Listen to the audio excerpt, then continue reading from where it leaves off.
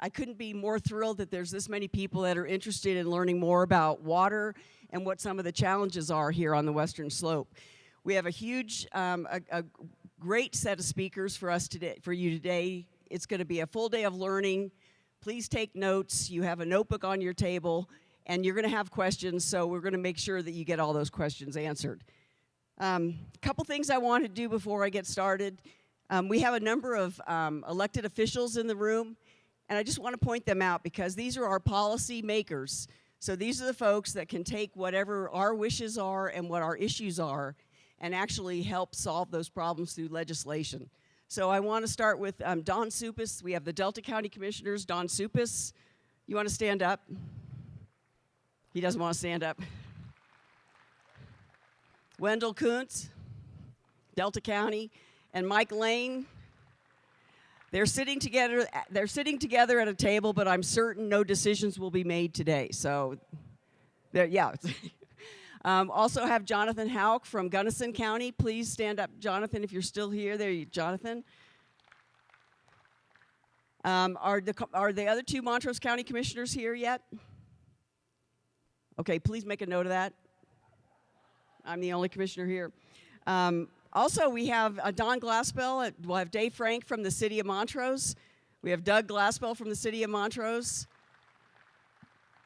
Did I miss any other elected officials? We have another commissioner coming down from Rio Blanco County. She wanted to be here too.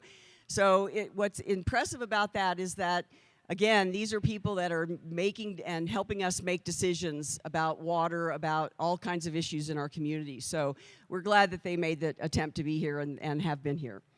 Some of you might have noticed that we have made a new effort at Montrose County to sort of reaffirm our commitment to ag.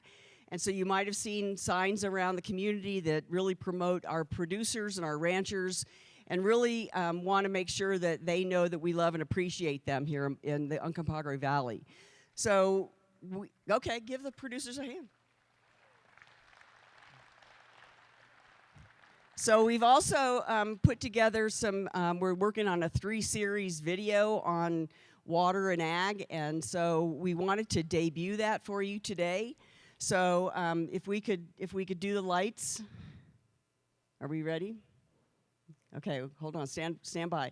And we'd love to have your feedback after you see this. It's very short, but we wanted you to be able to see it.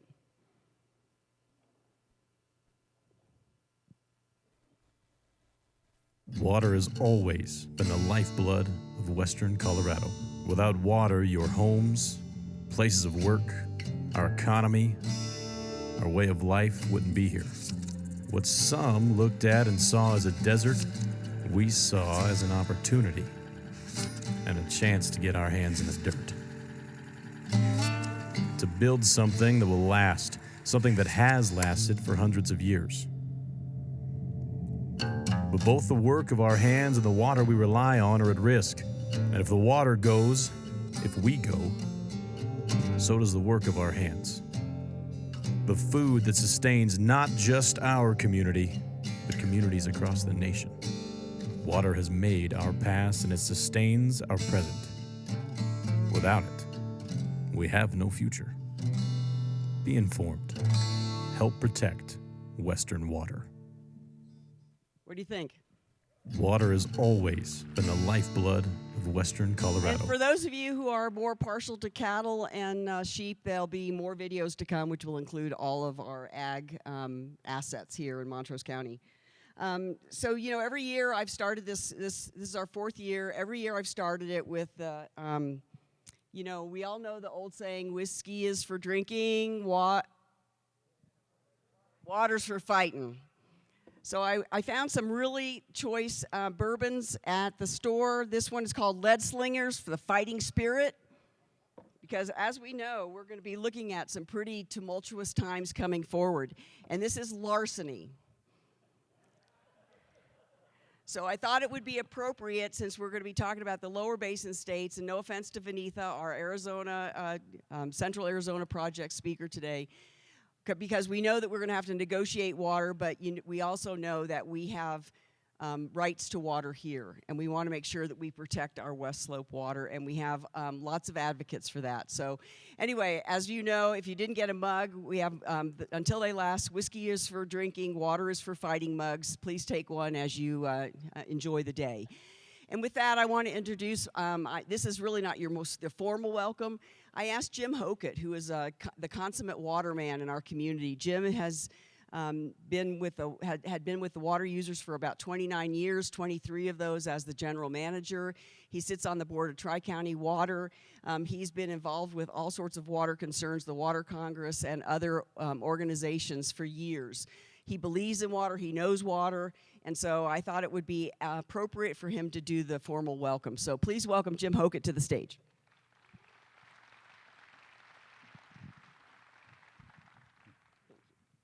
All right, thanks, Sue. I'm glad she left these sitting here. If you don't mind, I may take a sip now and then during the program. But anyway, welcome to the 4th Annual West Slope Water Summit. Looks like we've got a really, really good turnout. That's encouraging. People are getting involved and wanting to find out what's going on more in the water world, and that's very encouraging.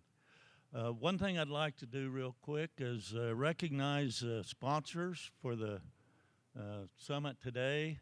That would be Montrose County, Uncompahgre Valley Water Users Association, Uray County Water Users Association, and the Colorado River District. Thanks, Andy.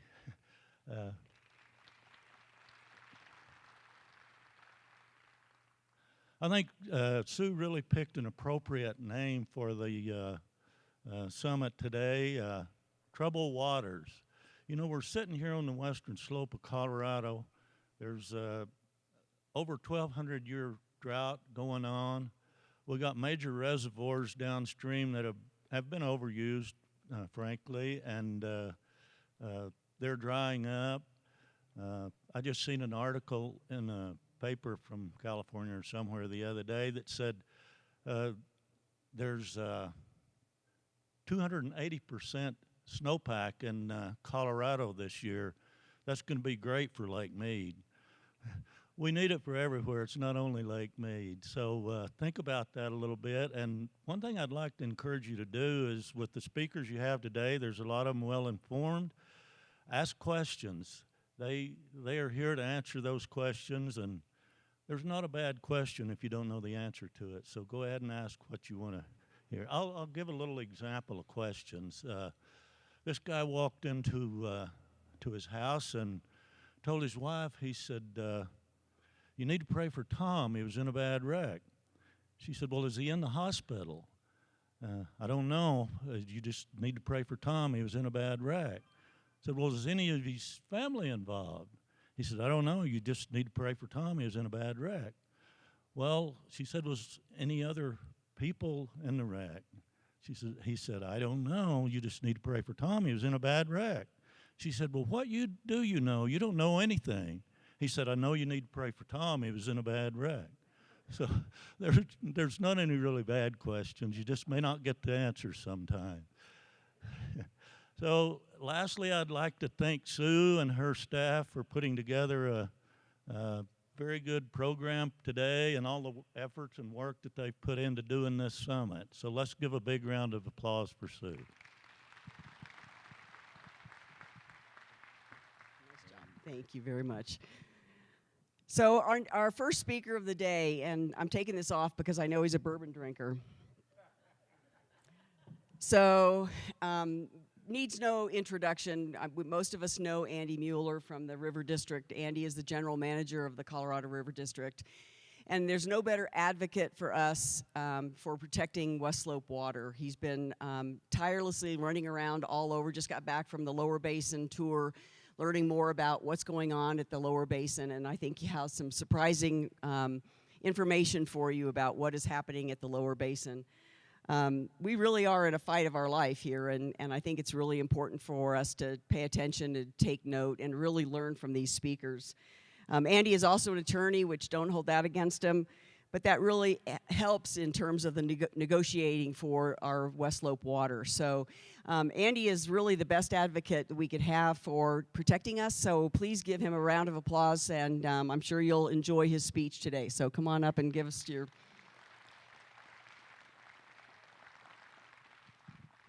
Well, thank you, Sue, and thank you to your entire team for putting this on. I have to say it's really impressive that one county on the Western Slope can get 400 residents out to talk about and understand water. You know, we have an annual seminar at the River District, and we had record attendance at our thing in September, and we had about 400 people, and we cover 15 counties. So I think the fact that the residents here in the county understand and appreciate the need to and the connection to water and their lives is really important. I will tell you, you know, Sue described my experience in the water world, but I consider myself one of the luckiest people in the world to represent all of you on a daily basis and to defend West Slope water. It is what I really enjoy doing. I have a passion for it, and I think it's really important that we keep our water flowing here on the Western Slope to provide for agriculture and our industry, our cities, our recreation. Really, it's what makes this community thrive and makes it such a special place. I want to talk a little bit about what's going on, and I don't know if maybe dimming the lights, yeah. And I'll see if this actually works since I just took it out of a, I don't know, is there a, sorry.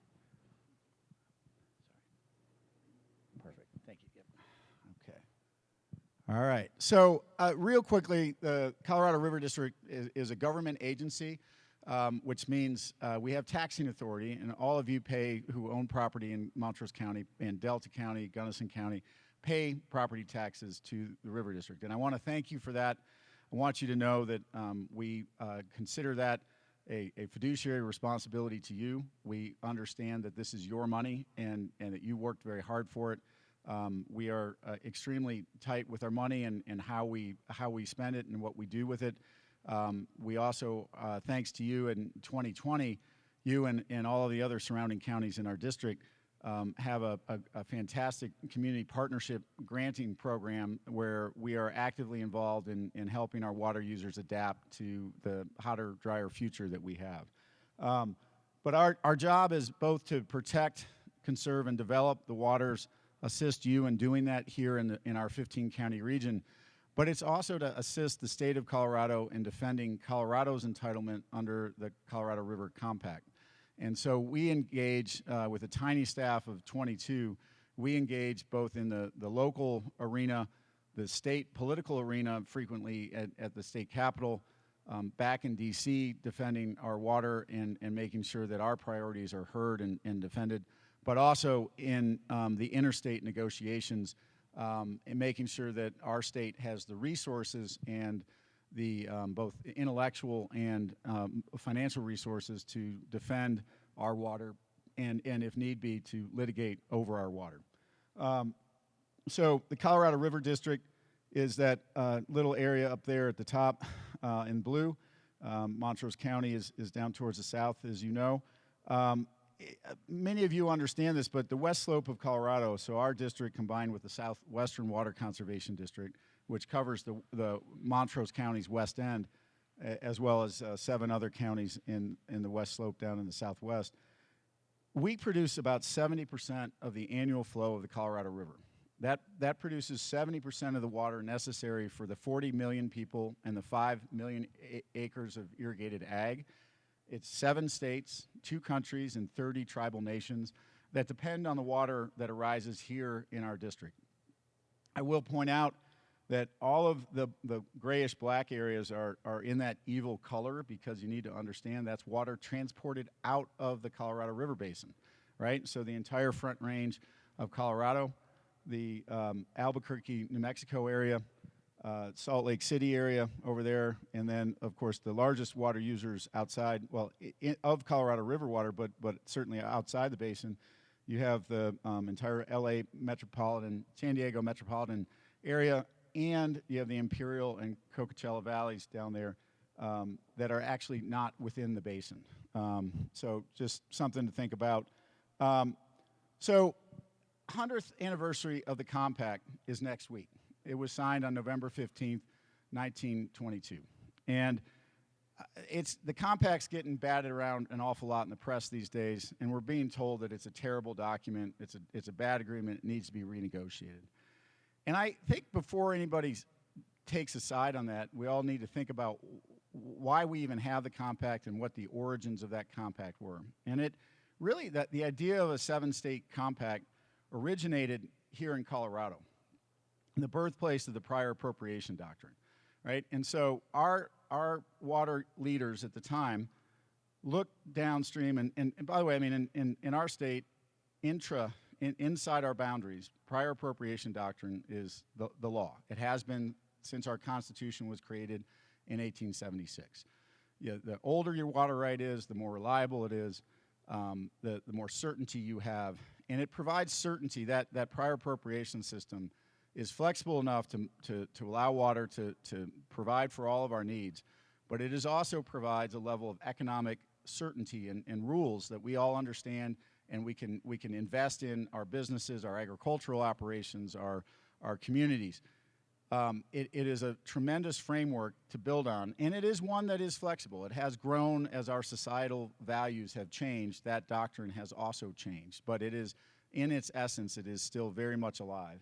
But our state looked downriver in the 1900s and saw incredible growth in Southern California, right? So we saw buildings going up in LA. We saw the Imperial Valley getting developed. Just by way of comparison right now, the Imperial Valley in California, middle of the desert, right? It irrigates 500,000 acres of land, right? One irrigation district has the rights to 3.1 million acre feet of water every year.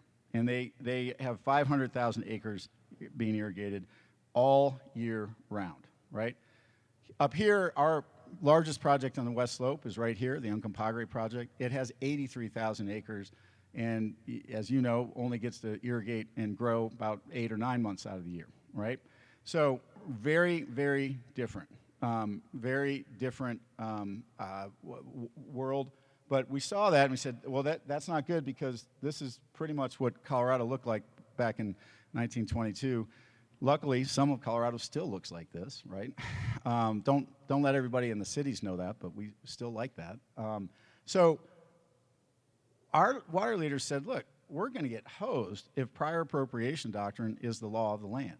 And so the California was talking about bringing all the states into a Supreme Court battle and to have that determine the correct methodology for apportioning water between the states. Our state said, no, let's do something called an equitable apportionment. And what is an equitable apportionment? The word equitability or equity is big in today's lingo. It can be a political hot button. It was around in the 20s, and it was not a bad word. It just meant let's find something fair between the 7 states. And what they found was, here's the Colorado River Basin. They said, how do we equitably apportion this basin? And at first, they tried to figure out what each of the 7 states get in that deal, and figured out pretty soon that was going to be too hard. So instead, they divided it up between the upper basin, which turned out to be a man-made fiction, but it's Utah, Wyoming, Colorado, and New Mexico. And then below them is the lower basin, and the lower basin is California, Nevada, and Arizona. And what we said is, hey, we're going to divide this up fairly between those two states, or 2 groups of states. Keep in mind, most of the supply in the Colorado River comes from up in the headwater county or states, Colorado in particular, and most of the use occurs down in the lower basin. But we said, what is fair between those 2 groups of states? And remember, this was just the 7 states and the federal government at the table. Okay, so there were no special interests. There were no Native American tribes, right? Keep in mind, today there were then 30 Native American tribes in the river basin who weren't represented in the compact, but who have very significant, very senior water rights. And so that, I will try to get into that later if we have time. But this was the deal. 15 million acre feet, we're going to divide it half and half between the upper basin and the lower basin. And that's on the main stem. The lower basin got another million acre feet, and when you read all the compact committee notes and everything, that's really all about water that arises in the lower basin that is tributary to the Colorado River. So it's the Salt and the Gila down in Arizona, the Virgin. They get another million acre feet out of the river. But the main stem was 50-50. And we also knew that our federal government was talking to Mexico, and there was going to be a treaty, and they said, whatever happens with Mexico, when there isn't a surplus on the river, the upper basin owes half of that obligation, and the lower basin owes half. And it didn't define what a surplus is, so at some point, we'll be arguing about that with the lower basin as well. But what's happening right now, I want to put it in context. I want to talk about what's been happening and then go back to this equitable apportionment concept, because it becomes it's an important story to understand. So going into the millennium, right, 1999, we had an absolutely full reservoir system on the Colorado River. We had enjoyed a wet 1990s period. We had about 50 million acre feet of storage on the river. And in 2000, we started to experience what is now this multi-decadal drought, right? And it's been hot. It's not just a reduction in precipitation. It has also been extremely hot and abnormally so. And when it's hot, the snow, instead of melting, sublimates or turns to gas and goes away. When it's hot, your plants require more water, whether they're in the forest, the riparian corridor, or on your fields or your turf grass. So, all of these things cause water consumption to go up. At the same time, the precipitation is going down. And so it's really important to recognize that the two things combined are like getting hit from both sides on your head, right? So I want to point out that the relationship between the rise in temperatures and the reduction in stream flow is really critical based on the things that I just mentioned. So for every 1 degree rise in Fahrenheit temperature, we get stream flow reductions of 3 to 9%. And that 9% number is probably the most reliable number. It was found to be the case in a USGS study published within the last 12 months in Science magazine. And I've read it and looked at it, and I've had our technical folks look at it. And the methodology used there really is probably the best state of the art that we have. So we're looking at about a 9% reduction for every 1 degree Fahrenheit. And I want to go back. So what that means in Montrose County since 1895, we've seen about a 4.3 degree rise in average annual temperature. So pretty significant reduction in the water just here in the county. And if you look throughout the West Slope, reductions, 4.3 is on the high end, so the further south we go, it seems like the hotter change in temperatures have been. But throughout the West Slope, we have a pretty significant rise in temperatures that have impacted our local stream systems and therefore the Colorado River. What the other part of this hot, dry cycle means is that when we have hot, dry summers and falls, so this year we were very blessed to have a great monsoon season. For the previous 2 or 3 years, our monsoon seasons have been awful, right? And so going into fall and going into the winter in 2020, the darker red that category or that color is, the less water in the soil there is. So it is the comparative percentage of soil moisture was terrible. 2020, in fact, it was a 12 to 18 inch deficit, meaning that the first 12 to 18 inches of snow that melted or water that came out of the snowpack was going to be sucked up by the soil and never make it to the stream. So huge contributor to what we're seeing in terms of the reduction in the flows is that lack of monsoons. 2021 was better, we believe, and we'll get the stats out of NOAA next week on 2022, but it looks like it's much better than it has been. And that's a good sign, because in 2020, going into 2021, when we had that, we had about an 89% snowpack, and we had less than a 50% runoff into Lake Powell. And it was largely due to this right here, and not to mention the hot, dry spring where we had the snow melt, sublimate into gas. So what are the other threats we're facing? I think you're all familiar with this, but the state of Colorado today has 5.5 million people. Our state demographer tells us that we're going to have 9 million people. So a huge rise in our population.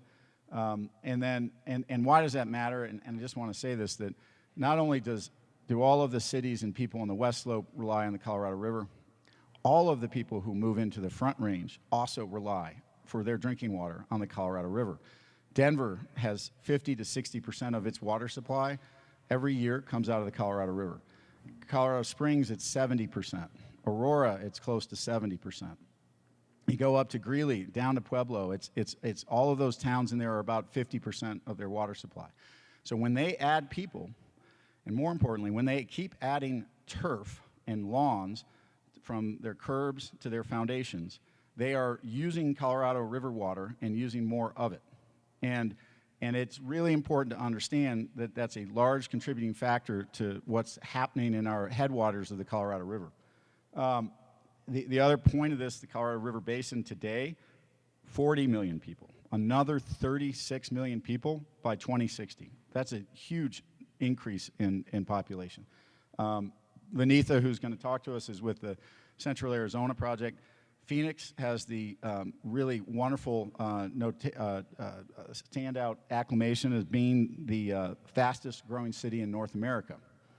Why one would move to a drought-ridden city as temperatures are spiking is beyond me. And I guess I'm glad people are moving there rather than the West Slope, but it still is shocking. So let's talk about going back to the history. So we divided, once you include the Mexican treaty obligation, we divided about 17.5 million acre-feet of water. That black line on this chart represents that. And on this left side is the millions of acre-feet. And on the bottom, it starts at the year 1906 and it goes to 2021. And so in the compact, we said, we've got 17.5 million acre-feet of water. And in fact, it said, oh, we're going to get back together in 40 years and we're going to divide up the surplus, the remaining surplus. So they were supposed to do that in 1962. They didn't even have that meeting because the 1950s were so dry, they were like, there isn't a surplus, is there? So in fact, I want to show you, the reality is this light green line is the 10-year running average. And it has never gone above that 17.5 million acre-feet, right? And you'll note down towards where we are today, it starts dropping pretty significantly. Here's the actual running average, right? It's less than 15 million acre-feet. So we divide up 17.5 on paper, but we only have 15 million. If we flatten it all out and we're able to do that maybe through large reservoirs. That was the idea behind those reservoirs because we knew the river was variable, and you can see that variability in that chart.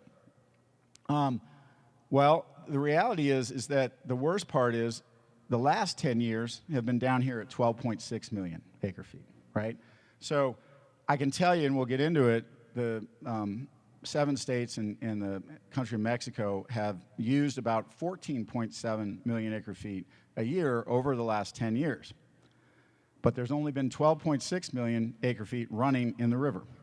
So what's happened to those full reservoirs back in 1999? They are today depleted, right? They're gone. And I want to talk about the compact. So the compact said, we get 7.5 million. They get 7.5, and this extra million acre-feet that comes out of the tributaries.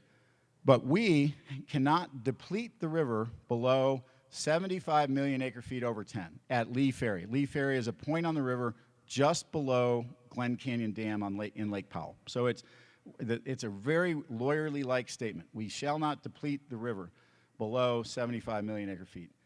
Well, what does that mean, right? It's and that's on a 10-year running average, and it means that we can't. I think a lot of people will argue about what it means. I know we have disagreements with the lower basin, but certainly if our uses we're depleting the river. Our uses that are post-compact water uses are depleting the river below that 75 million over 10. Perhaps a court would say we are violating our obligation, right? On the other hand, if you're experiencing an unprecedented drought on the river and say you had a lot of storage and it was maybe mismanaged by the federal government in the Bureau of Reclamation, the Upper Basin will say it's the Fed's fault because there should be plenty of surplus sitting in Lake Powell and Lake Mead, but you inappropriately released too much water down to the lower basin over the last 22 years. So we don't think it's a violation of the compact. We think the problem is in the management. So we have lots of arguments, but nonetheless, I want to point out that we're getting to a point. We have always in the Upper Basin maintained a delivery amount below the Glen Canyon Dam above that 75 million number. But I want to point out that that number is getting very close. So the green line is if we owe half the Mexican treaty obligation, that's 82.5 million. Then we're almost there. You can see that in 2025. Those yellow lines at the bottom are are projected out for 2022, 2023, and 2024 and 5. We're hitting that 82.5.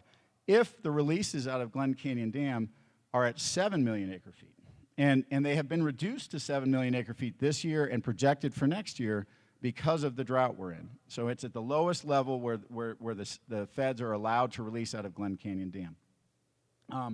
The feds just a month ago, or within the last month, I should say, actually filed notice of intent to study releasing even less out of the Glen Canyon Dam. They're very worried about their infrastructure, and I'll get to that. So they said, hey, we might want to go down as low as 5.5 million acre feet.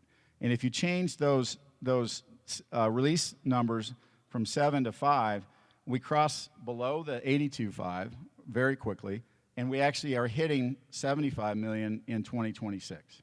So we are actually getting right down to our compact obligation and to a point where it is likely, if we don't have a negotiated agreement with the other states, that we will be in front of the Supreme Court very quickly because the river just isn't providing that kind of flow.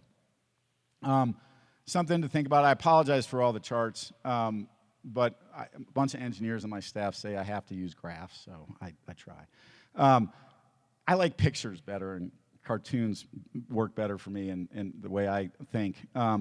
So Lake Powell, sitting there in the middle, is sitting at just about 24% full as of this November 7th. Lake Mead at 28% full. Blue Mesa, I don't have to tell you, is at 32% full. But keep in mind, there's only about 120 to 150,000 acre feet of that water that could actually be released from the dam. The rest of it would be held captive in the dead pool, so it would not be able to come out because of the way they designed the dam. So it's almost effectively empty in my mind. Navajo is at 51, and Flaming Gorge sits at 2.6 million. It is likely that will drop to about 2.1 million this coming year as water is moved down to protect the Glen Canyon Dam out of Flaming Gorge. So remember, 22 years ago we were full, and now we're not. So there's really a story behind that, and I talked about the hot, dry 22 years we've experienced. And I've referred to the mismanagement by the Bureau, but the reality is the water use in the basin has been out of whack, right? Our water use is much lower than the lower basin's water use. It is nowhere near even. And in fact, in dry years, our water users find ways to use less water, mainly because Bob Herford, who I saw here earlier, and his hooded thugs at the water administration at our state engineer's office come out and lock down head gates, right? I don't mean that really, Bob, wherever you are, as terms of hooded thugs, but I do mean we actually administer our water rights in priority. That is something that none of the lower basin states have had to do in the last 50 years, okay?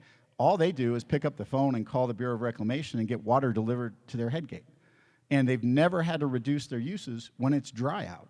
They've never had to live in the hydrology. You all get reduced allocations on your project, and you don't even get to know what those are going to be until March, right?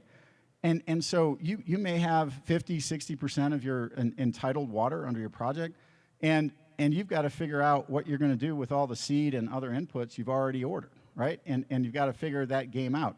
They don't have to do that thinking. They don't have to do that math. They don't have to deal with those financial repercussions in the lower basin. And I say they don't until this year. This was the first year there had been a shortage ever declared by the federal government in the lower basin. So just keep that in mind. The spigots just kept releasing water out of Lake Mead, which then caused, under the regulations that operate those reservoirs to keep them coordinated, when you reduce water in Mead, Lake Powell gets equally reduced, has to release water to keep the reservoirs approximately equal.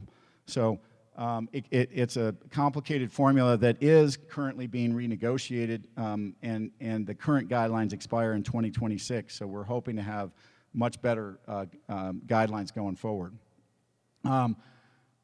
So with Lake Powell falling, the Glen Canyon Dam is running into some really serious problems. And that is, we're sitting just above that 35-25 mark. We're about 4 feet over it right now. Keep in mind, Lake Powell, for instance, this past year fell over 50 feet in elevation, right? So we're 35 feet over right now, well, actually 39 feet over the 3490 mark. And why is 3490 important? That's the level that they have to keep the reservoir above in order to release water through the power turbines and make power at the Glen Canyon Dam. There are 6 of those pipelines at 3490, and those 6 pipelines will cease to work if we drop below 3490. Depending on what kind of hydrology we have this winter, it is under some modeling scenarios very likely that if the Bureau continues with a 7 million acre foot release out of Powell, and if we have a really dry winter, it is possible that in August of next year, the reservoir will drop below 3490 and power production will stop at the Glen Canyon Dam. That's bad enough as it is, because a lot of our western communities rely on the power produced by the federal government out of that dam. It's cheap, it's subsidized, it helps power our irrigation projects, it helps power our communities and our economic engines. We know that electric power in the grid is under stress already, and to lose that power production ability is going to be really devastating on an additional devastation on the economy. We are already, because the drop in the level of Lake Powell, we're seeing about a 60% reduction, we're producing only 60% of the power that is normally produced at full pool out of the Glen Canyon Dam because of the pressure or the hydrologic head on those turbines shooting water through.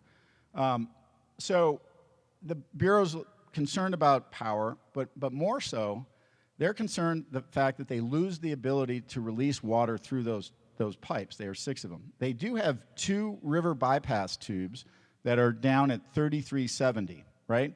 And that's that light blue line there. Those don't feed the turbines. Those just go around under the dam and back into the river. The Bureau has publicly stated that they are very concerned that those tubes, if run at full bore, will not function correctly. And the last time they ran them at full bore, it was in 1983, when the dam was about to overtop, and they opened those things up. And when they did that, one of their engineers was sitting on top of the dam watching the water come out of the dam, and all of a sudden they saw chunks of concrete flying with the water, getting shot into the air.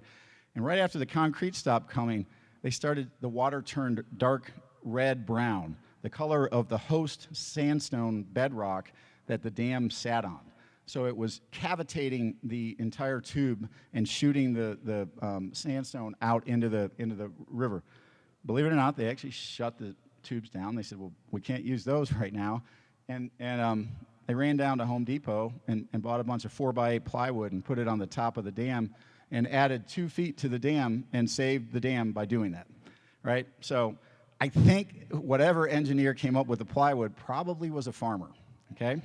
Because normally engineers don't think that smart, right? That takes someone who actually has practical experience and dirt under their fingernails to think about that, right? So, you know, they fixed the tubes, they've gone back in and they've relined them, they're relining them again. They think they're going to work, but their engineers are saying don't count on it. And so if they let the reservoir fall that low, it is possible that we will not see water of any sufficient amount in the Grand Canyon as soon as the end of next year, right? Unbelievable, right, that we have reached this crisis with the Bureau of Reclamation managing these dams. Because this is a foreseeable event. This is something that for 20 years people could see coming, and there were not changes in the way they operated until this year. So the commissioner of the Bureau of Reclamation, Camille Touton, back in June said, look, we have a real problem. We're about at critical level at Lake Powell. Lake Mead is even worse, or not worse, but is about the same in terms of its danger. We've got to figure something out. And she said, we need to conserve somewhere between 2 and 4 million acre feet on an average annual basis, and starting right now. And just to give you context for that 2 to 4 million acre feet, in the year 2021, the 4 upper basin states used approximately 3.5 million acre feet. That's all we consumed. It was a really dry year. We consumed less than the average. Our average is about 4.2 million. It dropped down to 3.5.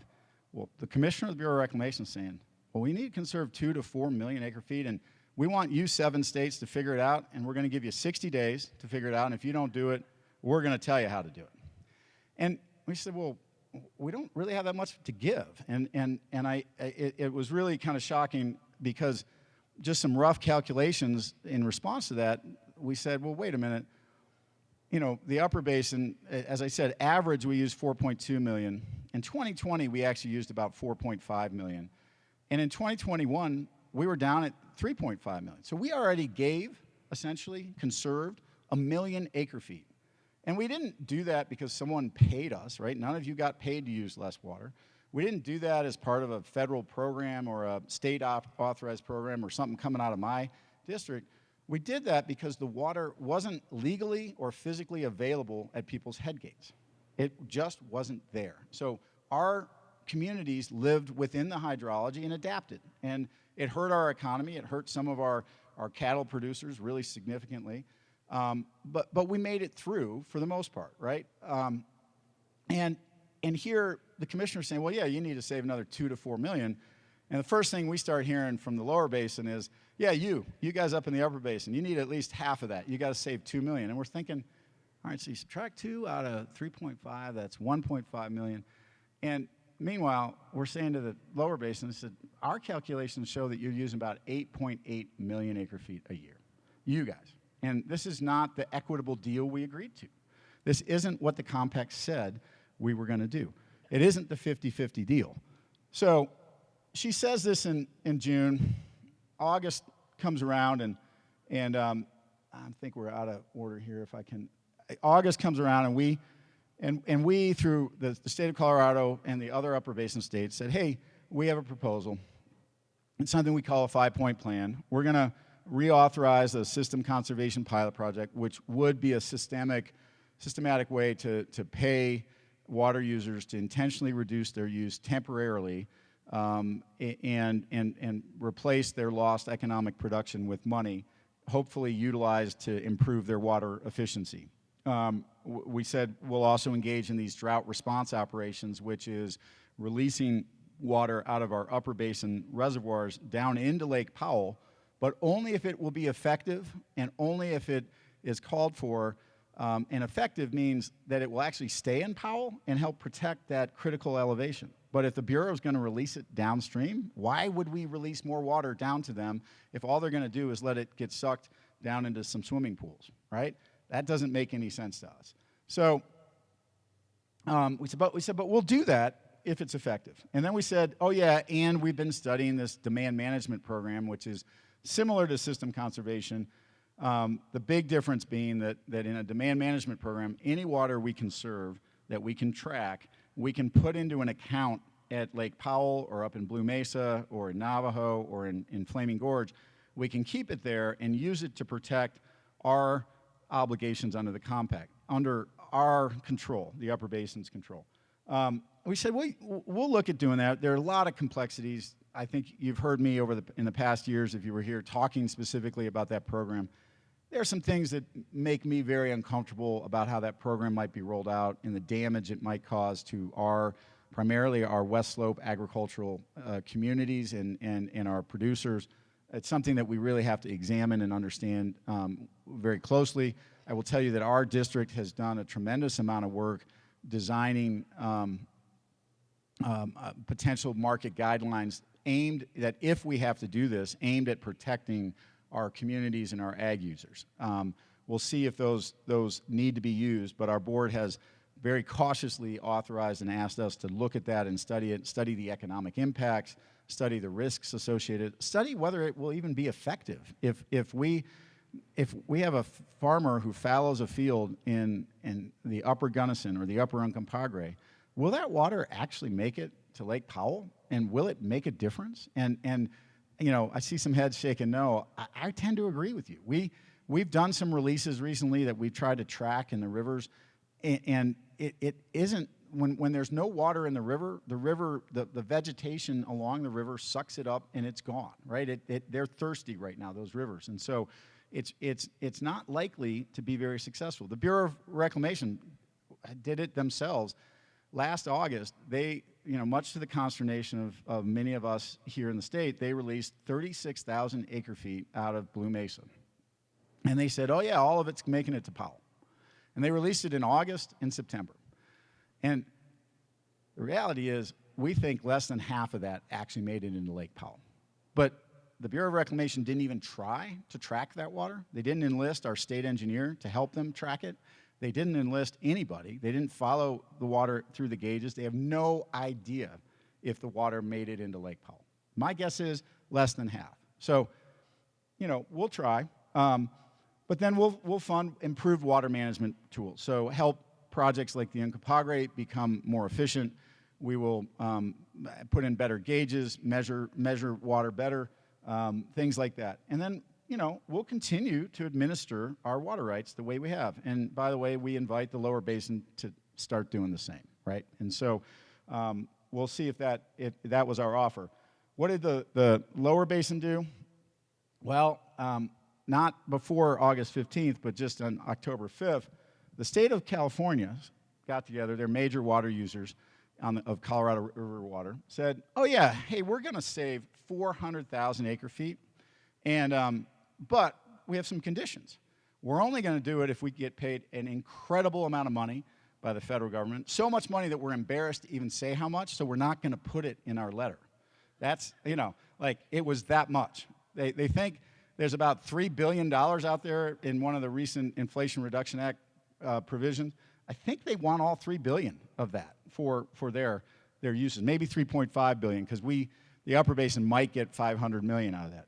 So they want that, and they said, but before we do that, we want the federal government to commit to helping us with a problem down here in the Imperial Valley called the Salton Sea. It's an inland sea formed by the Colorado River 100 years ago when it broke its banks and filled the sea. And it's been shrinking and causing lots of environmental and health problems down there. So they said, we're gonna extort your help for this community before we save any more water. And then they said, oh yeah, and we're not gonna do anything unless all the other 7 states or 6 states in the basin follow our lead and save this water. And that's an interesting thought. What that 400,000 acre feet of water in California is, that's 9% of their water use. Only 9%, right? So I got to thinking as I read that letter, I was like, they want to get paid billions of dollars, stop using water for 1 year, temporary solution to a very permanent looking problem, and they think we're all going to contribute water too. And they're not going to do it if we don't. And I thought, well, let's go back and look. This is a graph prepared by the U.S. Bureau of Reclamation. And I talked about recently the numbers in 2021 and 2022, but those numbers aren't final yet. So I went back and found a slide that shows our variable uses in Colorado. And it's a weird one. But at that top purple line, it basically shows that in 2011, we used 2.6 million acre-feet of water in the state of Colorado. It was a very wet year. We consumed 2.6 million. That's about the top we've ever consumed. And it meets close to all of our demands as far as our engineers can figure out. And so that was good. But we don't continue to get to use that 2.6 million because by the year 2014, when we'd experienced 2 incredible years of drought in between, 2012 and 2013, our water use dropped to 1.6 million acre-feet. In our state alone, we used a million less acre-feet in that year.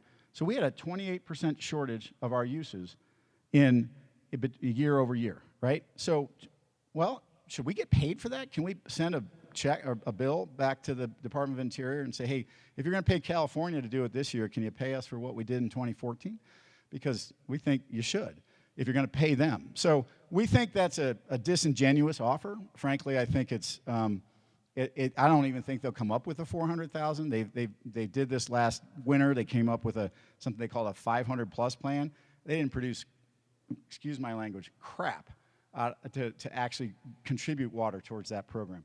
They are not reducing their uses. And in fact, in that same year, 2021, where our water uses dropped in the upper basin by 1 million acre-feet, in 2021, our preliminary numbers show the lower basin's uses, primarily California, increased by 600,000 acre-feet. And when asked what happened, they said, oh, it's really hot and dry down here. We needed to call for more water.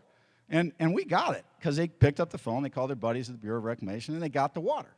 And it's astounding to me that that's their response, right? As the reservoir is crashing, as their own engineers and hydrologists are telling them that the system is crashing and we're headed in Lake Mead to dead pool. And if you hit dead pool in Lake Mead, Arizona doesn't get any water out of the river, California doesn't get any water out of the river, and Mexico doesn't get any water out of the river. Nevada, being reasonably smart and self-preservation, they 2 years ago put in a bathtub drain under Lake Mead, literally had a tunnel drove underneath it and put it in a bathtub drain for about $1 billion. And so they will continue to get water until the last drop of water is out of Lake Mead. So they said, well, we'll take care of the rest of them. But so that's my objection to this plan. So going back, remember this, 50-50, that's what the compact said. So what's really happening on the river? This is what's happening. In the 2011 to 2022 average use is that California, Arizona, and Nevada were at about 8.8 million acre-feet. The upper basin was at about 4.4 million acre-feet. That's a 60-30 split, and I know many of you are like, lawyers can't do math. 60-30 doesn't add up to 100, right? I admit that. So there's Mexico that gets 1.5 million acre-feet, and that's the other 10%. So I'm not as bad as it looks. But it's simple, right? That's not what we agreed to under the compact. And the lower basin will say, oh, no, we're not using 8.8. That 1.3 million of that has to do with evaporation and transit loss, and that's not our problem. And you're like, well, what is that? What is that? So I want to go back, if I can, real quick to a slide that I put out of order. So evaporative loss accounting. It's pretty simple. Again, I told you I like cartoons because they're easier for me to understand. When you have a giant reservoir in the middle of the desert and you have a hot, sunny day, and the lower elevation you are, the hotter and drier it is, the more evaporation there is. Lake Mead evaporates out of it every year an average of about 800,000 acre-feet a year. Evaporative loss out of Lake Mead. I just want to point out that Blue Mesa, when it's full, holds just slightly over that, right? That's our entire reservoir. That's the biggest reservoir in the state of Colorado, and it evaporates out of this reservoir on an annual basis. Okay, so why am I pointing this out? Well, in the upper basin, those upper basin reservoirs, Lake Powell, Flaming Gorge, Blue Mesa, Navajo, our states, under a formula, get assessed for the evaporative loss. So when I said in 2011, we used 2.6 million acre-feet of water.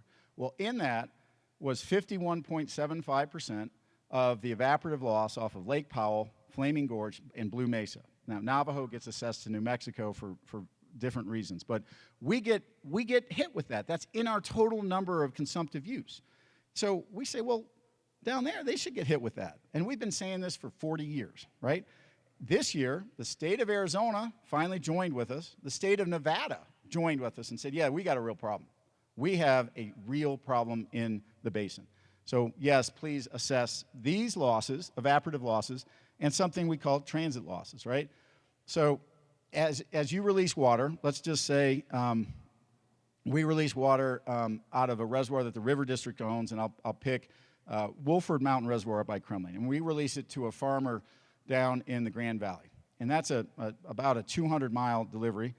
And our state goes in and says, well, they have a calculation for the evaporation per mile, transpo evaporation, and they hit us with what's called transit loss. So in order to get 100 acre-feet at the head gate in the Grand Valley, I often have to release 125 acre-feet up at Wolford, because I don't get to pretend like it doesn't evaporate or transpo evaporate in the transit loss.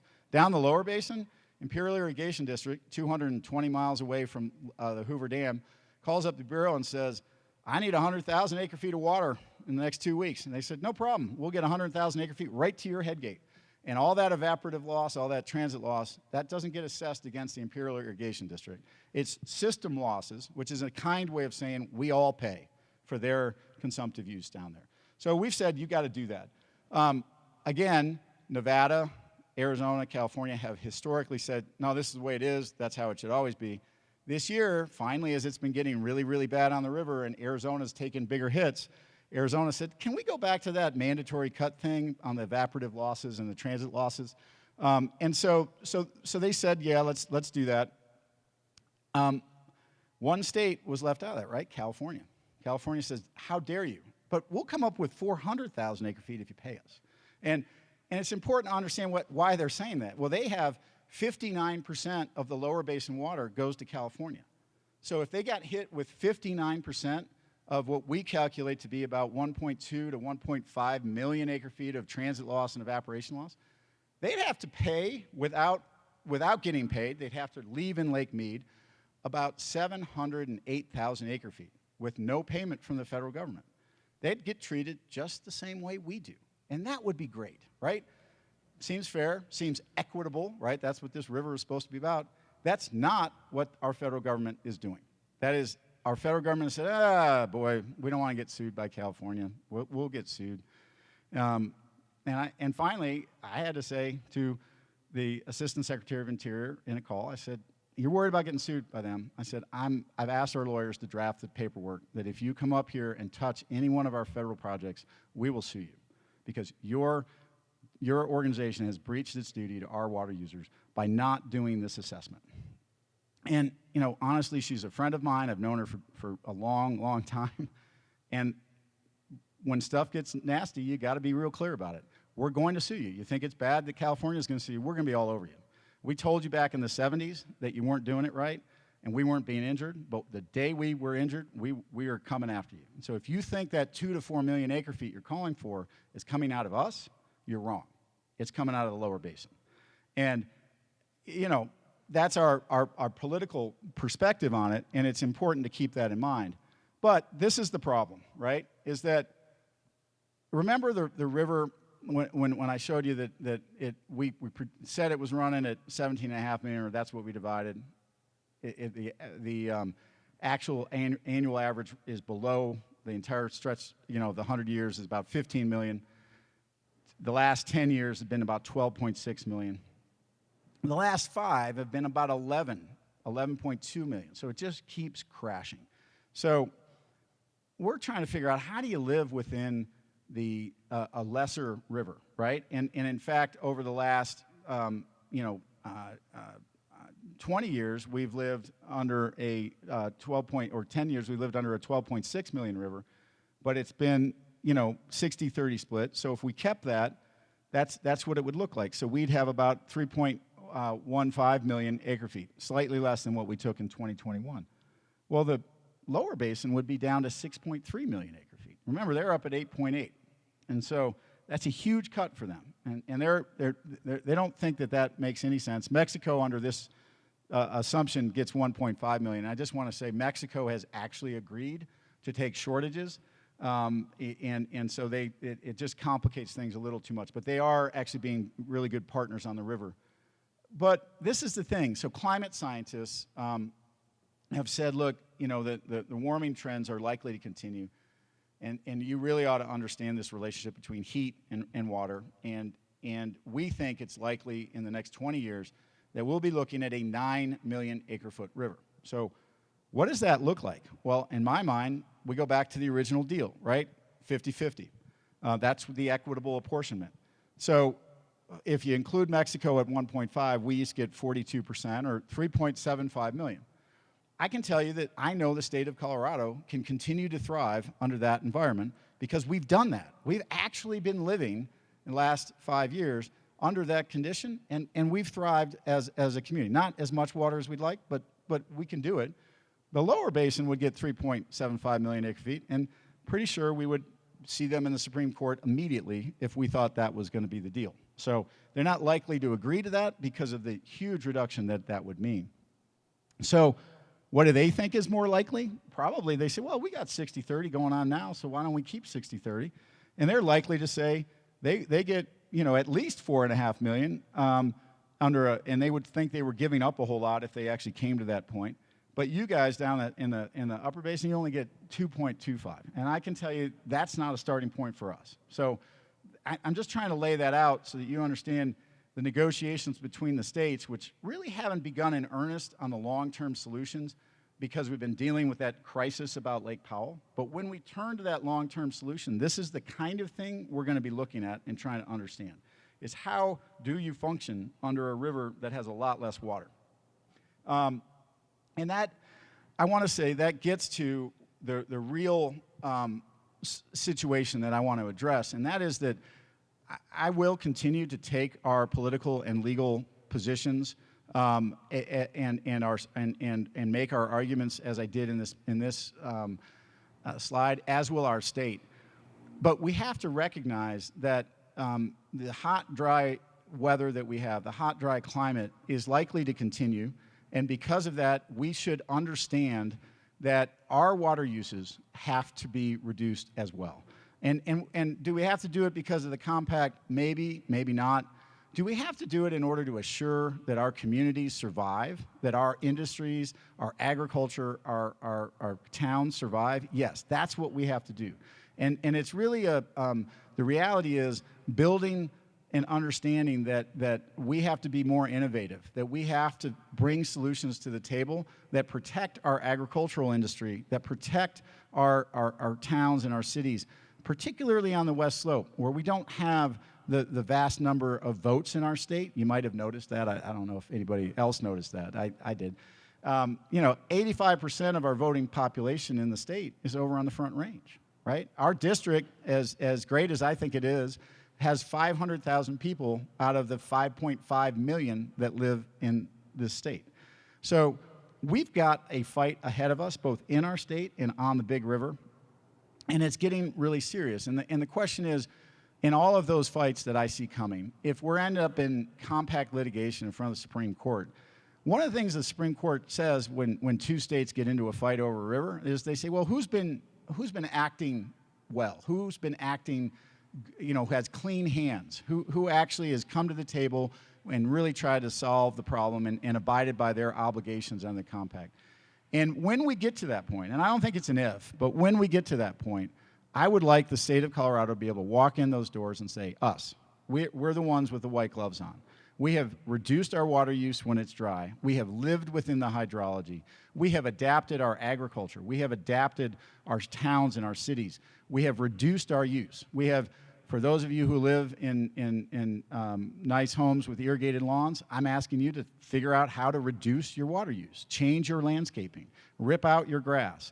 For those of you in the ag business, I'm asking you to work with us, bring ideas to us, help us figure out how to fund reductions in water consumption so that you continue to thrive. And instead of having a target on your back as someplace other people can come get water, I want you to drive your future with our help. That's what I want. That's what we need here in Western Colorado to make sure we're driving this train, to make sure we're at the table and we're leading in the big river, right? And change is hard, right? It's not going to be the same way our dads, mothers, grandparents did. It is going to be different only because the climate is different. And it's not honestly a political issue. It is a reality, and how do we protect our community and our values here on the Western Slope? And we don't do it by ignoring the changes going on around us. We do it by engaging and leading. And that's, I need your help to do that, and I really appreciate you all being here to hear that. And I'm welcome disagreement as well, but I just want you to know that's where I think we need to go to protect our way of life here on the Western Slope. Thank you.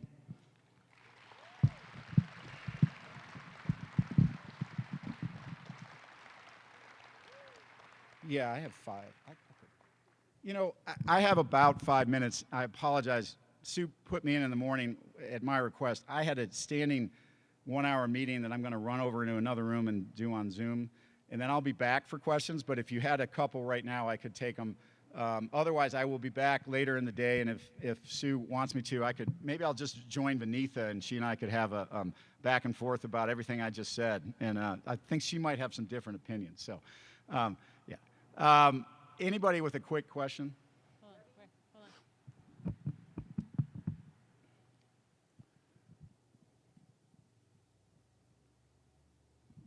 Hi.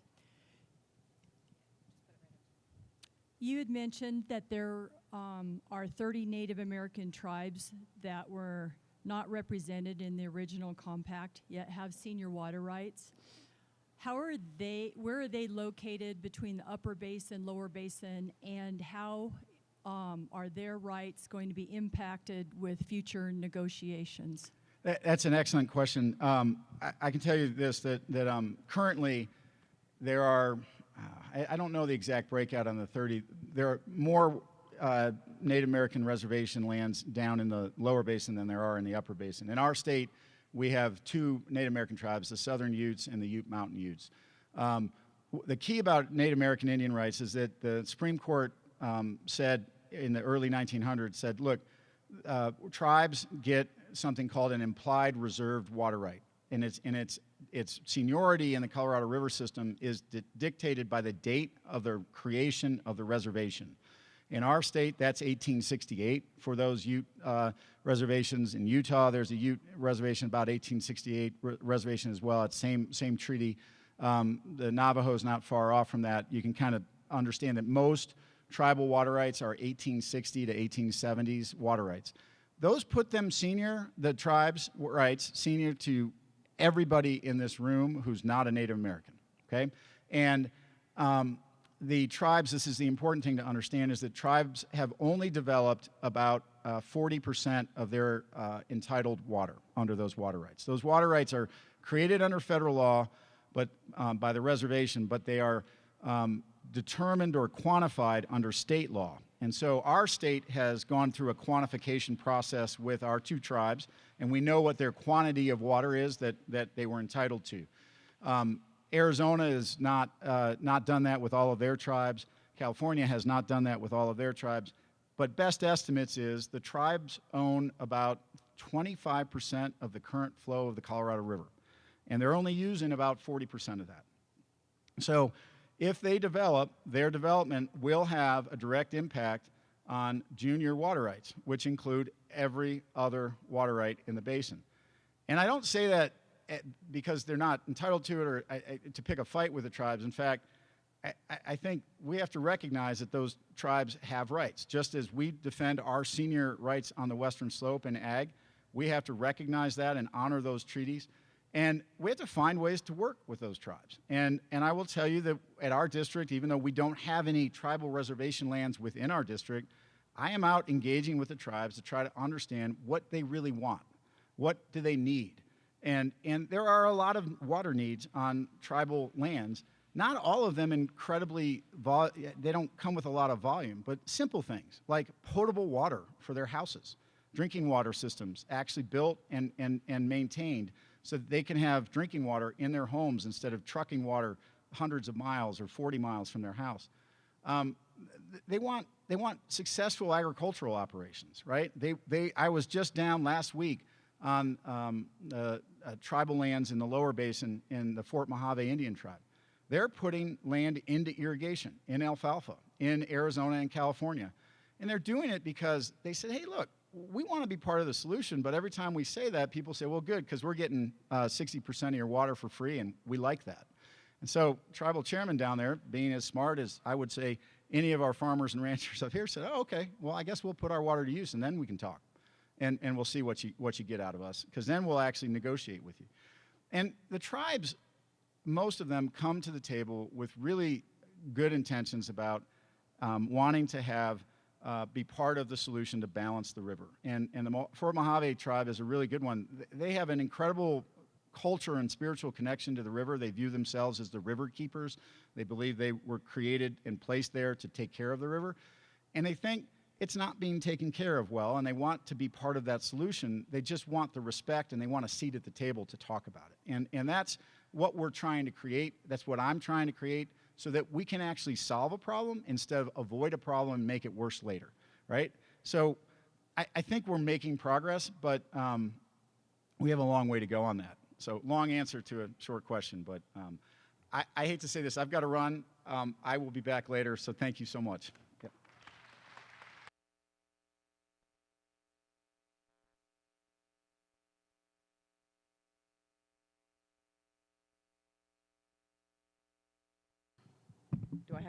Do you agree with me that he's a great advocate for us?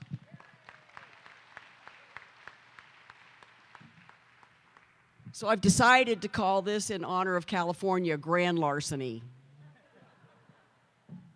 Okay. So I'm delighted to switch gears here a little bit and talk about, we're going to talk about weather. If you're in Western Colorado, you like to talk about weather a lot. I'm delighted to have Don Day here, a climate expert. He is a chief meteorologist for Day Weather. He lives in Cheyenne, Wyoming, and came down through the snowstorm yesterday to be with us today. So for 30 years, Don has been with Day Weather, and he does private forecasting mostly for the ag industry. He actually provides long-range and seasonal weather forecasts for the ag and other private industries with an emphasis on long-term and known historic trends. Don utilizes an analog forecast principles which are more weighted to past observed weather events and patterns as opposed to just computer modeling. Day believes the key to accurate long-range forecasts are a combination of identifying past weather patterns and comparing those patterns to the forecast by the modern computer modeling. I'm delighted he's somewhat of a celebrity. He's actually done some documentaries with regard to climate, and so I'm really thrilled to have him here, and his practical approach to weather and climate I think is something that we'll appreciate. I came to know him because I sit on a coal-impacted energy group, and he did a presentation with us, and I was so impressed with his logical, practical discussion about climate and weather. I just had to have him here. So please help me welcome Don Day.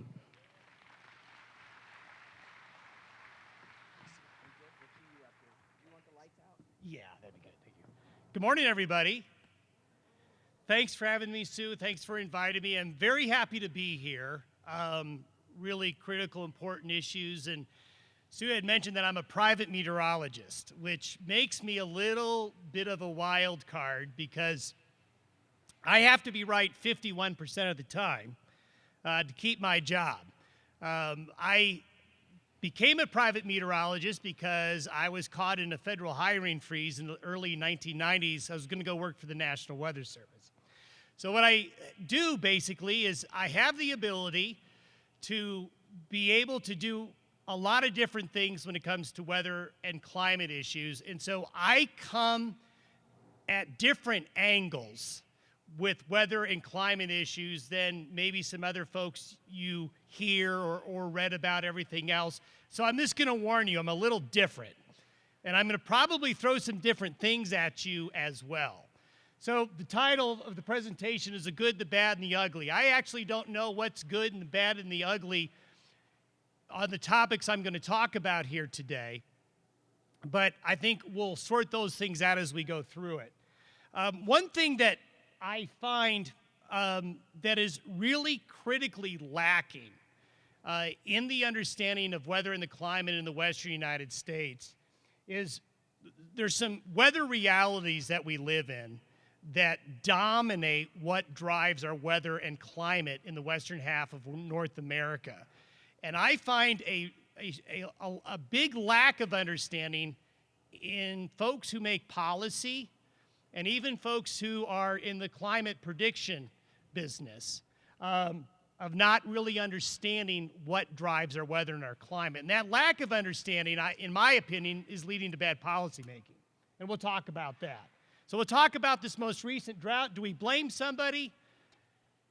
Do we blame Mother Nature? Is a combination of both? We'll talk about that. Can we blame everything bad that's ever happened in the last 30 years because of climate change? We'll talk about that. And I'm going to talk about a very obtuse thing called RCP 8.5 here in a minute as we go along. It is really important to know that Western North America and parts of Central North America are just absolutely dominated by the Pacific Ocean. So if you were to track every snowflake, every raindrop that falls in the western United States, it's going to have its origins in the Pacific, somewhere in the Pacific. We do not have access to the Gulf of Mexico. Rare events on the eastern side of Colorado, that happens occasionally, but on the western slope we don't. So we have to get a really good handle on understanding how the Pacific impacts our weather. Think of the Pacific as the engine that drives the weather on this side of the hemisphere, in the western parts of North America, but also on the other side of the Pacific Ocean. The Pacific Ocean is the largest object on Earth. There is nothing bigger on Earth than the Pacific Ocean. And then you think about all of the atmosphere that's over the Pacific Ocean that is affected by the Pacific Ocean with humidity and temperature and pressure and all of those things. And then you realize, wait a minute, that's all upstream from Colorado. That's all upstream from the Colorado Basin. The amount of energy that is contained in the Pacific Ocean, in the tropics, is immense. And I like to show this graphic just to give you a little bit of perspective. So that red oval I'm showing you there between South America and Australia is what we would call the tropical, subtropical Pacific, about 10 to 15 degrees north and south of the equator. This is the number one most important part of the Earth in terms of driving climate. Now, I'm not saying the Atlantic isn't important or the Indian Ocean isn't important. They all are. But the Pacific Ocean is the big kahuna, especially in Western North America, South America, but also on the other side of the globe, China and Australia as well. It is what's driving things. Now, why? Why is that so important? Well, look at the length of water between that whole span. Did you know that half of the Earth in square miles is in the tropics? And the amount of energy that's captured by the oceans from the sun, heating that water basically creates energy. Energy that's then translated to the atmosphere to make weather. So when the Pacific decides to go through these cold phases and warm phases, La Nina and El Nino, the altering capabilities of our weather and climate are very, very large, very, very big. So basically we call this the ENSO, the El Nino Southern Oscillation. So we'll throw some things at you here in terms of little historical perspective. And this historical perspective is really, really important because the environment we live in culturally and politically and culturally right now is that our climate history is about 10 or 20 years. Like, I get this all the time. I've never seen it like this ever. This is the darndest summer I've ever seen. I don't remember one just like it. And I can tell you every time I can say, yes, you did. And I'll give them a year. And they'll say, oh, yeah, I forgot. But historical perspective on the weather is really critical. I like to say the mystery in the weather is in the history of the weather.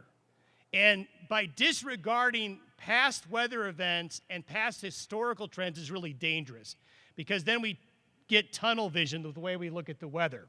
So how long have we known about El Nino and La Nina in these specific cycles? Well, a guy named Sir Gilbert Walcher noticed that out in the Pacific, the air pressures would change, which would change the configuration of the trade winds. This was back in the 20s, but that was just it. It was just an observation. Then there's a guy named Bjerknes, which is a giant in meteorology. He started to recognize in the 60s that there's something going on in the Pacific that's altering precipitation and temperature patterns, but nothing really happened about it with the study. So believe it or not, it wasn't until the 80s, the strong El Nino in 1982 and the super El Nino in 1998, before science actually jumped on the Pacific bandwagon, so to speak, saying, wait a minute, we need to get a handle on these things because these events are causing extremes. And I will tell you, these have been going on forever. It's just that we started to recognize these patterns.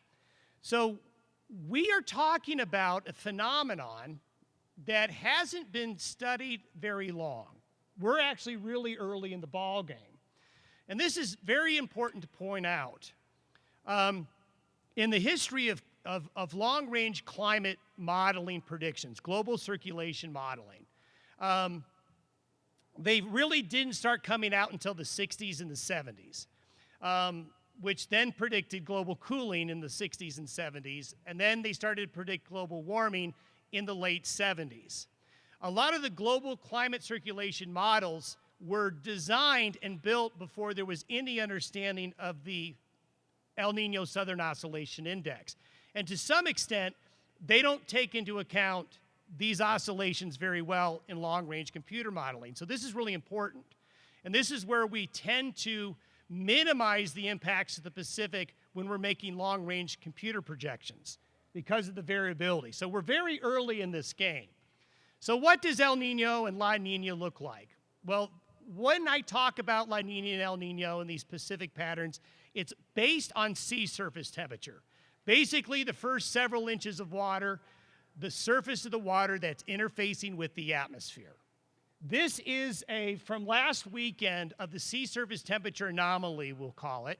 So look at that patch of blue and green that goes from South America to Australia there. That's La Nina. That is a colder than average subtropical Pacific. There where you see the red, temperatures are above the 30-year average. We use a 30-year average of sea surface temperatures to try to highlight the cold pools and the warm pools. So why are these very subtle differences in temperature in the oceans really important? Because technically, a La Nina is when it's only a half a degree centigrade below the 30-year average. Only a half a degree. Now, this current one we've been dealing with has at times been over 2 degrees Celsius. I like to use a bathroom analogy when you want to take a hot shower. So you go into a bathroom, you want to take a hot shower, you turn on the hot water, you close the door in the bathroom. What happens to all the mirrors and the metal in the bathroom? Fogs up, doesn't it? Hot water, or let's call it warmer water in the tropics, is releasing more water into the air. It's like your hot shower. So when we have an El Nino, more water vapor is going into the air. It also changes the wind patterns in the Pacific and alternates the trade winds, makes them go different directions. So an El Nino, which a lot of you probably recognize is a wetter pattern for the western United States, the subtropical Pacific is warm. If you were to take a cold shower, turn on the cold water, do you get any steam in your bathroom? No. So this is a very simple analogy, but when you have a La Nina, the amount of water vapor going into the air upstream from here is much less. And when you look at this picture of the globe here, understand the amount of atmosphere over that large amount of water, because I will tell you, the sea surface temperature anomalies on the equator are going to be much more impactful than, let's say, up in the North Pacific. Because you see all that red in the North Pacific? Oh, it looks warm. I'm going to jump in the water. No, it's still really, really cold up there. Cold water has less energy to put in the atmosphere than warmer water does. So when you have a La Nina, this is the kind of drought monitor you end up with. This is the drought monitor from May of this year. And we all know what we've been going through, right? I want you to notice this drought monitor. Where does the drought tendency drop off and where does the map go white? It goes to where you start to get the influence of the Gulf of Mexico, to where the Gulf of Mexico for the Corn Belt and the eastern side of the United States takes over. That Gulf of Mexico is just like a gift to the central and eastern parts of the United States because of the amount of water vapor it transports in that part of the country. So the western high plains to the west coast, La Ninas take away the amount of water available for snow, for rain. A lot of other bad things happen. La Ninas, this sounds counterintuitive. A cold Pacific makes it warmer on land. So you would think a colder Pacific would mean more snow, more cold. It's the opposite. When you have a El Nino, this is the super El Nino that formed in 1997 to 1998. Do you see where the temperature patterns have just reversed? This was the drought monitor in May of 2019. So 2019 sounds like a long time ago, doesn't it? This was an extremely wet year, especially in parts of the upper Midwest. There was lots of flooding. But this is how quickly your fortunes can change.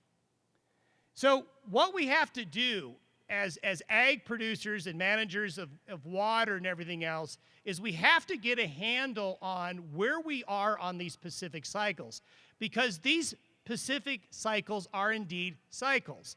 Let me tell you a big secret in weather forecasting and climate. No matter what you graph, temperature, pressure, rain, snow, whatever you want to do, it's a sine wave. It's going to be a sine wave. It's going to be a sine wave in the future. It's going to be a sine wave in the past. You're going to see this.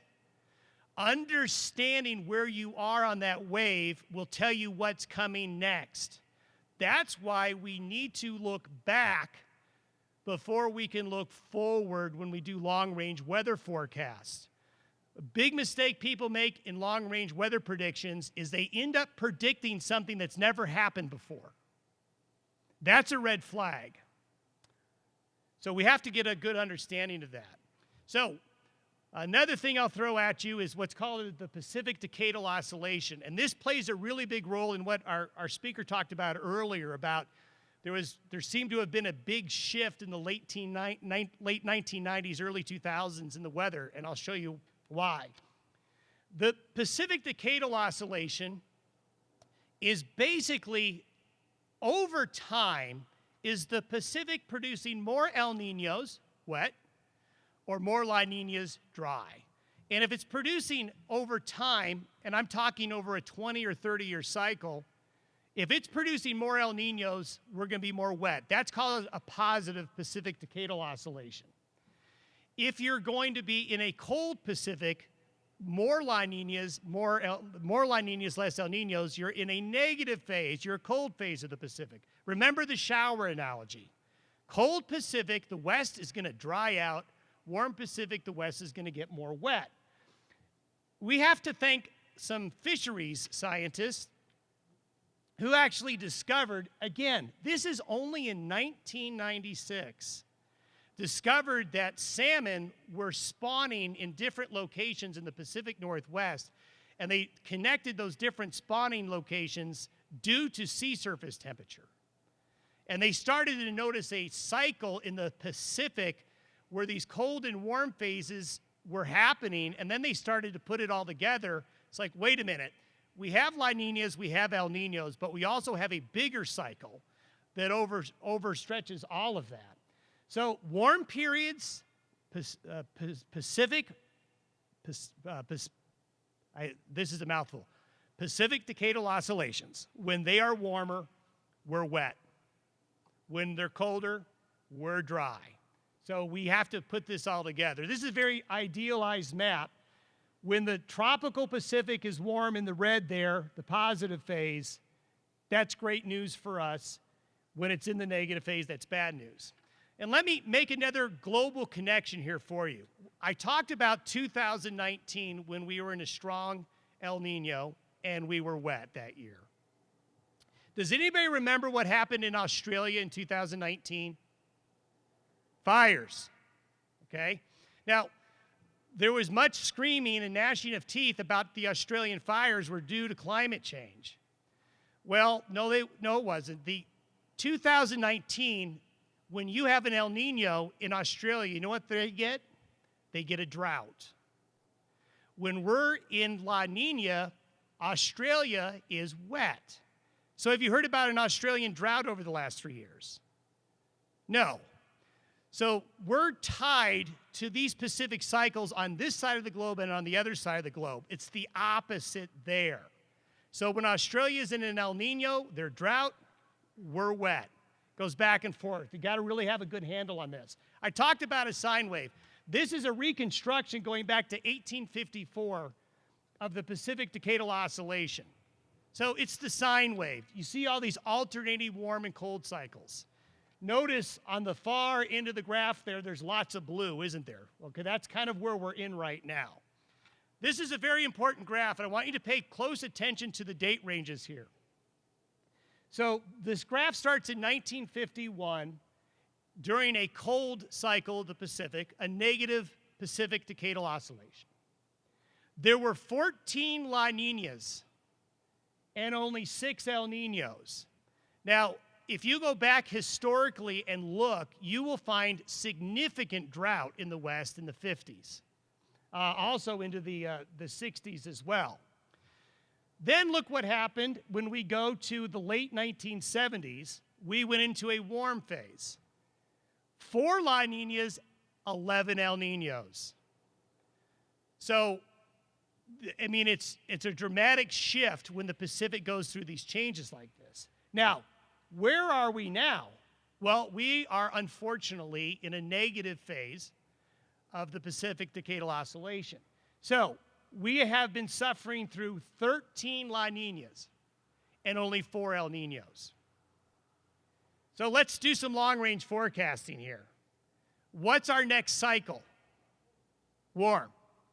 Okay, so I'm not going to be a merchant of doom today. I'm going to be a little positive about precipitation from an historical perspective. We are going to cycle out of this. Exactly what year, don't know yet, but this explains a lot. And I want you to see that big red bar there right at 1998 to 1999, because that is when things really began to change. So the previous speaker talked about 3 decades of drought in the West. Absolutely true, obviously. It's also at the same time we saw the Pacific go into this colder phase. So if we were to zoom in on this a little bit, the red means warm water, the blue means cold water.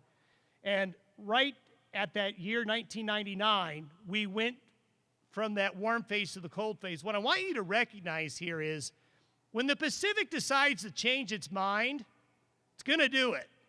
And it's going to do it fairly quickly. And I think this caught some people by surprise when we had that really wet year in 2019 to all of a sudden drought. Well, if you look historically, these changes are rather abrupt when the Pacific decides to change its phase. So if you were to take a look at the last 30 years of Western drought, we had the very severe drought of 99 to 2002, the 2010 to 2012, and where we are right now. Now, you have these little warm periods where you have a good year, and that's going to happen. But the problem is these La Niñas that go more than 1 year, multi-year La Niñas, that's when we get into trouble.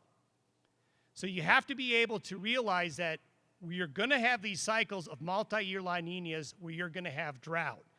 And we should be able to see them coming. It should not be a surprise. So if you look at these periods of time, in the last 30 years we've had these severe droughts. In my opinion, there is not enough attention paid to La Niñas. And I think the reason for that is El Niños dominate the West Coast media environment so much that California, here comes an El Nino, there's floods, there's landslides, there's all that California mayhem, and it impacts California in a good way. It gives them a lot of precipitation, but for the Intermountain West and the Western High Plains, La Nina is much more disruptive. La Nina is much more costly than El Nino will be, and we're doing that right now. So if you look, the last 3 years, the last 3 decades have had multi-year La Niñas. The last time this happened was in the 1950s. So we know that it's happened before, but we went through the 60s, we went through the 70s, and we went through the 80s with not multi-year La Niñas, or ones that were these intense. Now, it's because the Pacific was colder in the tropics, not because it was warmer. So a La Nina is just a very strong drought signal, causes lots of problems. In fact, you get more extreme weather in La Ninas. La Ninas tend to cause extremes, whether they're heat extremes, cold extremes. The Texas freeze 2 winters ago, La Nina. The heat wave in Seattle last summer, 2 summers ago, La Nina. The high wind events we got last spring, La Nina. And a lot of times, what La Nina causes is mistaken for climate change. And this is one thing that makes me want to pull my hair out. It wanted me to pull my hair out during the Australian fires. It was no surprise to anybody that knew anything about what was going on. So what we have to do, and I'm going to give a little bit of a long-range forecast at the end of my discussion here today, but I talked about we should be able to see these things coming, right? Are we going to cycle out of this? And the answer is yes, and we're going to be able to do that. So I'm now entering into my phase where I may make some of you uncomfortable. But that's okay, because I'm going to talk about some things you may not have heard of and maybe take an approach that some of you may like, some of you may not like, but that's good, because we need to have some really frank conversations about things, about how policies are made and data that people use to make those policy decisions. Because I don't think a lot of people understand if you get down into the weeds of what's going on. Let's talk a little bit about the International Panel on Climate Change. Their goal, according to them, is to help governments in international negotiations come up to make climate policies. So from city council to Washington, D.C., to Paris and everything else, they are using one source of information to base policy. So a lot of policy that's made in regards to climate is going to come from the UN Panel on Climate Change. In fact, there's nobody else. They have no competition. They don't allow any competition. But you have to understand that they're making recommendations based on what they think is the most and best science. So this was a headline from the current climate conference that's going on. I pulled this out of the UK Guardian. I think this hit on Monday. And so the head of the UN gets up and says, the world is on, pardon my French, highway to climate hell. I don't know about you, but I don't think this rhetoric is very, I just don't think it's very productive. Telling everybody the weather's going to go to hell at each of one of these conferences, and you better do what we say, or we're all going down this road. I think for a lot of the world's population, it's counterproductive. But it is what it is. This is the cultural climate that we're in right now. So I'm throwing something up here on the screen. Who here has heard of this? Don't have one hand? Okay. If there's one thing I want you to take out of my talk today is this, a bunch of numbers and acronyms, because this is really important. And please don't mistake what I'm about ready to say and talk about here a little bit. I think this is a very important issue. But I also think it's very important that we understand where policies are being made. So what RCP stands for is Representative Concentration Pathway. Basically, what it means is it's the UN Panel on Climate Change prediction how many greenhouse gases are going to be in the atmosphere for the next 80 years between now and the year 2100, and what the temperature change is going to be. So to help policymakers come up with ways that they can mitigate climate change, they make these recommendations based on RCP, and there's several different ones. The RCP 8.5 is known as the business as usual scenario, which basically means if we don't do anything to mitigate greenhouse gas emissions, this is what's going to happen. And so when we take a look at a graph here, there are four scenarios altogether. RCP 8.5 is predicting a near 5.5 degrees Celsius in Earth's temperature, an increase, by the year 2100. Then you notice there's one that's in the middle, and there are two other scenarios that are down at the bottom. So I think this is a rational way to give people guidance, to say, okay, we came up with 4 different climate scenarios based on our climate modeling, and you as a policymaker, we're going to show you what we think might happen over the next 80 years, to the best of our ability. Well, this is where people need to realize what's going on. The odds of RCP 8.5 happening is 0. And a lot of it has to do with the fact of just crazy assumptions. I'll talk about a few of those in a minute. But this scenario is making assumptions on world population, 6.5-time increase in coal usage, and a lot of other things that are just not going to happen. So we have an unrealistic, unattainable scenario. The middle of the road is not likely, but okay, let's say it could happen. Most likely is going to be the one where we see as emissions drop, we see the Earth temperature, if that's the only thing driving climate, going down. And then we have another scenario here. So if you're a policymaker, just throwing this out there, are you going to use the precautionary principle and take the worst case scenario, or are you going to take a middle of the road one? Well, what they decided to do was something a little different. So I don't know if anybody have heard of Dr. Roger Pielke. Maybe a few of you. Dr. Roger Pielke is an environmental scientist at CU in Boulder. Dr. Pielke is all for decarbonization. Dr. Pielke is all for the reduction of greenhouse emissions. He has been a member of some of the UN Panel on Climate Change boards and writings. However, he has taken a more methodical approach to this, and here's a tweet. Because the UN Panel on Climate Change recently, last fall, just came out with their last report. This is a tweet he had, which says, who thinks that global coal usage is going to increase 6.5 times? Nobody. So his tweet was pretty derisive, right? Well, unfortunately, this RCP 8.5 is used as the benchmark climate goal. The worst case scenario is being used to base policy. And unfortunately, it's being used as the base business as usual scenario. So what we're dealing with information that comes out of the UN is only the worst case scenario. And you have to understand that when you create data sets of worst case scenario of temperature, precipitation, and everything else, and then you run your other environmental models, of course you're going to have a climate hell if you're basing your scenarios on the worst case scenario that has no chance of even being true.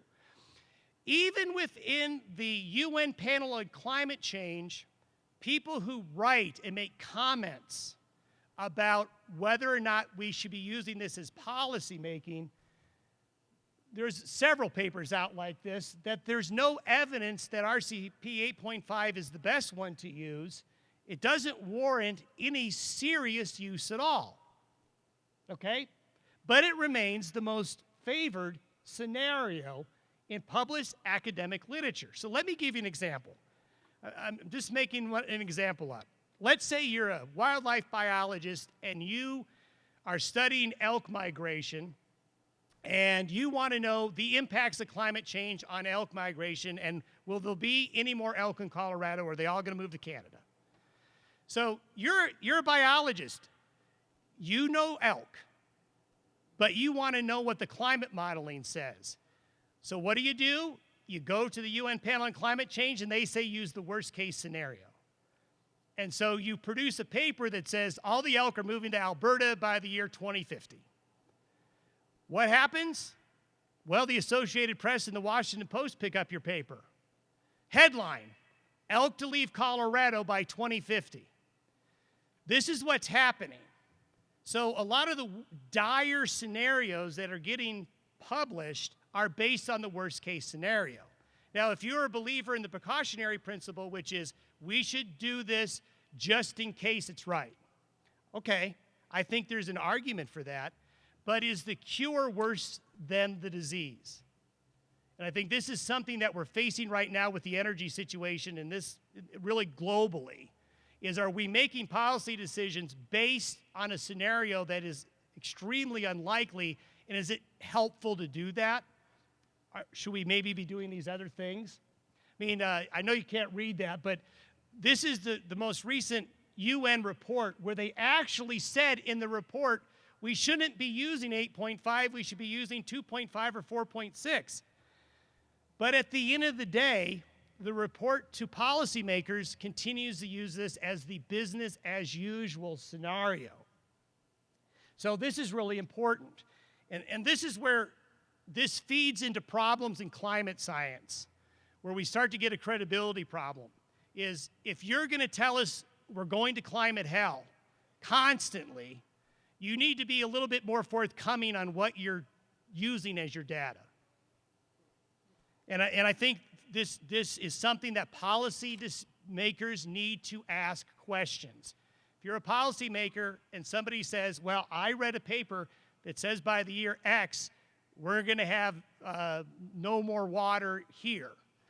Okay, the next question is, well, did you use the business as usual scenario? Did you use RCP 8.5 or 2.6? And they'll look at you with a blank stare. They say, how did you know that? Okay, but you need to be informed on how that works. So we end up with the fishing analogy, okay? I caught a fish this big, when really it's a problem, okay? I'm not mitigating the problem, okay? But right now, I will tell you, once politics got involved in this whole issue, everything went downhill really, really quickly. And with climate projections, it's accept them, don't question. But I'm a private meteorologist. I don't work for a government. I don't work for a university. I don't care. I'll tell you anything I want to. I've had a great career. If people want to cancel me, I'll retire. Fine with it. So the thing, too, is you got to look at the data. And the data is, how well have the computer models done? So when we're using these worst-case scenarios, have the models, are they going to approach the worst-case scenario, or are they going to be something different?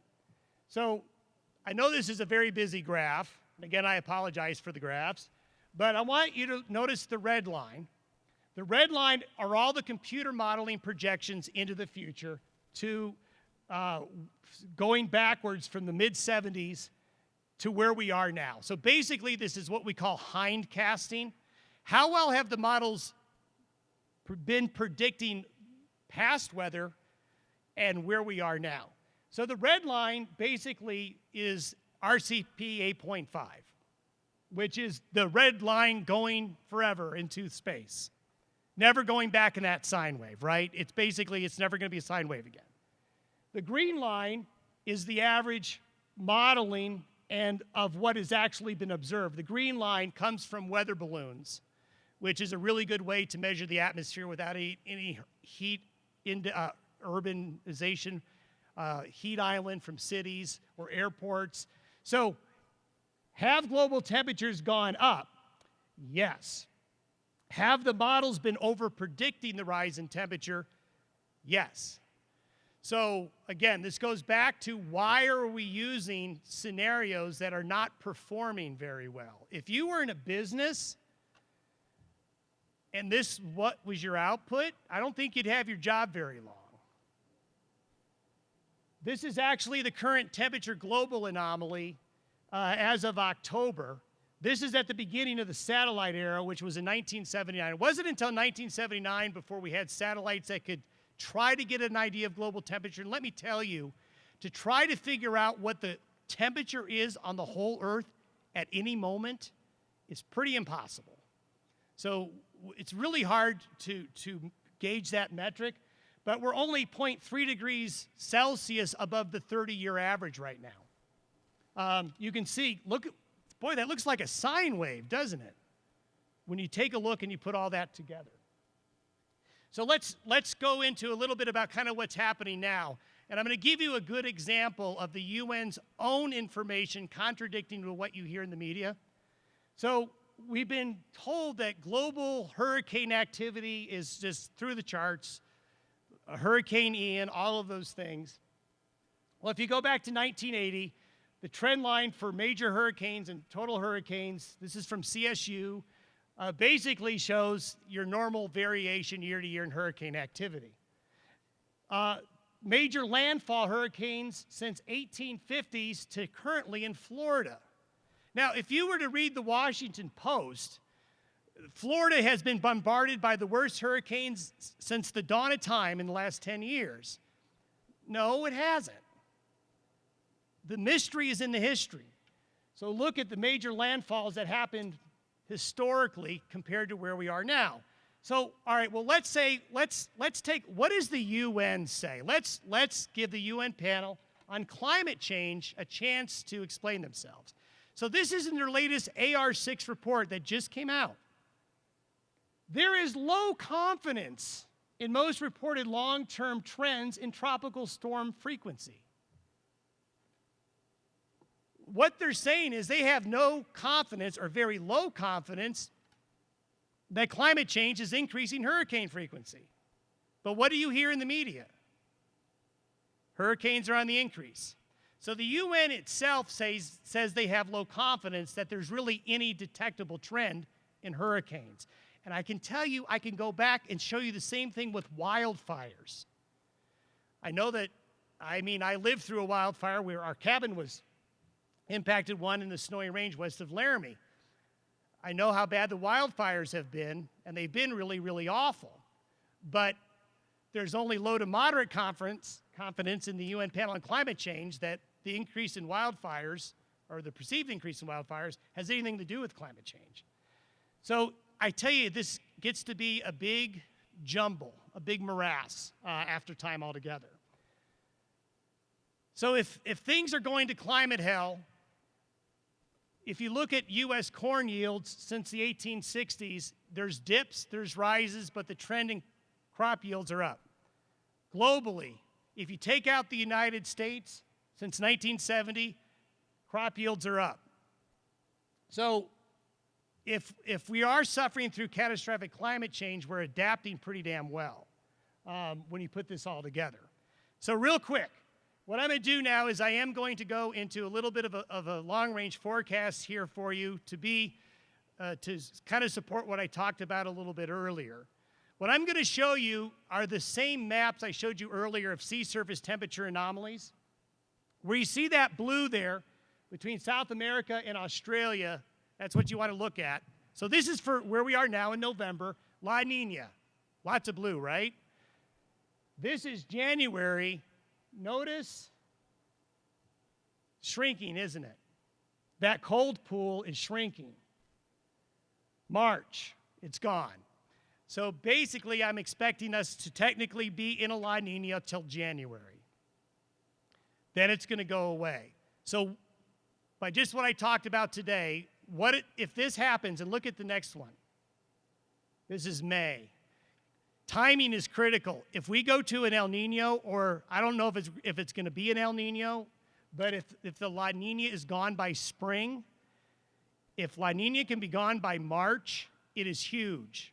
Because we all know March, April, May are really, really big, really important months for this part of the world. So this is encouraging. What this means is this 3-year La Nina cycle is going to be ending. So we're going to cycle into the next period of time that is going to be more productive for precipitation. But you know what's going to happen? We're going to cycle right back into another one. But knowing the fact that we're going to go from a new cycle to a next one here in the next 12 months should help for planning. I'm expecting it to be a neutral status. Neutral meaning we call it La Nada. When it's not El Nino or not La Nina. But I do think that it's possible by next summer we could be in a weak El Nino, and by 2024 I'm fully expecting a decently strong one. Why do I think that's going to happen? Because we've seen this before, and we've seen this type of cycle set up all the way through here. This means better snowpack. This means better rainfall. Am I promising Lake Mead and Lake Powell will fill? No, not at all. But this variability in our climate is connected to the Pacific. You got to know what the Pacific is doing, and I will tell you, the amount of knowledge we have about what drives these circulations and what drives these temperature changes in the Pacific, we don't know a lot yet. However, if you were to go get funding for it, you'd probably, unless you talked about a certain molecule, you're probably not going to get funded. There was a joke about the snowpack being off to a good start. It is. This was before this front came in last night. We didn't have a map that looked like this at this time last year at all. That dark blue is a greater than 150% of average. So if you have a question or a comment, feel free to email me at don@dayweather.com. I also do a daily podcast for the western United States, Monday through Fridays. I talk about sea surface temperature anomalies, all those things, all those times. So if we have any time, I think we do, I'll be more than happy to take some questions.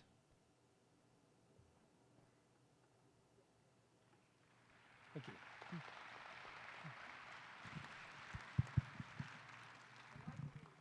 There's a question over here. Oh, they're everywhere. We're going back here.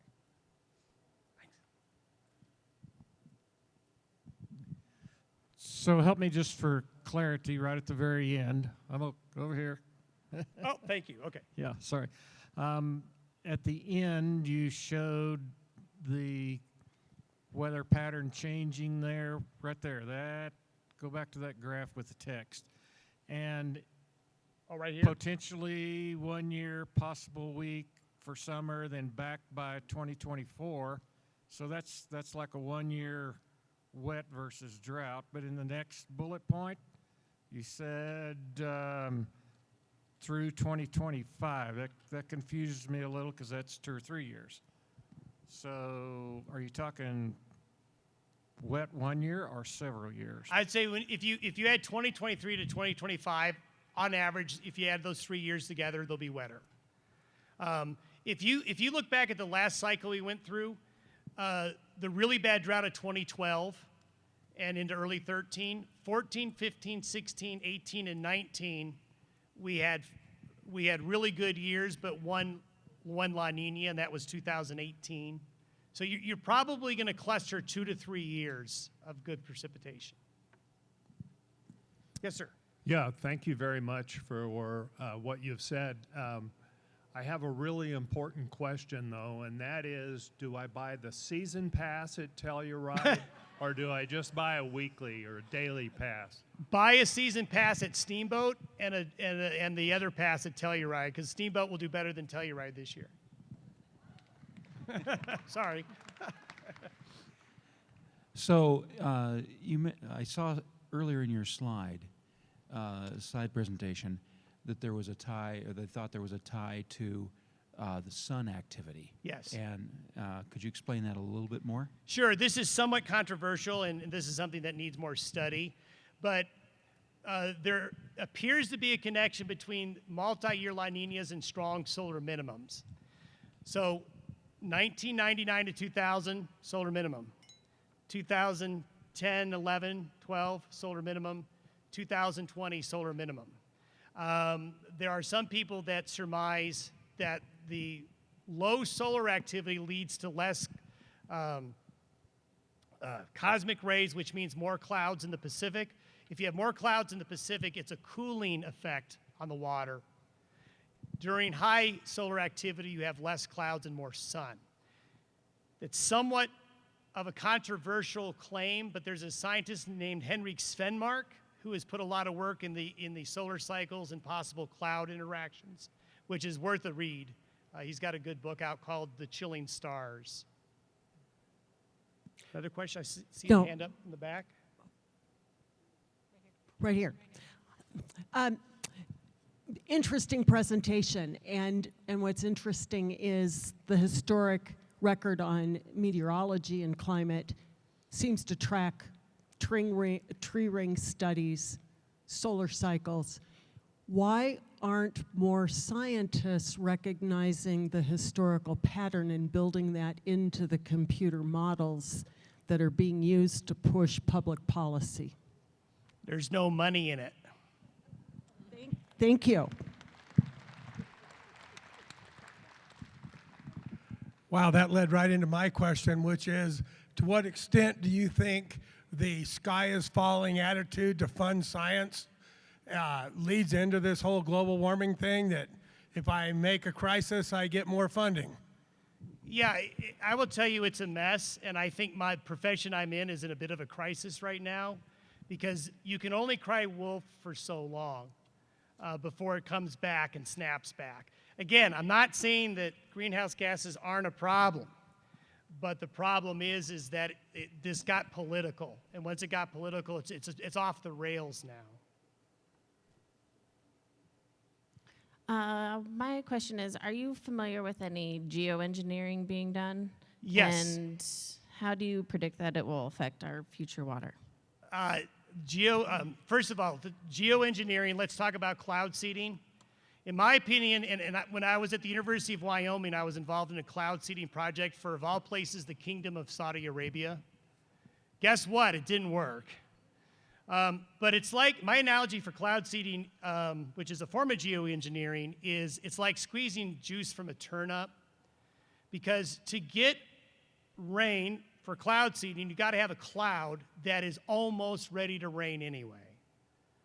So it's really hard to have a very successful cloud seeding program unless conditions are absolutely perfect. Can you make it rain or snow more with cloud seeding? Yes, but it's expensive and you have to hit it just right. Now, there's some geoengineering things I've heard about that make me cringe. One, Bill Gates is proposing, which is we go into the high stratosphere, which I have a lot of experience with, and putting dust, powder to block the sun to cool the earth, which is insanity.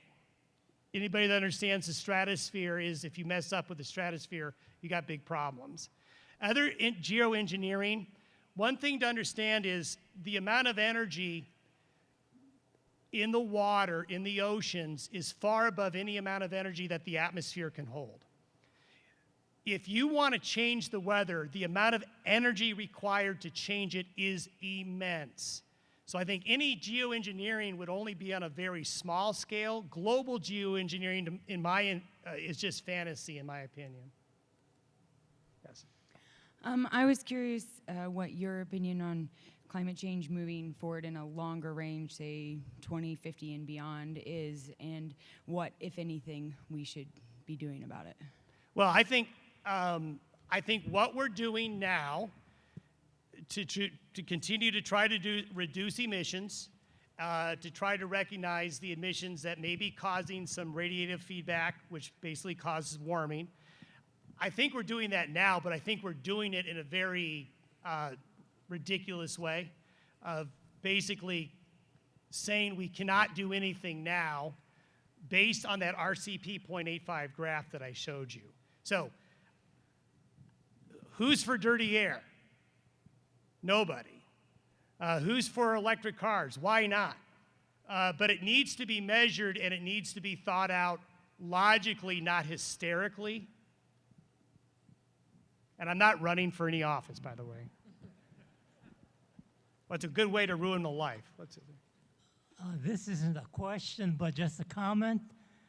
When you have El Nino, the cooling, I noticed that up in the northern Pacific, it's really warm. And there was an article in our news, and it said that our snow crabs are dying because of the warm earth. What we're dying? I didn't catch that. Snow crabs. Oh, snow crabs. Okay, so understand that when we see these changes in the Pacific, you're going to see these changes in water temperatures in the Gulf of Alaska as well. So the Gulf of Alaska goes through cold cycles and warm cycles all the time. Is it going to impact fish and crab populations? Yes, but realize this. Any amount of warming due to carbon dioxide or methane, it can only warm the first millimeter of water. What makes water warmer or colder is the sun. The sun's properties is what's going to make warm, or the lack thereof, is going to warm up the water.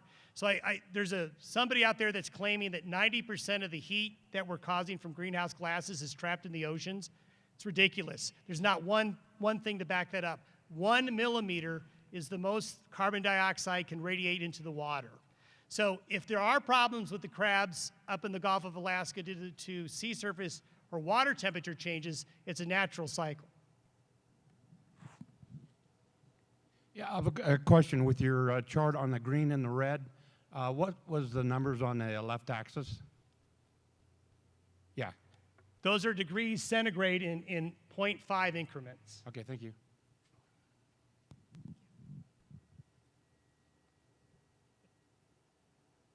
Any other questions? Oh.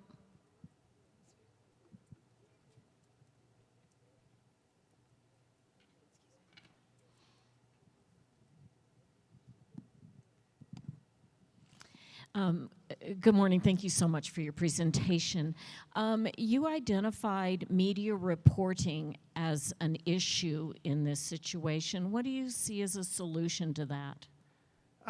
First of all, it comes out of just plain ignorance, a lack of understanding in the media of science. Also, culturally, and this happened when I went through school, is scientists are put on a really high pedestal right now, almost godlike status. And if you're a scientist, it doesn't matter what kind of scientist you are, whatever you say to a journalist will not be challenged, or a second opinion will be asked. So, and I saw this with the Australian fires. It just spun out of control on why they were, what was causing the drought. And the thing is that they just don't know what they don't know, unfortunately. So, I can't even read some or watch some things. I go out going crazy.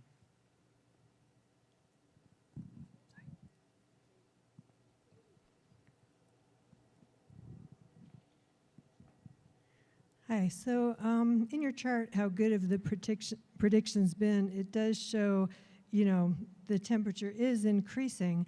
Do you have any predictions on how that could affect El Nino, La Nino, and weather in general? Okay, so that goes back to my point about El Nino. And if the sea surface temperatures are going to be getting warmer or colder due to greenhouse gases, again, it's only the first millimeter of water. So my view, this is my view, the Pacific cycles are the most dominant climate influence, not greenhouse gases. If you ignore the Pacific cycles, you're going to have some problems.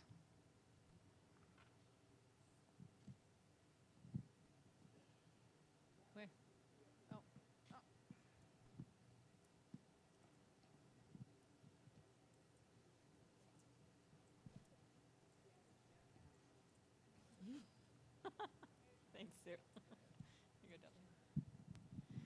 Hi, I wanted to thank you for all that information. I think, as we discussed, the media is an issue to know where to source our information. So in your opinion, if we want to know where are we at, and we don't have a quick line to you to ask you, what are reliable sources for us to have that information? Okay, so has anybody ever heard the term invisible college? So an invisible college is where you have academics who work together and share information, but don't necessarily make it public. Because I will tell you, it's brutal out there. Absolutely brutal. If you put yourself out on social media with anything I just said, well, you would get banned, number one. But there's one website that I suggest you go to. It's called What's Up With That, WATTSUP,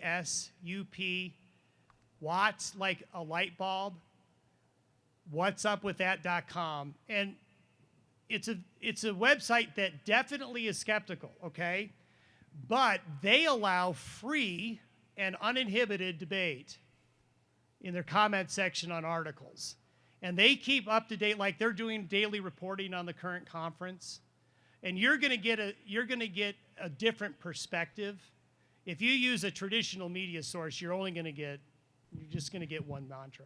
But so how do we improve that for the public? I mean, this is a real problem in our society. How do we, when you say, well, I'm not running, well, then we're not part of the solution. Right. So with your knowledge, why not run and spread the word and really make an impact, right?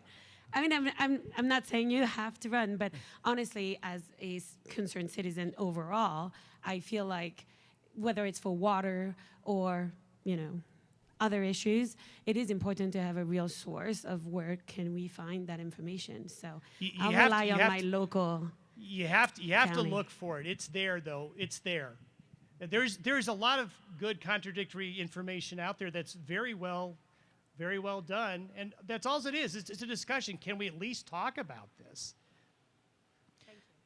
One of our online viewers is requesting that you please address sea level rise. Sea level rise. Okay, so I will tell you that I am really not completely up to speed with sea level rise. All I know is that current predictions of sea level rise have not kept up with observed, meaning the sea level rise predictions are not as high as they've been predicted. Florida is still above water, so is New York.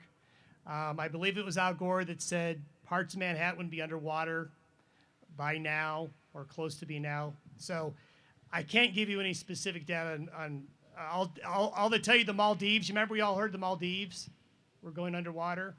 You can still go to the Maldives. They would very much like you to come visit.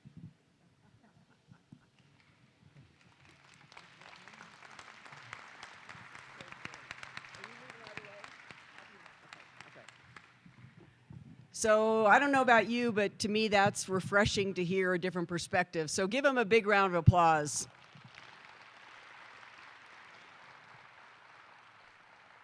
And he is also available as a private meteorologist, right? So you can get a private reading. So we're going to take a break now for 15 minutes. So talk amongst yourselves, get some more donuts and coffee. We have plenty. And we're going to reconvene with the water users at 10:45. We're on a Western United States front and then a global front. So this is going to be local. I really think that the reason Sue asked me to do this was because I'm a pretty big target, and if they start throwing things at Mr. Whitfield, it's going to hit me instead of him. So,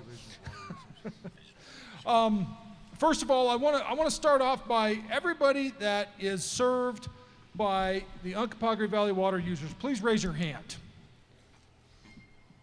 This is a key indicator of how important this group is to us. At least 90% of the people in this room raised their hand just now. Delta, Montrose County, we would not be able to survive if it weren't for the Uncompahgre Valley water users. They are absolutely critical to our economy and our survival. So I want to first start by introducing my panelists up here. We're going to start with Ryan right here. Please introduce yourself and a brief bio. Keep it under 5 minutes. Okay, this is working. I'm Ryan Whitfield. I'm the president of the Water Users, and I would introduce our vice president, Zach Alberg, Darius Jutton, and Todd Stewart, and then we have Bob Herford from the Division of Water Resources. Thank you, Rick. Yeah.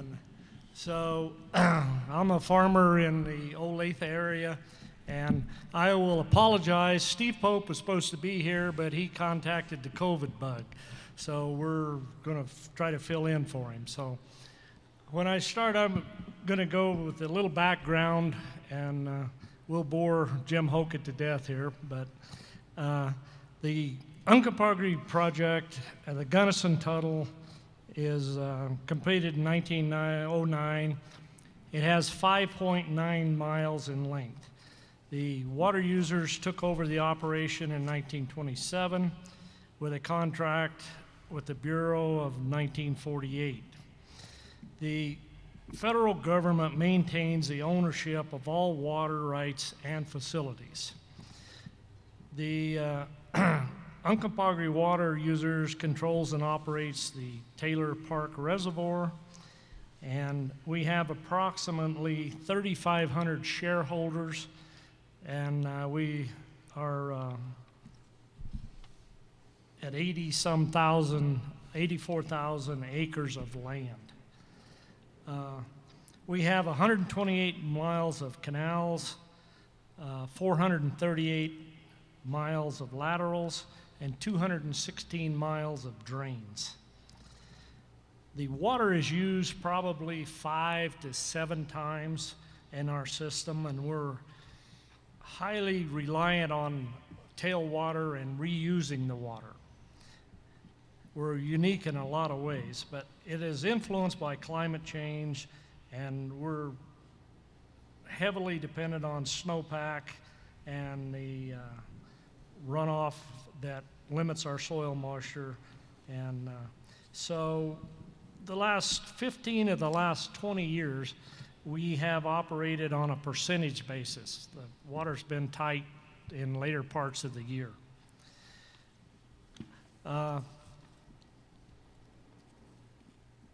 Some of our top issues include aging infrastructure, increased costs of replacement, and easements, and dealing with new development and understanding how the system works, and we're struggling with some of those. Future concerns, you know, we got demand management and a lot of the political stuff that you've heard already today. And a lot of this is on a different level. It's more political, and government's heavily involved in it. So with that, that's kind of an overview. And so I guess we're more into, at the moment, Steve isn't here, so we're into questions and answers. So if you would like to start, we will pass the microphone around to different directors, and we'll get started with that. Okay, so we've got a few questions that we've came up here, and we'll ask those first, and then we'll go to the audience. So you hit on it a little bit with the growth of population in the area and the changes that have taken place here in the system. What are you guys doing to transition from fields to houses when it comes to irrigation water? Well, field houses is a problem. Well, one of the things that really never gets discussed is when you just take, say, 40 acres and you decide that it's a farm, when you farm it, you generally have tailwater or return flow.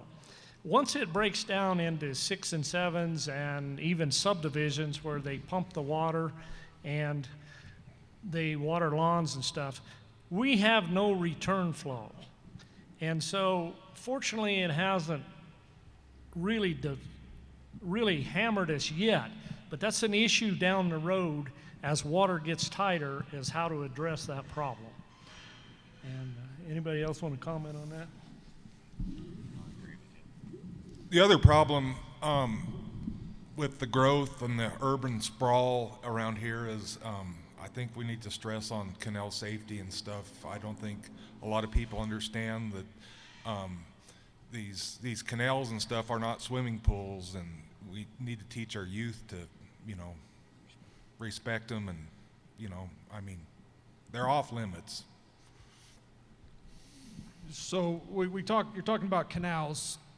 You know, I know in the last number of years you guys have gotten a lot of money from the federal government for selenium control projects. and you've done a lot of canal work. Any idea on how much water that has saved Uncompahgre Valley through this process? Have we been able to calculate the savings that we've seen on that?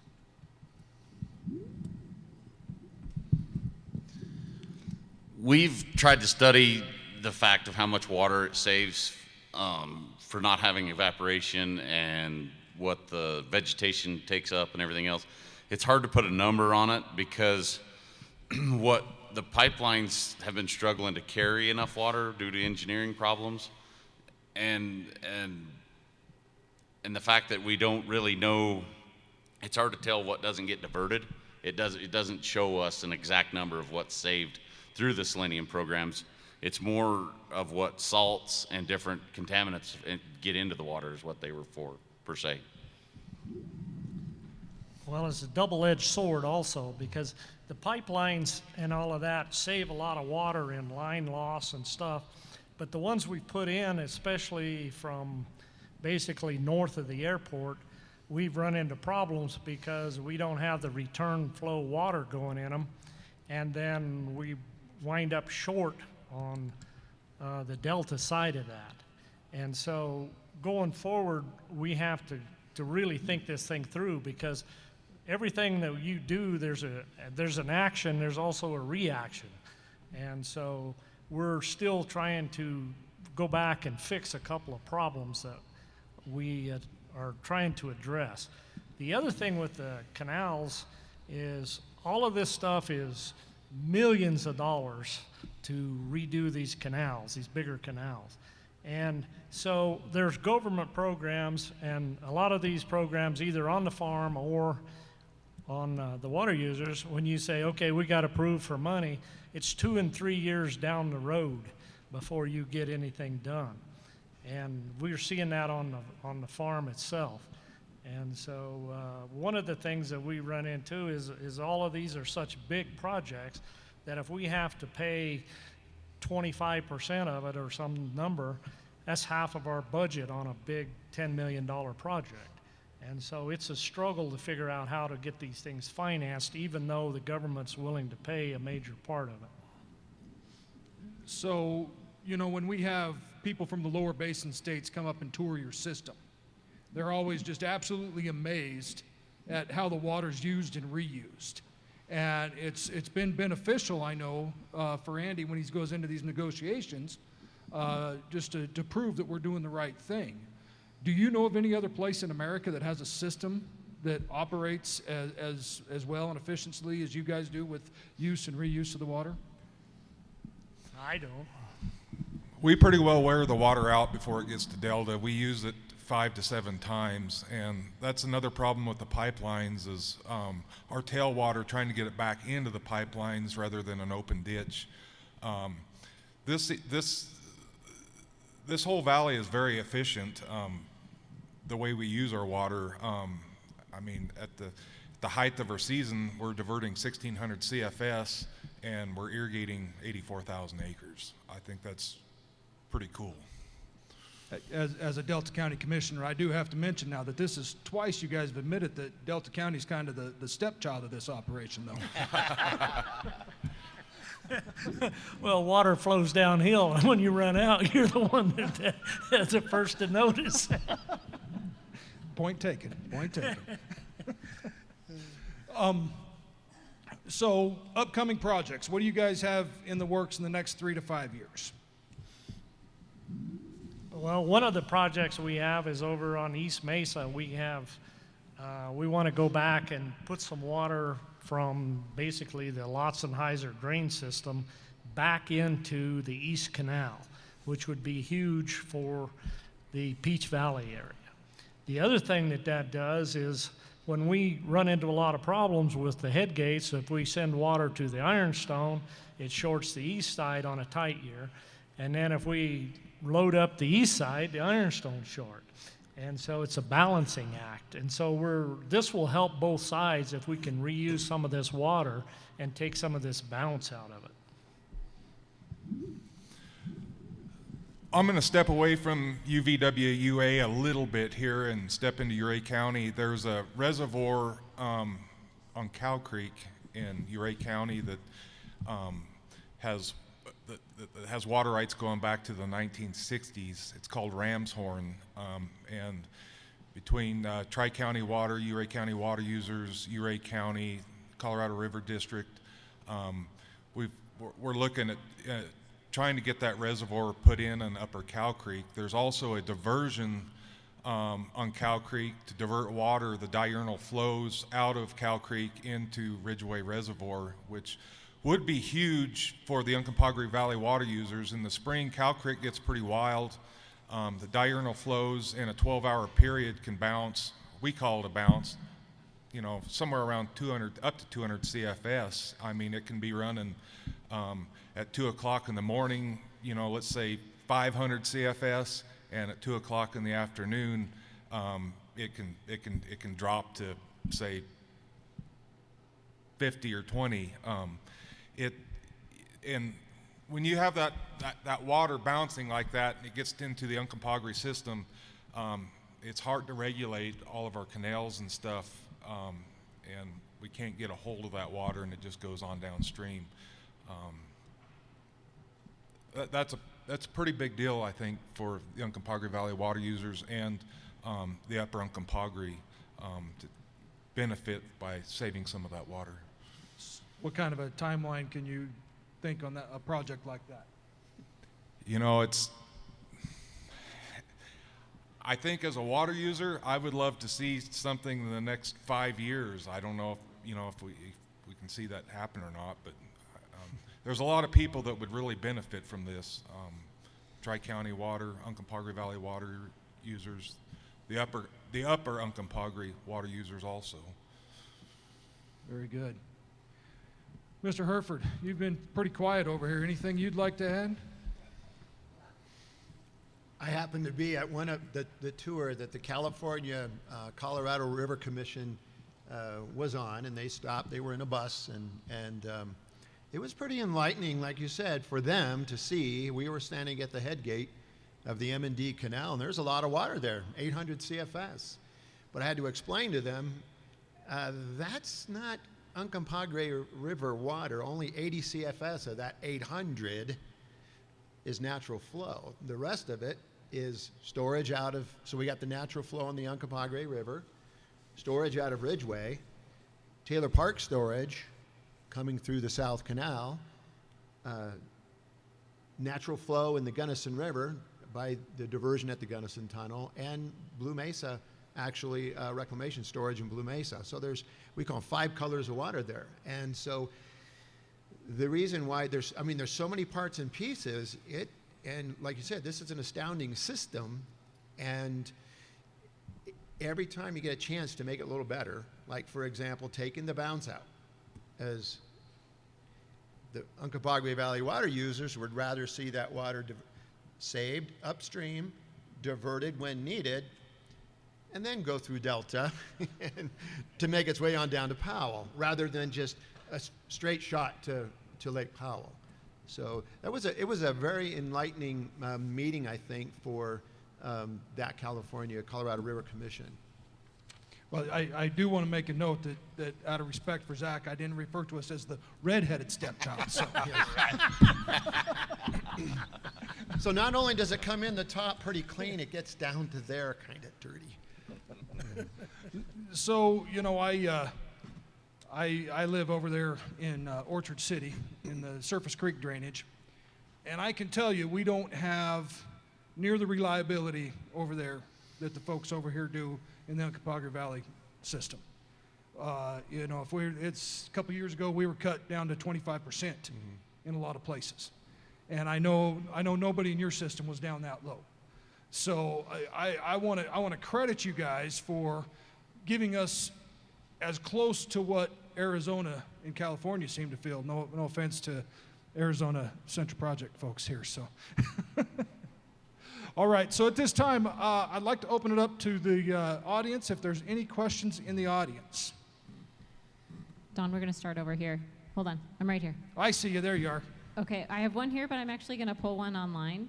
The question is, if renewable energy development like solar takes some agricultural land out of irrigation, what could happen to the excess water?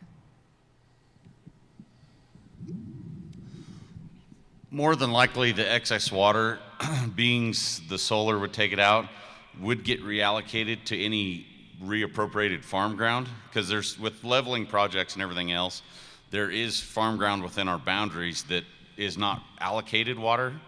So as long as it can be used and produced as agricultural ground, they can reallocate the water that is taken off of already irrigated ground that is now solar panels, and then it can become producing farm ground.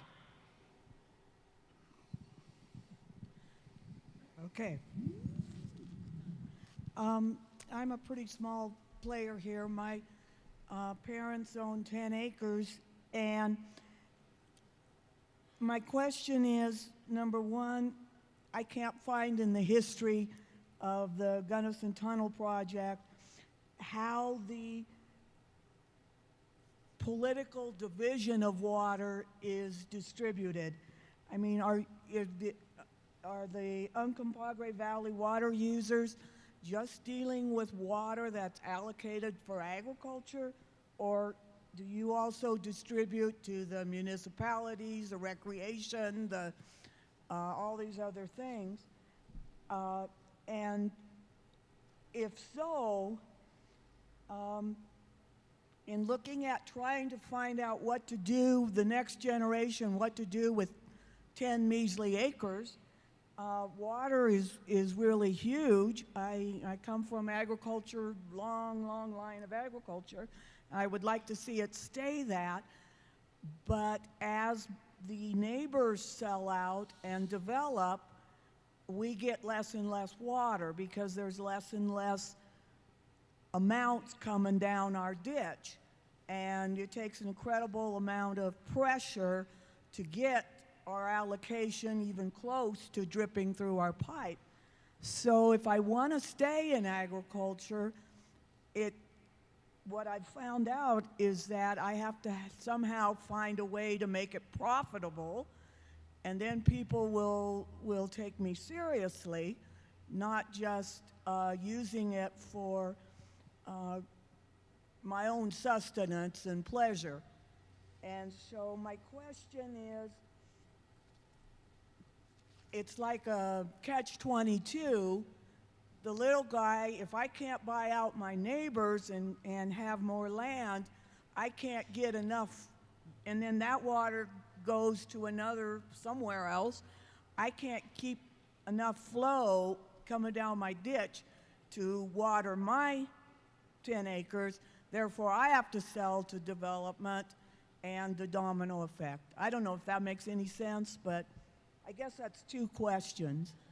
What is the history? And do you guys have any, who's in charge of dividing up who gets the water? Because I've seen homeowners with less land than I'd have who are mowing grass.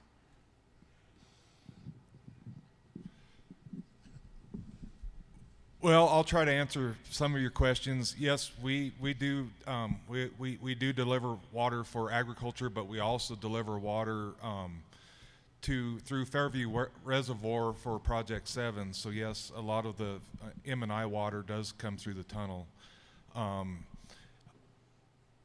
As far as the subdividing and stuff and the HOAs,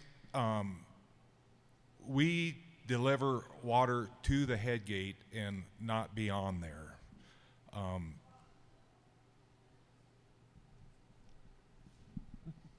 So as far as these subdivisions and stuff, we deliver water to their head gate, and we don't pass the head gate. That's on the subdivisions and HOAs. Don, can I take a little quick stab at that? Go ahead. Because we get a lot of traffic that comes through our office asking questions, trying to find out more about their water. So I would say without knowing specifically what water is going to your piece of property, it's hard to give a specific answer, but I will tell you that if people are relying on tailwater, to do the irrigation. In other words, if it's tailwater that you're seeing, then that is something that's either there or it's not. If it's delivery of your shares, and you're sharing that on a lateral with others, then you got to work it out between the other parties. That's been my experience in the last 16 years. Oh. Yeah, you can talk to me. Yeah, my name's Bob. One of the problems when you get down to the 10 acres is we don't basically deliver a head gate is generally 40 acres or more, or 30 acres or more, I don't know, 40. Then when you have trash in these open ditches, which we get a lot of trash and sticks, once you get down to these smaller head gates and or meters, it makes it really tough to keep them running. And so we really struggle with that.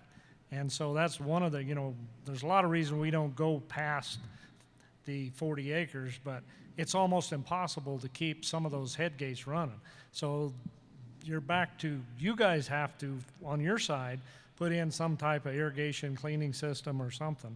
But we do struggle to keep the head gates open once you get them to a certain, and especially once you go to a percentage. Because when you only got a small amount of water and then you go to 70%, makes it really difficult to keep that flowing.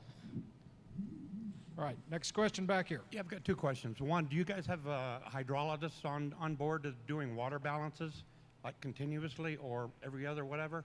And secondly, I just moved back from Nevada, and their conservation is immense. I don't see it happening here. Everybody has huge yards. I just don't see it happening. I don't see any push for conserving. What was that?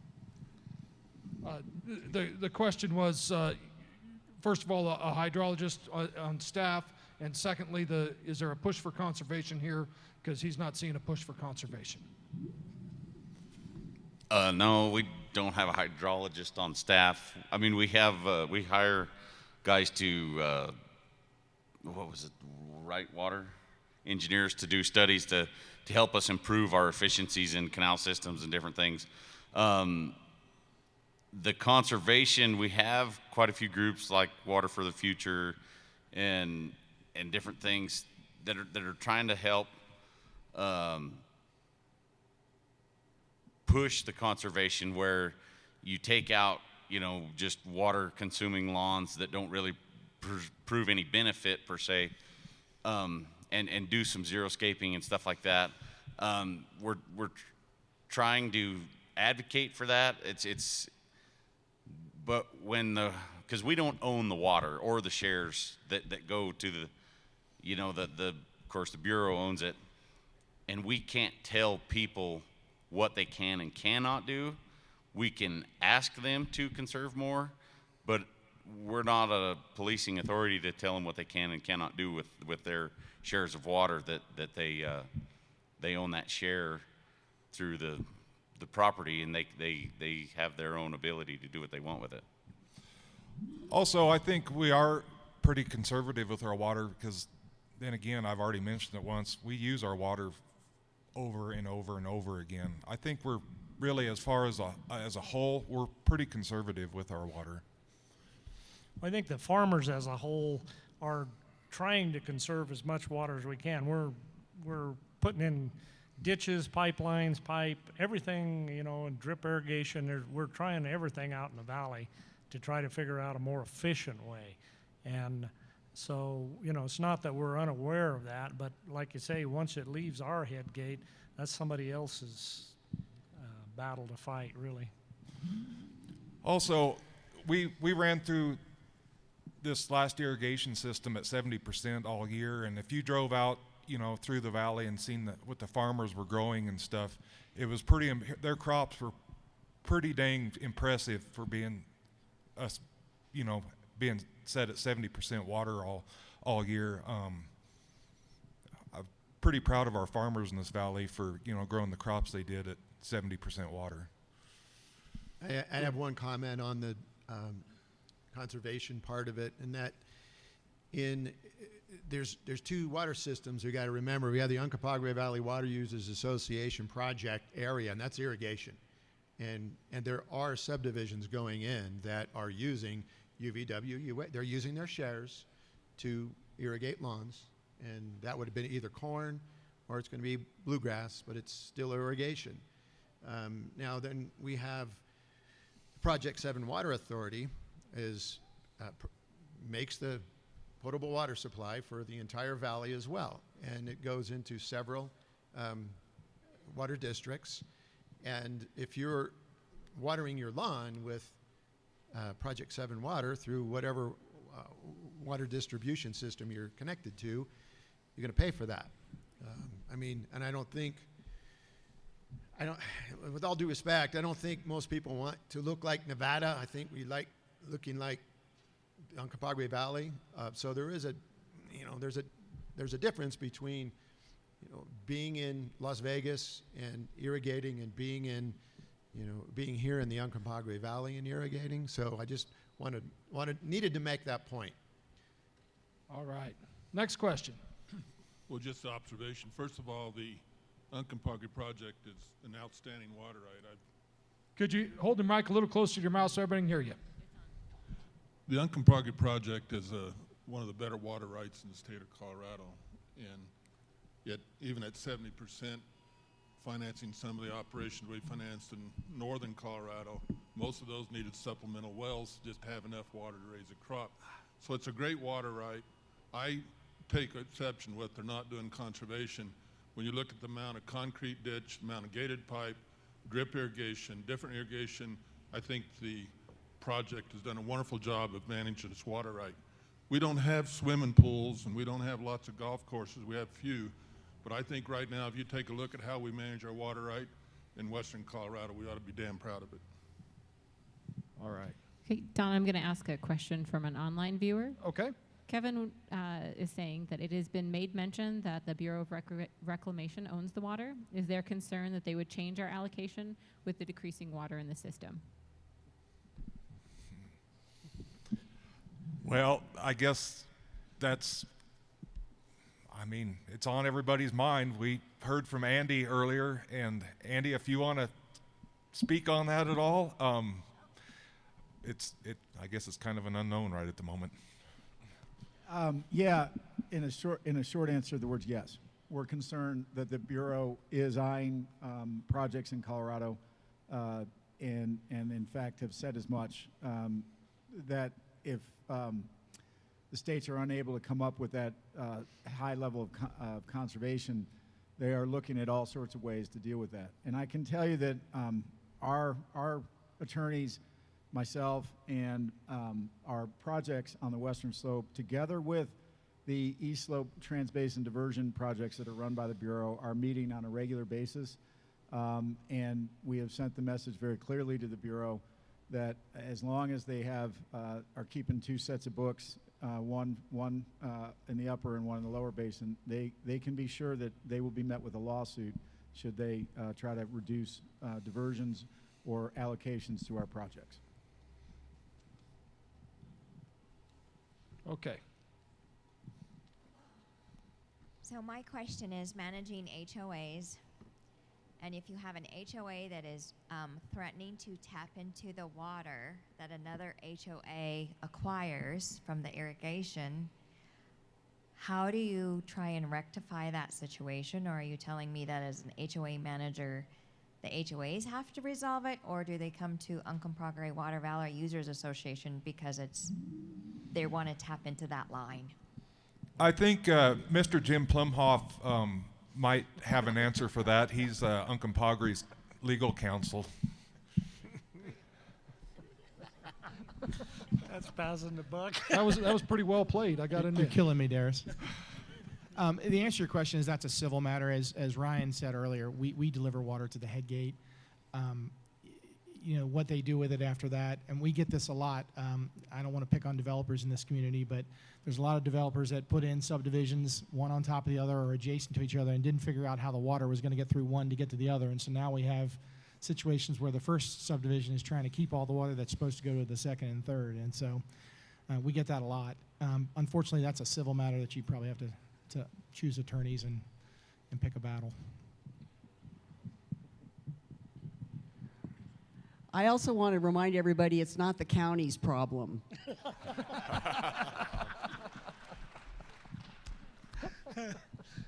I'll second that. Okay, we've got a couple questions over here. While she's heading over that way, maybe I got another question for you. Your hydroelectric projects. Andy mentioned earlier, you know, how critical that is, and I know you guys have got some projects out there. Just a quick update on how those are doing in production and how much benefit Uncompahgre Valley's seeing from those. Well, we have 5 of them in our system. There's 4 on the South Canal and 1 on the M&D and what we call the Chavanoff Falls. We're still paying for them. I think once we get them paid for, they're going to be very beneficial to us. But yeah, we're in a partnership with DMEA with them, and I think they've got a pretty bright future for us. All right, go ahead. All right, this may fall under the category of myth busting, something I heard from somebody who lives in Arizona. Is there a pilot project going on in the Gunnison area to try to melt the snow before it sublimates? I think that is a myth.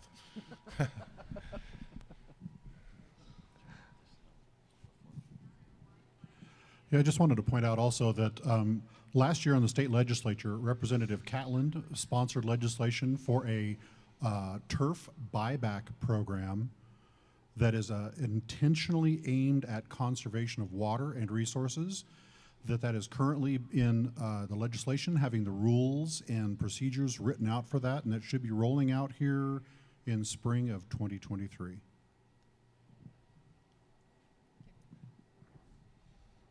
Any other questions? Right over here. There we go.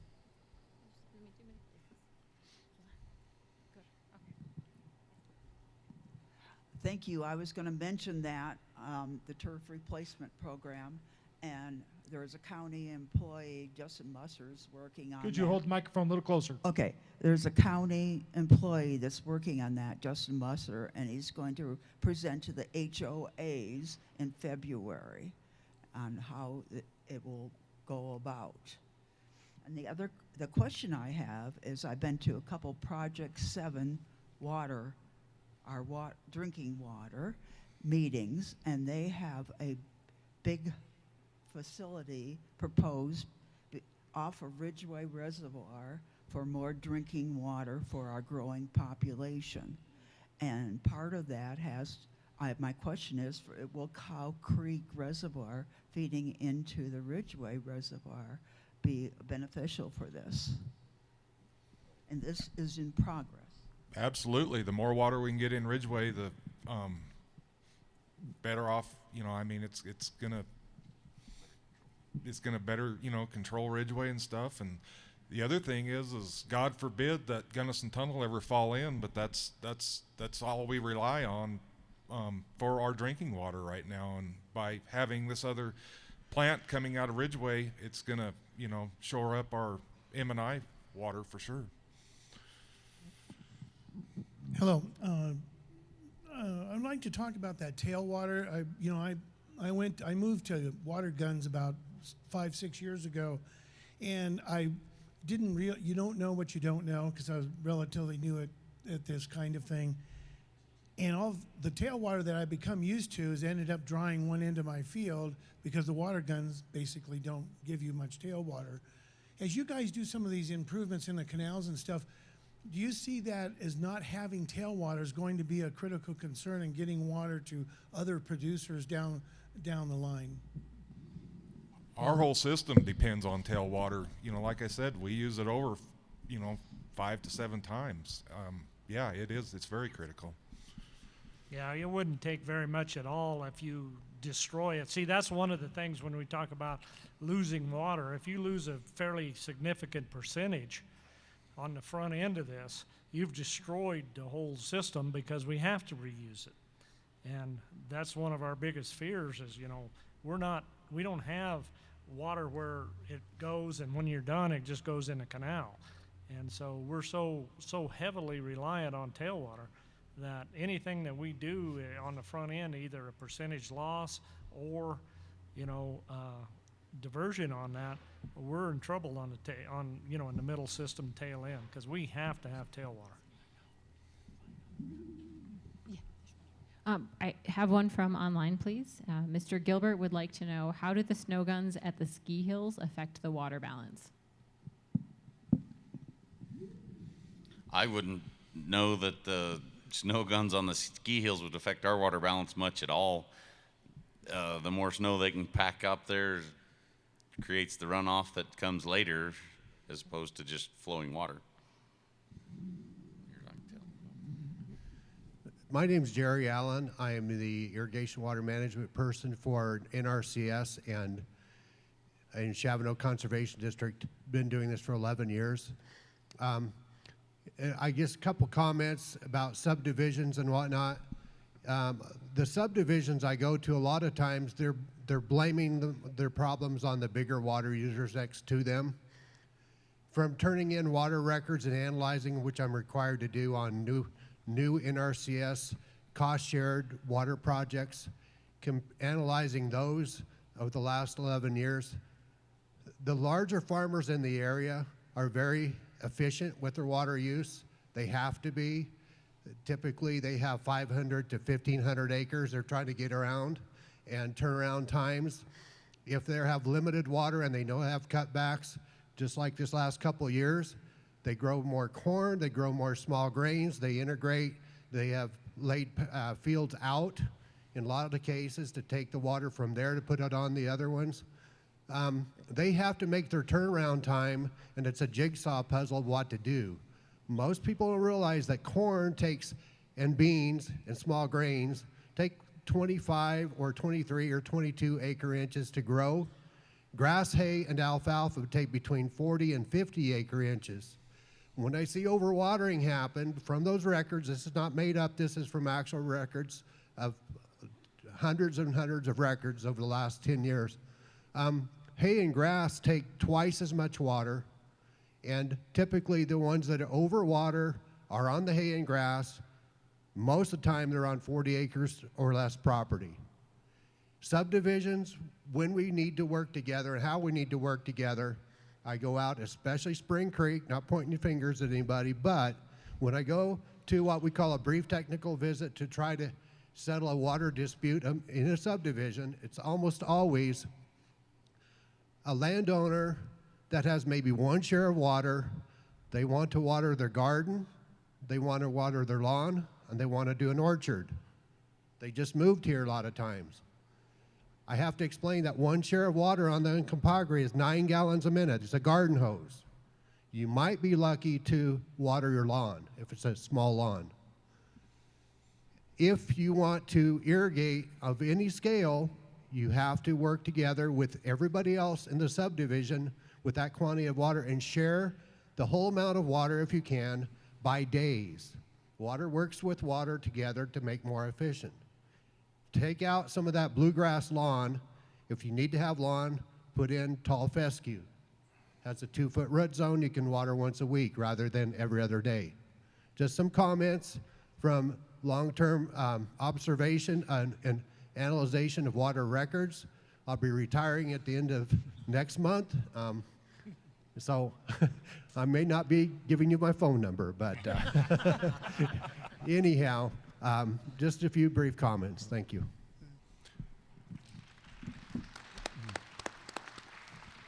Jerry, I'll be getting my water records into you before you retire too. So.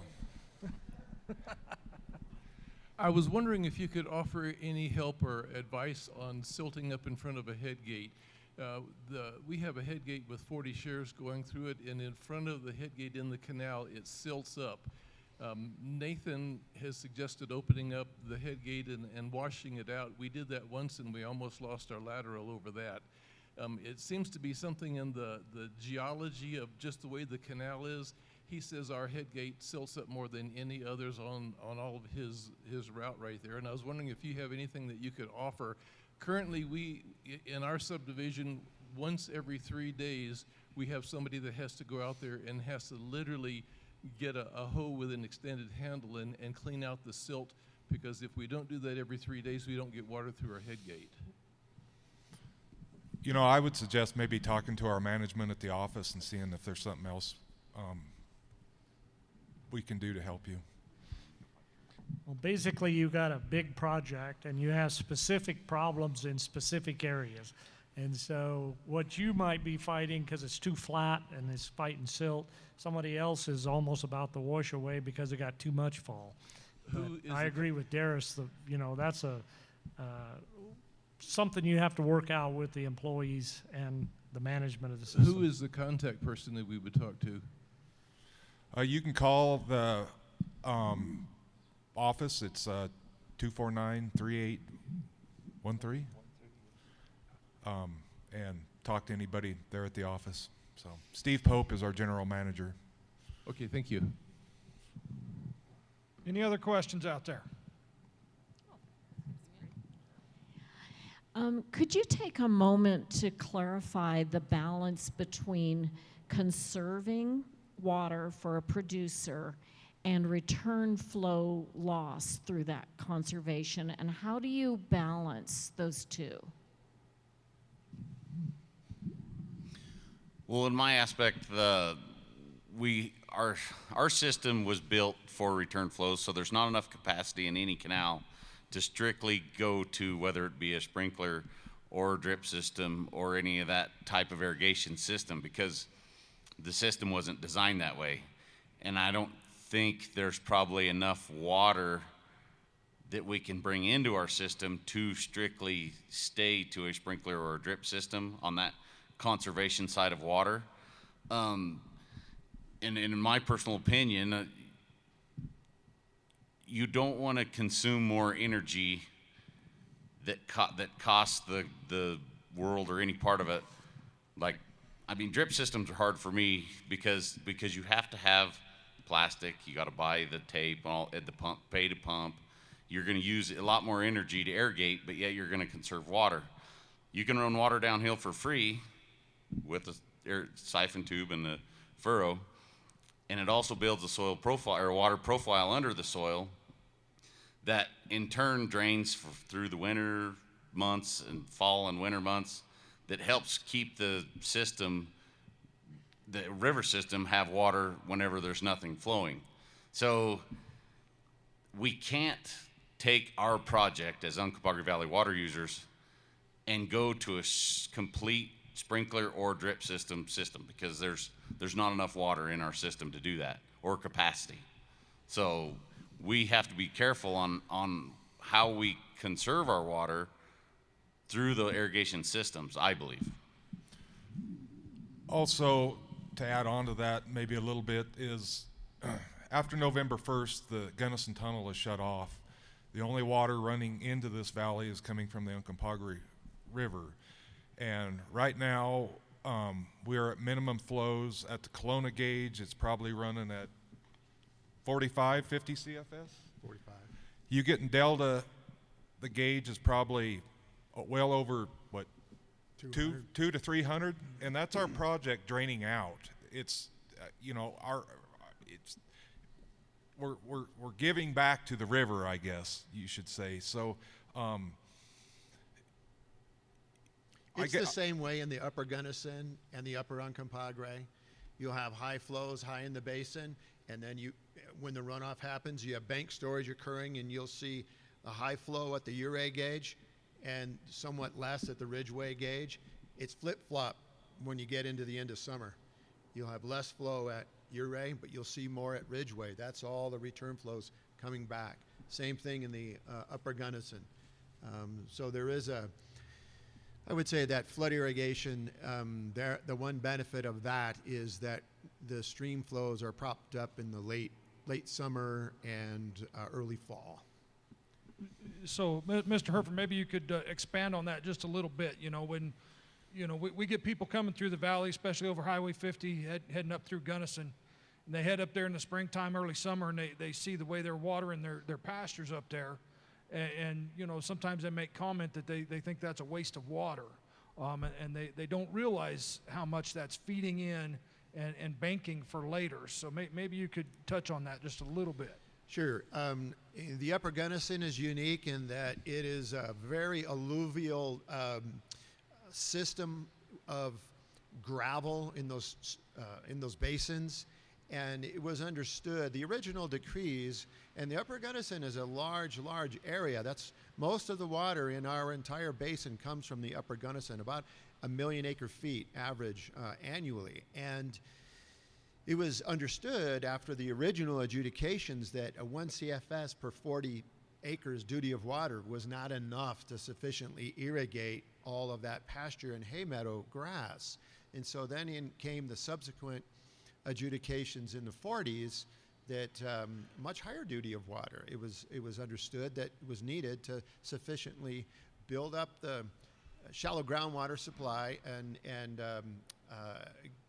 for the roots to have an adequate amount of water to grow a full crop. They get one cutting in the Upper Gunnison annually. So, I mean, I've experienced it. I've seen it. I went to years ago when I was just getting used to this. I had to go to a meeting in Denver. It was a nice moonlit night like it was last night, and I had left really early, and I went through Gunnison. I'm heading up to Tomichi, and my goodness, it was just shimmering sea it looked like. And I thought, wow, I thought the first reaction is what you just said. Boy, that's a waste of water. No, actually, they're doing it by decree, and the decrees specifically allow them to put that much water on that grass, and so they get a full crop. I mean, it's all cow-calf up there, operations, and so at the end of the year, all those return flows keep coming back into the system. You'll see good flow in Tomichi Creek right now. That's all return flows coming from the flood irrigation this spring. My friend Commissioner Hauk out of Gunnison County is here today, and he and I talk about this regularly, how important that agricultural process in the Upper Gunnison is for us down here low. So we just need to remember our neighbors in the higher elevation, because they play a huge benefit for us down here. So any other questions? Over here, please. Okay. The high-density subdivisions that are going in, replacing farm ground, what kind of effect does that have on the farmers or ranchers that are below these subdivisions? And I'm asking this question because where I live, every spring when irrigation started, our water table came up about 8 feet.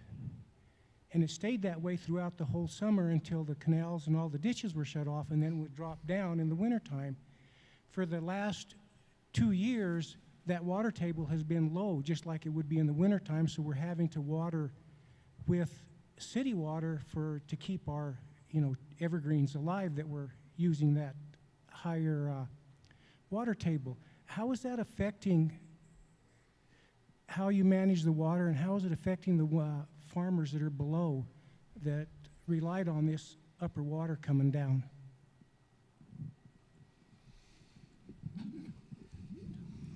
Don't get me wrong, you can dang sure tell a notice of when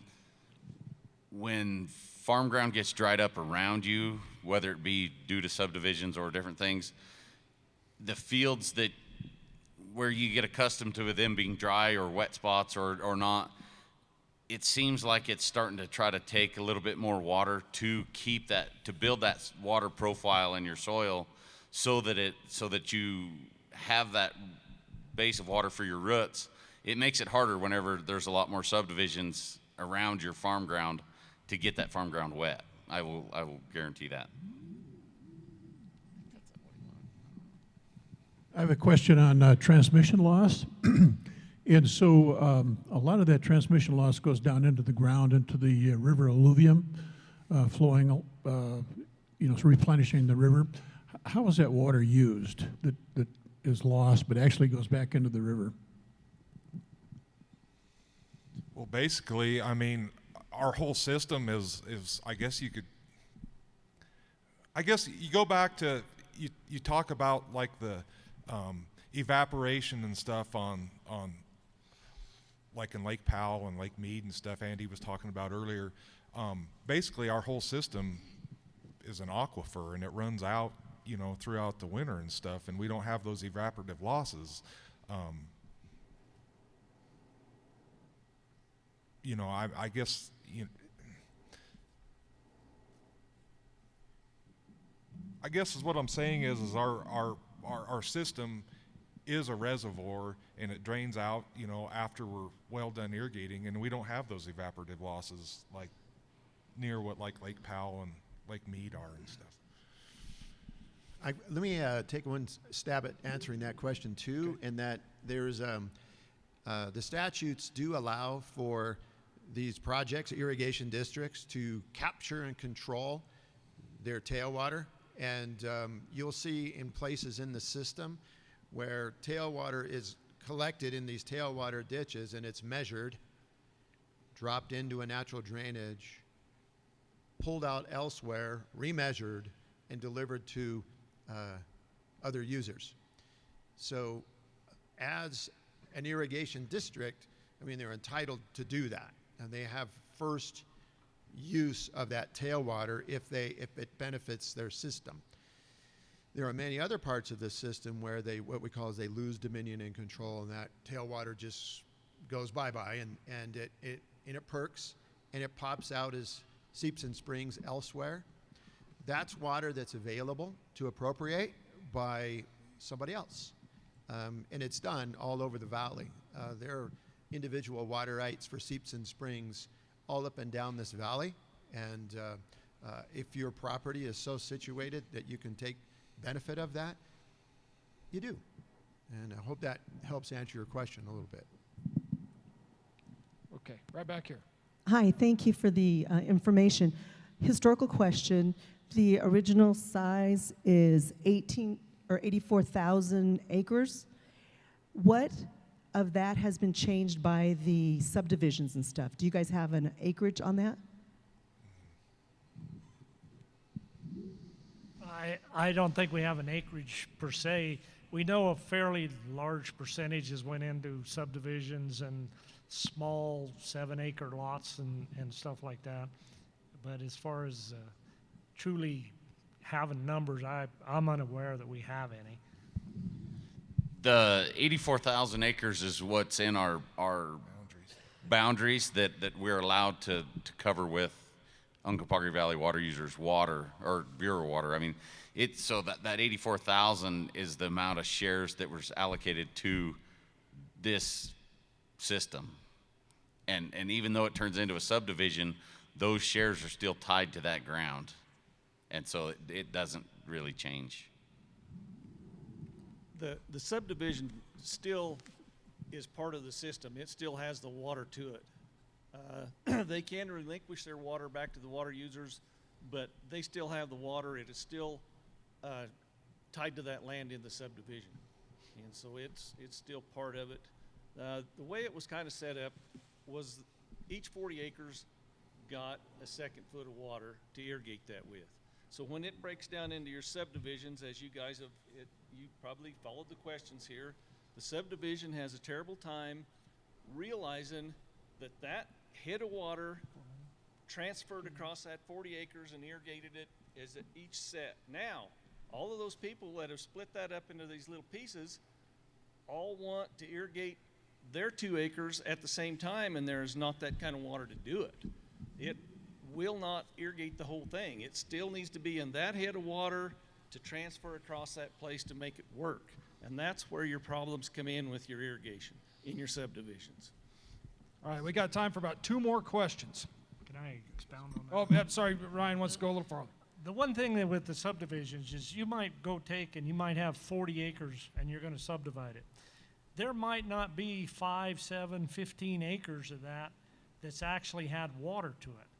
So when you start in a subdivision, you know, and trying to allocate the water, you might not have the full 40 acres because it was all tied originally to farmland, and it had to meet certain criteria. So if you had a hillside you might have the lower part of it might have a few shares of water, and the upper part might not have anything. And so that creates a lot of problems with trying to subdivide the waters. They don't have the full amount of water to start with. All right, next question. Okay, my question relates to Ramshorn. As an Uncompahgre Valley water users beneficiary, what is Ramshorn going to do for me if it were built? Now, I'm a hunter and a fisherman, but I'm not in favor of developing Ramshorn. It's going to benefit a few people above Ridgway. And after all, Ridgway Reservoir is a very small reservoir, and it fills automatically all by itself every spring. It can't even hold the snow melt. So what benefit is there for me as an Uncompahgre Valley user, water user, to have Ramshorn? Okay, the reservoir is one issue. The diversion of the water into Ridgway is a different one. If we could divert the water into Ridgway, that is huge for you, because all of a sudden you've taken the spike and the bounce out of it. Then the water that comes out of the dam, Tri-County can make power with, but more important to us, it's an even flow. And so when we get down country, you don't have these spikes. And so like right now, at different times of the day, we might be dumping 20, 30, 40 feet in one area, but 12 hours later, we're short 30, 40% of the water. And so to maintain the tail end people, we almost have to spill a little water to make it work. And so that if you separate the dam from the diversion was huge for the water users. The dam is a whole different debate. Well, and also high elevation storage, it's a lot less evaporation. The more high elevation storage we have, the less evaporation. I mean, it makes more sense to have a reservoir at 8,000 feet where it's cooler than down in the middle of a desert where it's 110 degrees.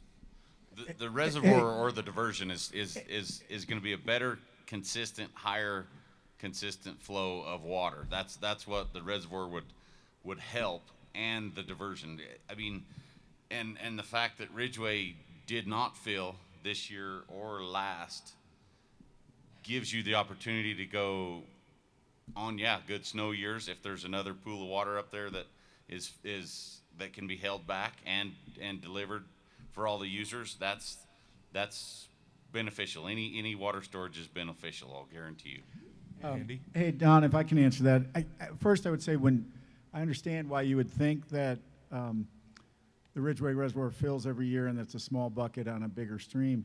Certainly the Bureau, when it designed that reservoir, that's exactly what they thought. But Bob, you could probably give the stats. Last 8 years, how many years out of the last 8 did that reservoir fill? 0. Thank you, 0 years. So your perception is incorrect on that, sir. And I want to add a couple things.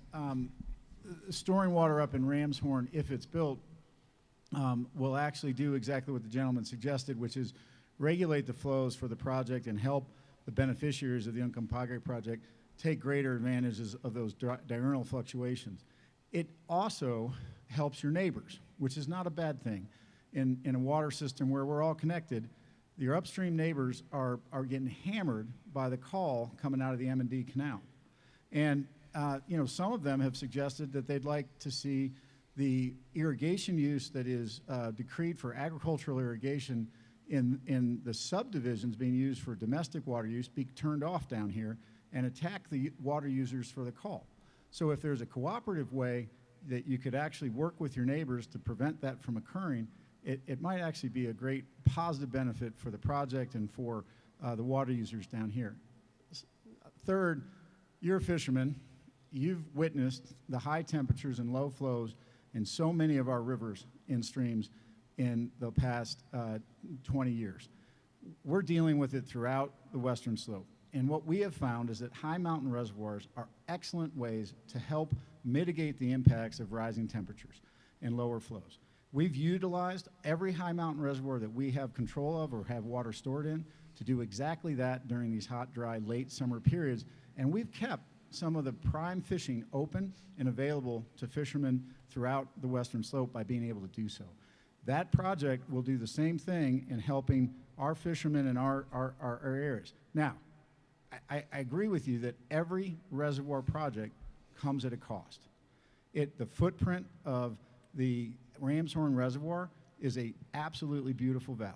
I personally was up there fishing a month ago, okay? So it's not without cost, and I totally appreciate that. But we all have to think about it as a society and have an opportunity to discuss the costs and benefits of a project like that. And right now, that project's being challenged by a number of opponents who don't want you to have that opportunity as a community to discuss them. They want to shut that project down, and they don't want a community discussion about costs and benefits. And it's that kind of information I think you and others want to know. You want to know what are the benefits, what are the costs, what should we do as a community here in the Uncompahgre Valley, right? But the opponents in the water court system would like to have those water rights abandoned before there's any public process designed to gather and engage in that public dialogue. And that's what I think needs to happen on that project.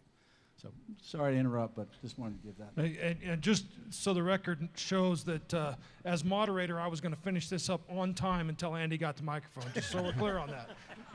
He's worse than I am, because I have one more thing to say, Don, and that is I'm the numbers guy, and you know, an engineer usually, everybody knows when they're in a hole. An engineer just tells you how deep you are. So in this case, the Uncompahgre Valley water users, they only have 11,200 acre feet of irrigation water in that reservoir. That reservoir has a variety of competing uses. Out of the 84,414 acre feet, it's 11,200 that goes to the Uncompahgre Valley water users. So at the end of the season, that water is valuable. The longer they can extend that, the better they can extend that, especially in years where, I mean, we're just seeing less runoff. The soil moisture conditions have been so dry. Any extra 2,000 acre feet of water, 3,000 acre feet of water, anything like that is golden. And so the benefits are for irrigation because it will help extend that 11,200 acre feet that they have in Ridgeway Reservoir. That's one of the numbers part of it. I just wanted you to know that. All right. Also, excuse me, Don, when the M&D call comes on, 80% of the Upper Uncompahgre priority water rights are shut off. 80%. That's everything, you know, basically all of Uray County. And how many times in the last 10 years has the M&D call came on? Many. Actually, I think when the other thing that really to note is that I think the sentiment was that when Ridgeway Dam went in, the call would never come on again. And in the last 30 years, it's pretty much half of that. Half the time that dam has been in, the M&D canal has called out the Upper Uncompahgre. And that's where Ramshorn and the Cow Creek diversion would help those irrigators alleviate the stress of that call. Well, one thing about it, we've followed on where I think you have a feel of how political water is going to be. The water users has hired an attorney to go back and review where we're at and how we're going to go forward. And, you know, we're getting into areas, the operations is one thing, and this political arena that we're in is huge. And that's one of the scarier things we're dealing with, is where this water's going to go. And so we're doing everything we can to make sure that the water users is covered and we can maintain status quo as best we can. Thank you. We've also came up with some grant money to develop a drought contingency plan to help with our water management also. So. All right, one last question. I just had a quick comment about the Tamichi River Valley. I was on the Gunnison County Land Preservation Board, the inaugural first 4 years of that, and through that program, 8 years I served on that board. Again, Gunnison County Land Preservation Board. pretty much the entire Temecula Valley from town up to Monarch is in conservation easements and will not change. So that's really a nice thing to think about. Thank you. Thank you very much. To end on a positive note for lunch. So I'm going to turn the microphone back over to Sue here in a second. There's two things that concern me a little bit here. Number one, she took the whiskey off the table when you guys got up here. And number two, I think everybody in this room has learned that, you know, when you get a water guy start talking, it's tough to shut him down. So thank you guys very much for your time here. Thank you for your questions.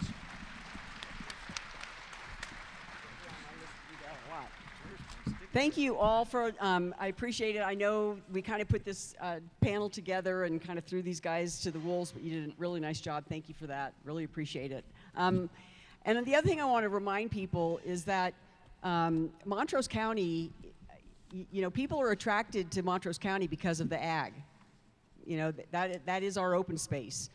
And what happens, most of the farm ground that people are subdividing is not in the Dobies. Guess where it is?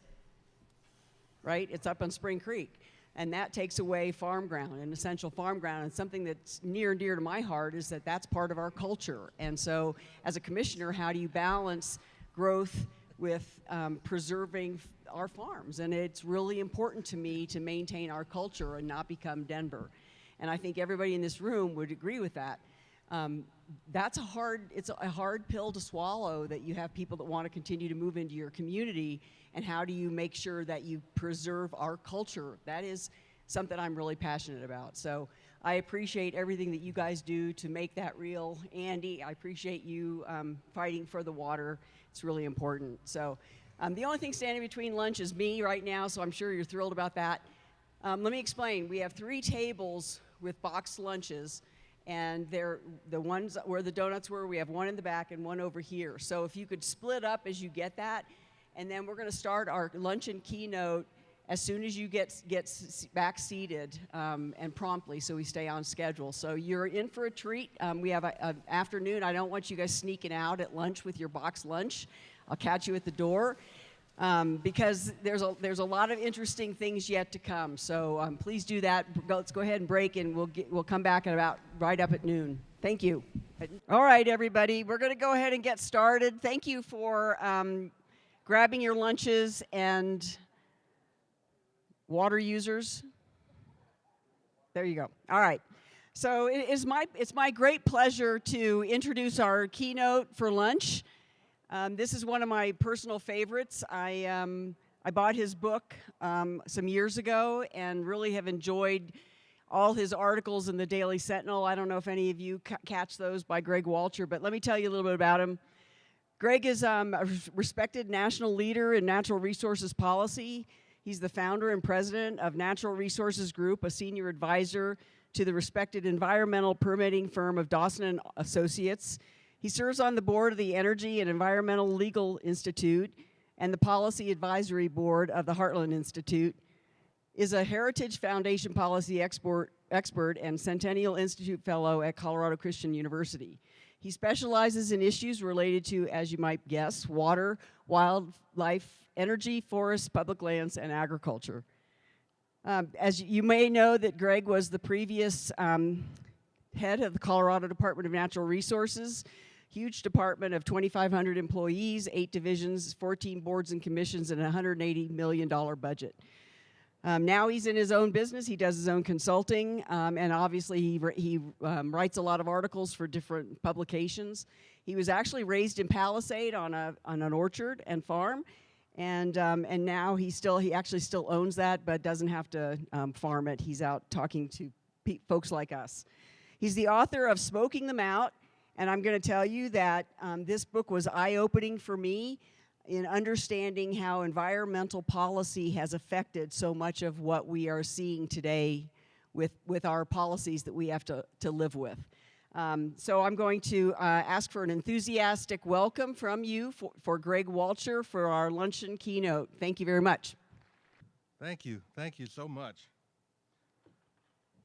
I appreciate being invited here, Sue. You and all of the organizers, thank you so much for putting this together, and thank you all for being here. I'm excited about the number of people here. There's some years when it's hard to get 5 people to care about water issues, and then there's other years when it's on everybody's mind, it seems. It explains the truth of Ben Franklin's writing that you never know the real worth of water till the well is dry.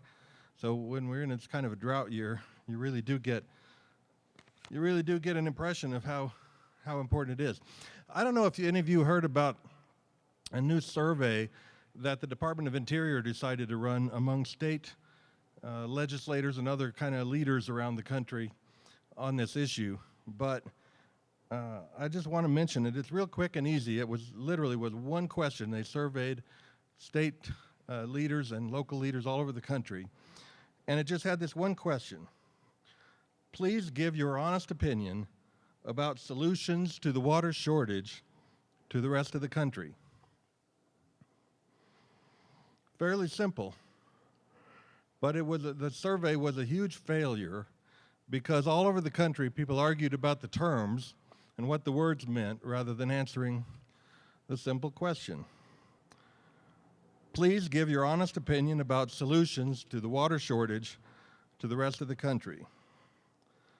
Well, it didn't work. In New Mexico, they didn't understand exactly what water meant. In New York, they weren't sure about the word honest. In Virginia, they argued about what in the world a shortage might be. In Massachusetts, they didn't get the word opinion. In Pennsylvania, they had no concept of the term solution. Washington, D.C. hadn't heard the word please. And in California, they didn't understand the meaning of the rest of the country. Sorry, but you know, when you're speaking about water issues in the West, you have to have kind of a dry sense of humor. Yeah.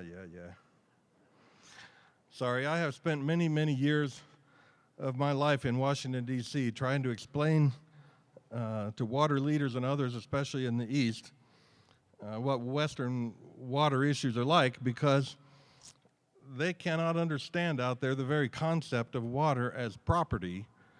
They don't understand why you'd have to have a property right in water rights. They spend more time in those kind of places trying to get rid of water, and so it just is a complete disconnect between the green part of the country and the not so green part of the country. And here's an easy way to understand why this is hard for them to get in Washington, D.C. Think about the Potomac River, which is roughly 400 miles long, compared with the Colorado River, which is 1,400 miles long. The Potomac River drains a basin of about 14,000 square miles. The Colorado River, about 240,000 square miles. The Potomac River supplies water to about 5 million people, and the Colorado River to more than 40 million people. And yet, in the 20-mile stretch of the Potomac River in the Washington, D.C. metro area, there is more water than in the entire 1,400-mile length of the Colorado River and all of its tributaries. So no wonder they don't understand what we're dealing with here. So here's the thing. Leaders who want to understand and succeed in the politics of the West have to understand the politics and the importance of water. So let me just give you a few harsh facts that help explain why water is so dearly held and so controversial everywhere in the West. Think about the photographs taken from the Apollo spacecrafts over the years of the Earth from outer space. And you picture this big ball of Moseley blue that shows up in the pictures. It's almost all blue in the photographs because 70% of the Earth's surface is water. However, 90% of all of the water on Earth is too salty to be available for human use. 5% of the water on Earth is locked at any given time in ice on the poles and in various glaciers. About 3% of it at any given moment is in clouds around the Earth. That leaves barely 2% of all of the water on Earth that is fresh water available for all of the plants and animals and people on the planet. Now think about this. Of that 2% of the Earth's water that is fresh water available for our use, a fourth of all of that fresh water is in one lake in the Soviet Union, in Russia. Sorry, when I was in school, it was the Soviet Union. Literally, 24% of all the fresh water on Earth is in Lake Baikal in Russia.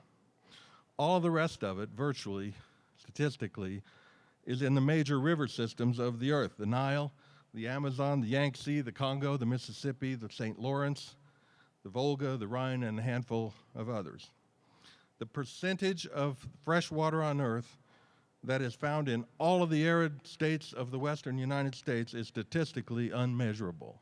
And I mean, literally, we're talking 0.0000 whatever. So for Colorado, I know I'm sort of preaching to the choir in a sense here, because you all know this as well as I do, but in Colorado the situation is way more complicated than that even, much more complex than mere shortage. Because in Colorado, 80% of all of our water comes in the form of snow, mostly within about a 4-month period. That's why Colorado has been known as the rooftop state, right? Because the water that falls on Colorado flows out. None of it flows in. The only other state that's true of is Hawaii. There are 5 million people in Colorado, but 100 million people in various downstream states, actually in 14 downstream states, are at least partly dependent on water that originates here in Colorado. 10 different states even have legal claims that require Colorado to deliver portions of its water to them, which further limits our own ability to grow and to use our water. Colorado does not have enough storage capacity in all of its combined reservoirs in any of its 8 river basins to store all of the water to which it is entitled under all of these various legal agreements. So every single year, Colorado loses part of its legally entitled water downstream because of our inability to capture and use it. And in some places, the demand far exceeds that, in others not so much. But the point is, we don't have enough storage in any part of Colorado to capture and use all of the water we're entitled to. And finally, as if all of that wasn't complicated enough, we always deal with the one more cruel reality in Colorado, which is that 80% of the water falls west of the Continental Divide and 80% of the people live east of it. So, friends, for these arid states, there will never be an end in our lifetimes, in our great-grandkids' lifetimes. There will never be an end to the political battles over a much too small water supply. And those battles are never really going to be about the amount of snowfall, which we cannot control, but about storage and diversion and use, which we can. Western states simply have to be able to capture and store their limited water supply during the few months of the year when the snow is melting and running towards the oceans, or there simply won't be any during much of the year. So put simply, Westerners have to store water during the wet periods, to use it during the dry periods, or they can't live here. I remember, Sue mentioned that I grew up in the peach orchards in Palisade. My grandpa not only was a peach grower, but also a ditch rider on the canal. And some of my earliest memories are riding with him in the pickup while he went up and down checking all the head gates. And my first, I guess, earliest understanding of anything related to water law was when my grandpa used to say, it's a lot better to be at the top of the ditch with a shovel than at the bottom of the ditch with a water right. I came to question later on whether he actually believed that. But that's sort of we've heard examples of that in this room just today. Talking specifically now about the Colorado River, which is foremost in our minds in the last few months, we have an interesting dilemma and a problem which other speakers way more qualified than me have already talked about, just because of the fact that there's less water today in the river than there was when the interstate agreements were made. One of the things that I keep telling people at water meetings is let's stop arguing about why that's true, because there are various different reasons for it. Is it because of all the invasive, non-native phreatophytes that grow along the rivers all over the West, tamarisk and Russian olives and the rest? Well, yes. Some estimates say we may be losing 1 million acre-feet a year to that. Is it because of the mismanagement of national forests that have allowed this vast overgrowth of trees and brush and all of the rest that Andy alluded to how so much of the water that falls on the Rocky Mountains never even makes it to the rivers. So is that the reason for it? Well, yes. The Bureau of Reclamation itself, in fact, estimates that in the lower basin, they call it evapotranspiration, the disappearance of snow off the trees before it ever gets to the ground, much less in the rivers. They say evapotranspiration is responsible for the loss of 4 million acre-feet of water a year in the lower basin. So it's not a small amount of water. So is this shortage we're dealing with because of non-native invasive species? Yes. Is it because of bad management of the public lands? Yes. Is it because climate change has reduced the amount of snowfall? Maybe that too. There's a number of different reasons why this may be happening, but I'm almost at the point where I'm ready to say I don't care what the reason for it is. The question is, what are we going to do about it? It's like the same kind of question as with the catastrophic forest fires. People argue over whether that's because of poor management or because of global warming. Reasonable people may disagree on the causes of what we're seeing, but that bogs us down into this never-ending argument that just solves nothing. The question ought to be, what are we going to do about it now?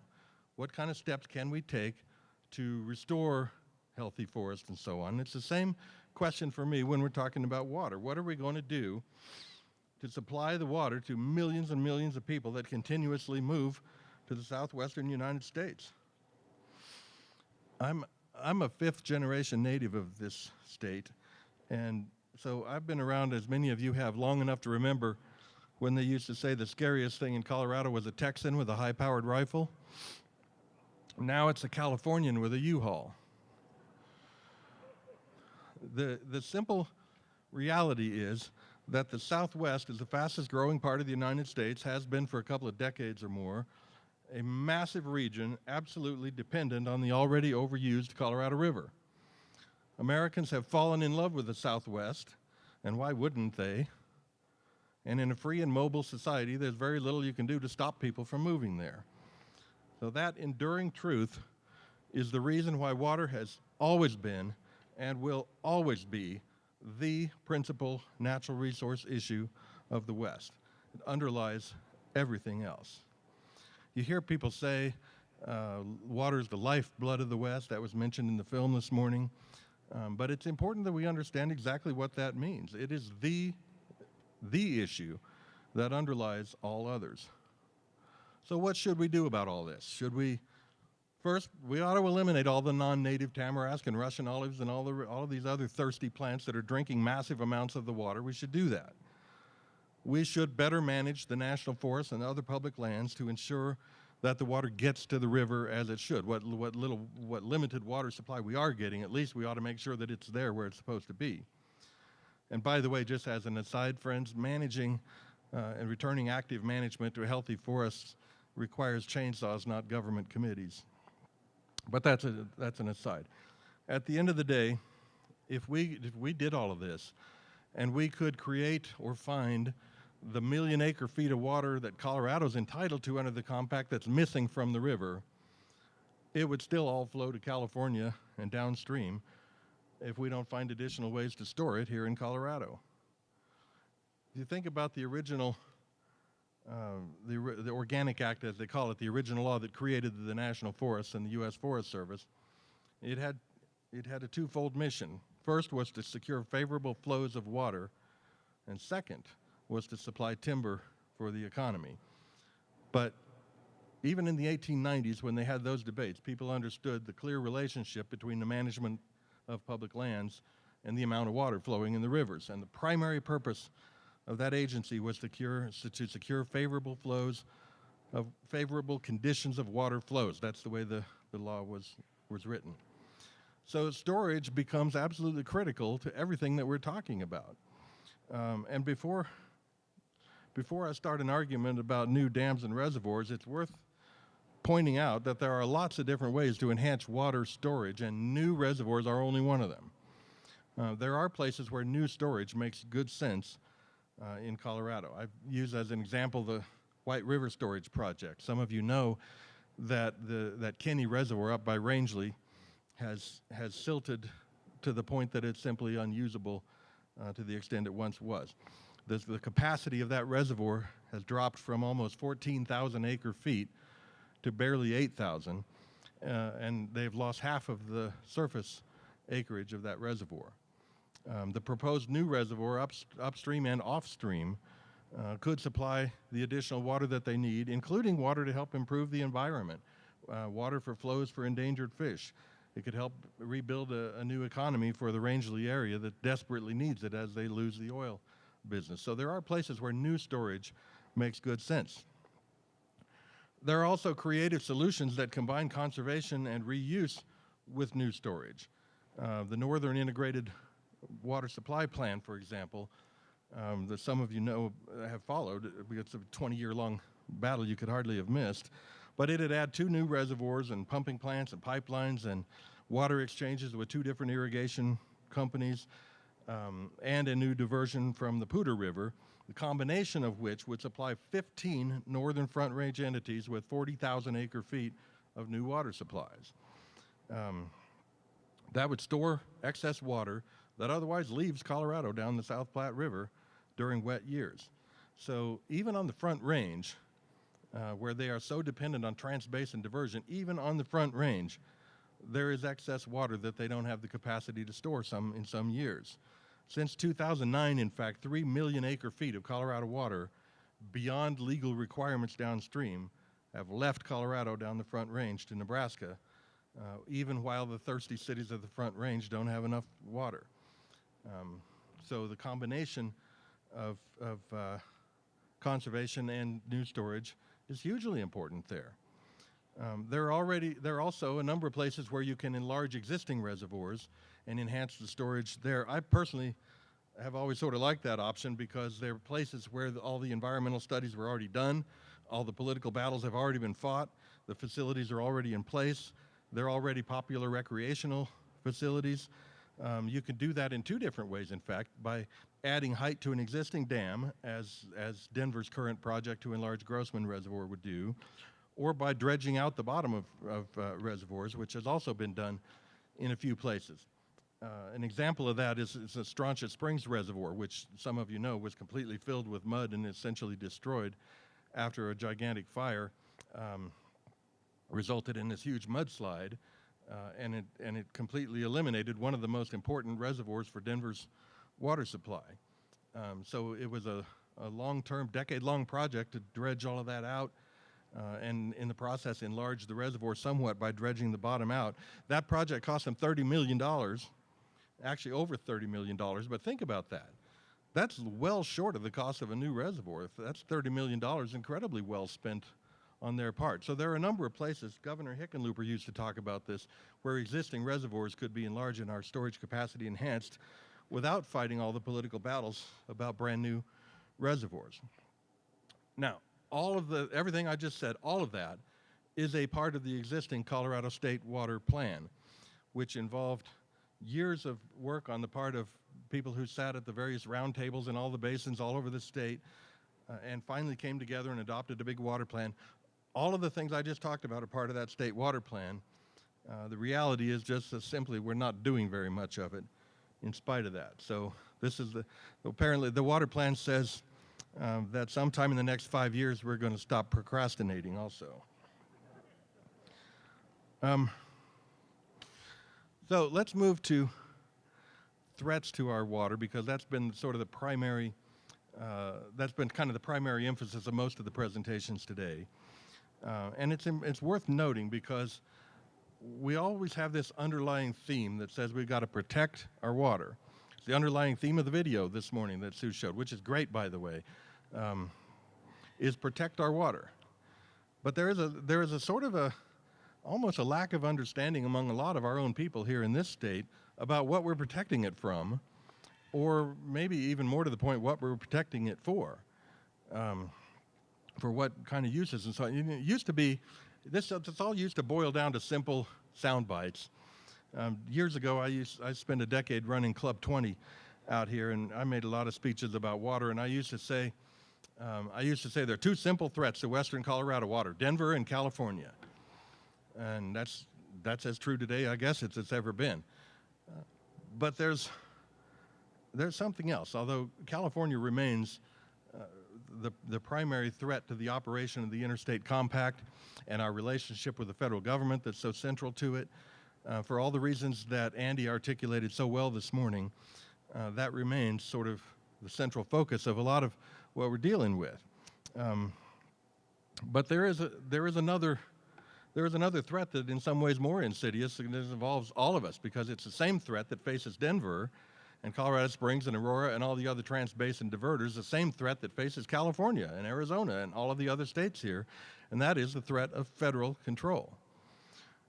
It's worth spending just a couple of minutes thinking about that. When you have a federal agency, and here I'm not even talking about the Bureau of Reclamation, but about the Corps of Engineers and the EPA, when you have a federal agency publishing regulations, which they sort of euphemistically referred to as waters of the United States, it's a term we should never use, by the way. They call it WOTUS, is the acronym for Waters of the United States.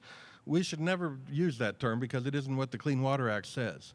The term in the Clean Water Act is navigable waters of the United States, in WOTUS. Whenever we mention it, we ought to say that.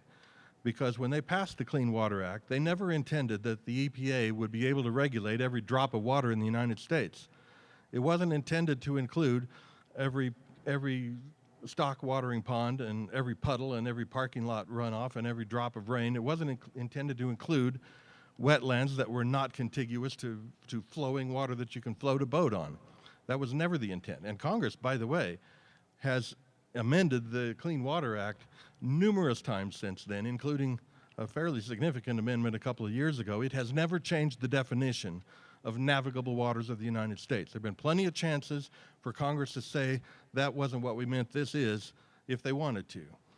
So in my mind, we ought to be absolutely adamant in saying the federal government has no authority to control water that is not connected to interstate flowing navigable water rights, and we ought to maintain, sometimes even when something becomes part of the conventional wisdom and everyone has just assumed this is what it means for a generation, it doesn't mean that's what it means. And some of these battles are eternal for people in Colorado, and we should never give an inch on some of this stuff.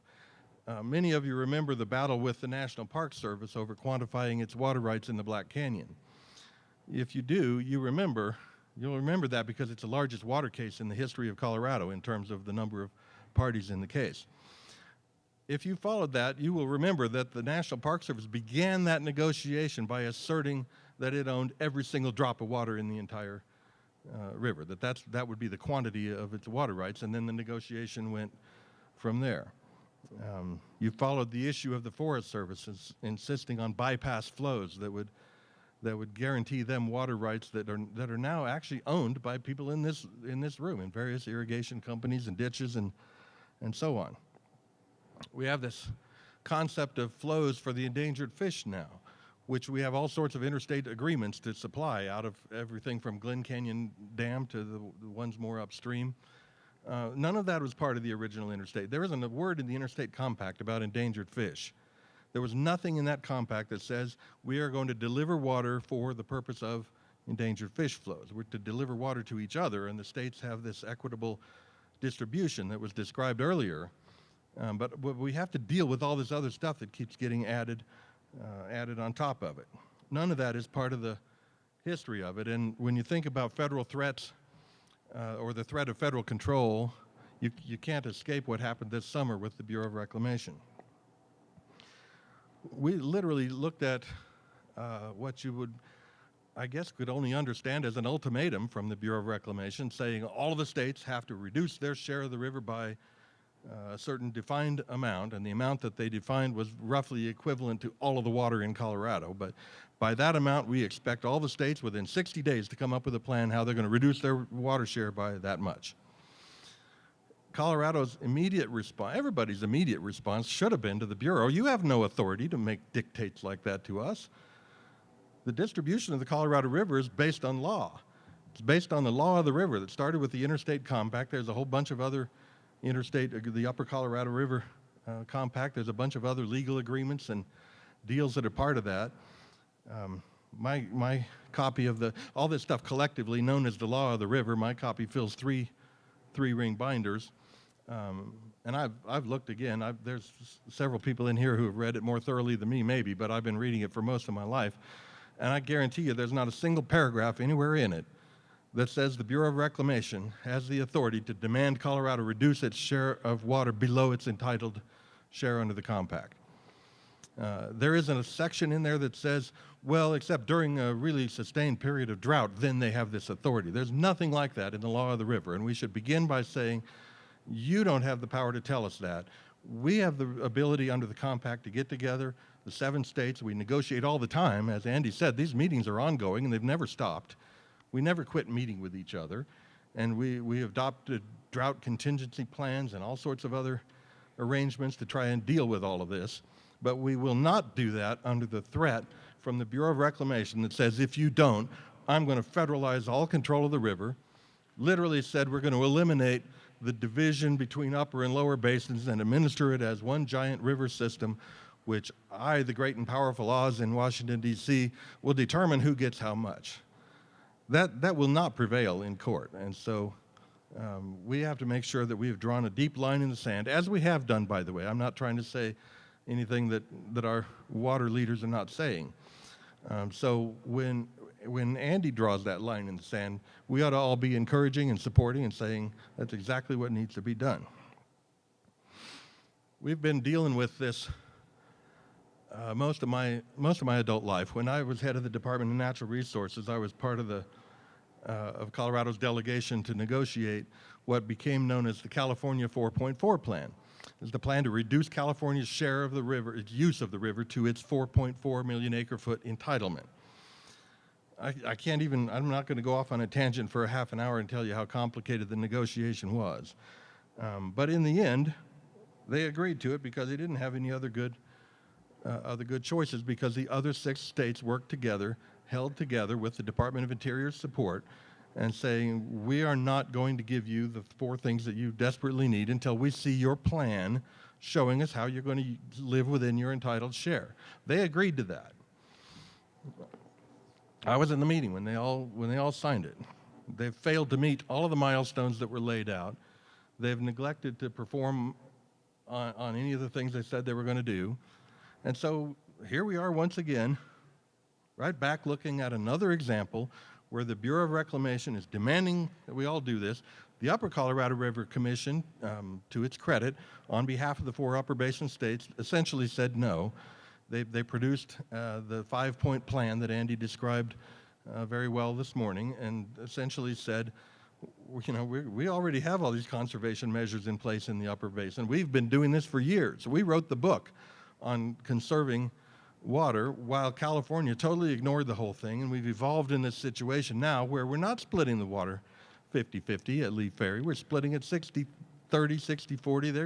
They're getting way more than their share in the lower basin, and the government wants to come to us and say, you guys have to reduce your use of the Colorado River. We've done that.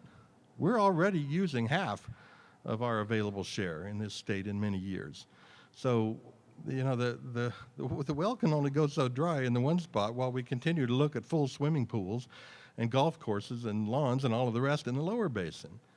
So I hear the suggestion that we all ought to rip out our turf grass here in Colorado, and lots of people have done that, and power to them. I don't have anything against somebody who wants to save water like that. But there are also lots and lots of us who say, show me some place in California where they're ripping out their turf grass and tearing out their swimming pools, you know, before I want to do that. I looked at the Imperial Valley, which as has been said is the largest of all the water rights on the Colorado River. It's by far the largest of California. It has 2/3 of California's entire allotment goes there. And they had a situation when we started this negotiation back in the 90s with California. And I'll just tell you, this had to be done at their request, right? California has a weird sort of dynamic in the interstate compact. They're entitled to this much water, plus any unused water from Arizona and Nevada's entitlement, plus any surplus water that happens to be in the system during any given year. Well, for the first 50 years, there was no need to define those terms. But over the course of time, with the growth of Las Vegas, Nevada grew into its entire use of the entitled use of the river. And with the construction of the Central Arizona project, they were finally able to use their share of the river.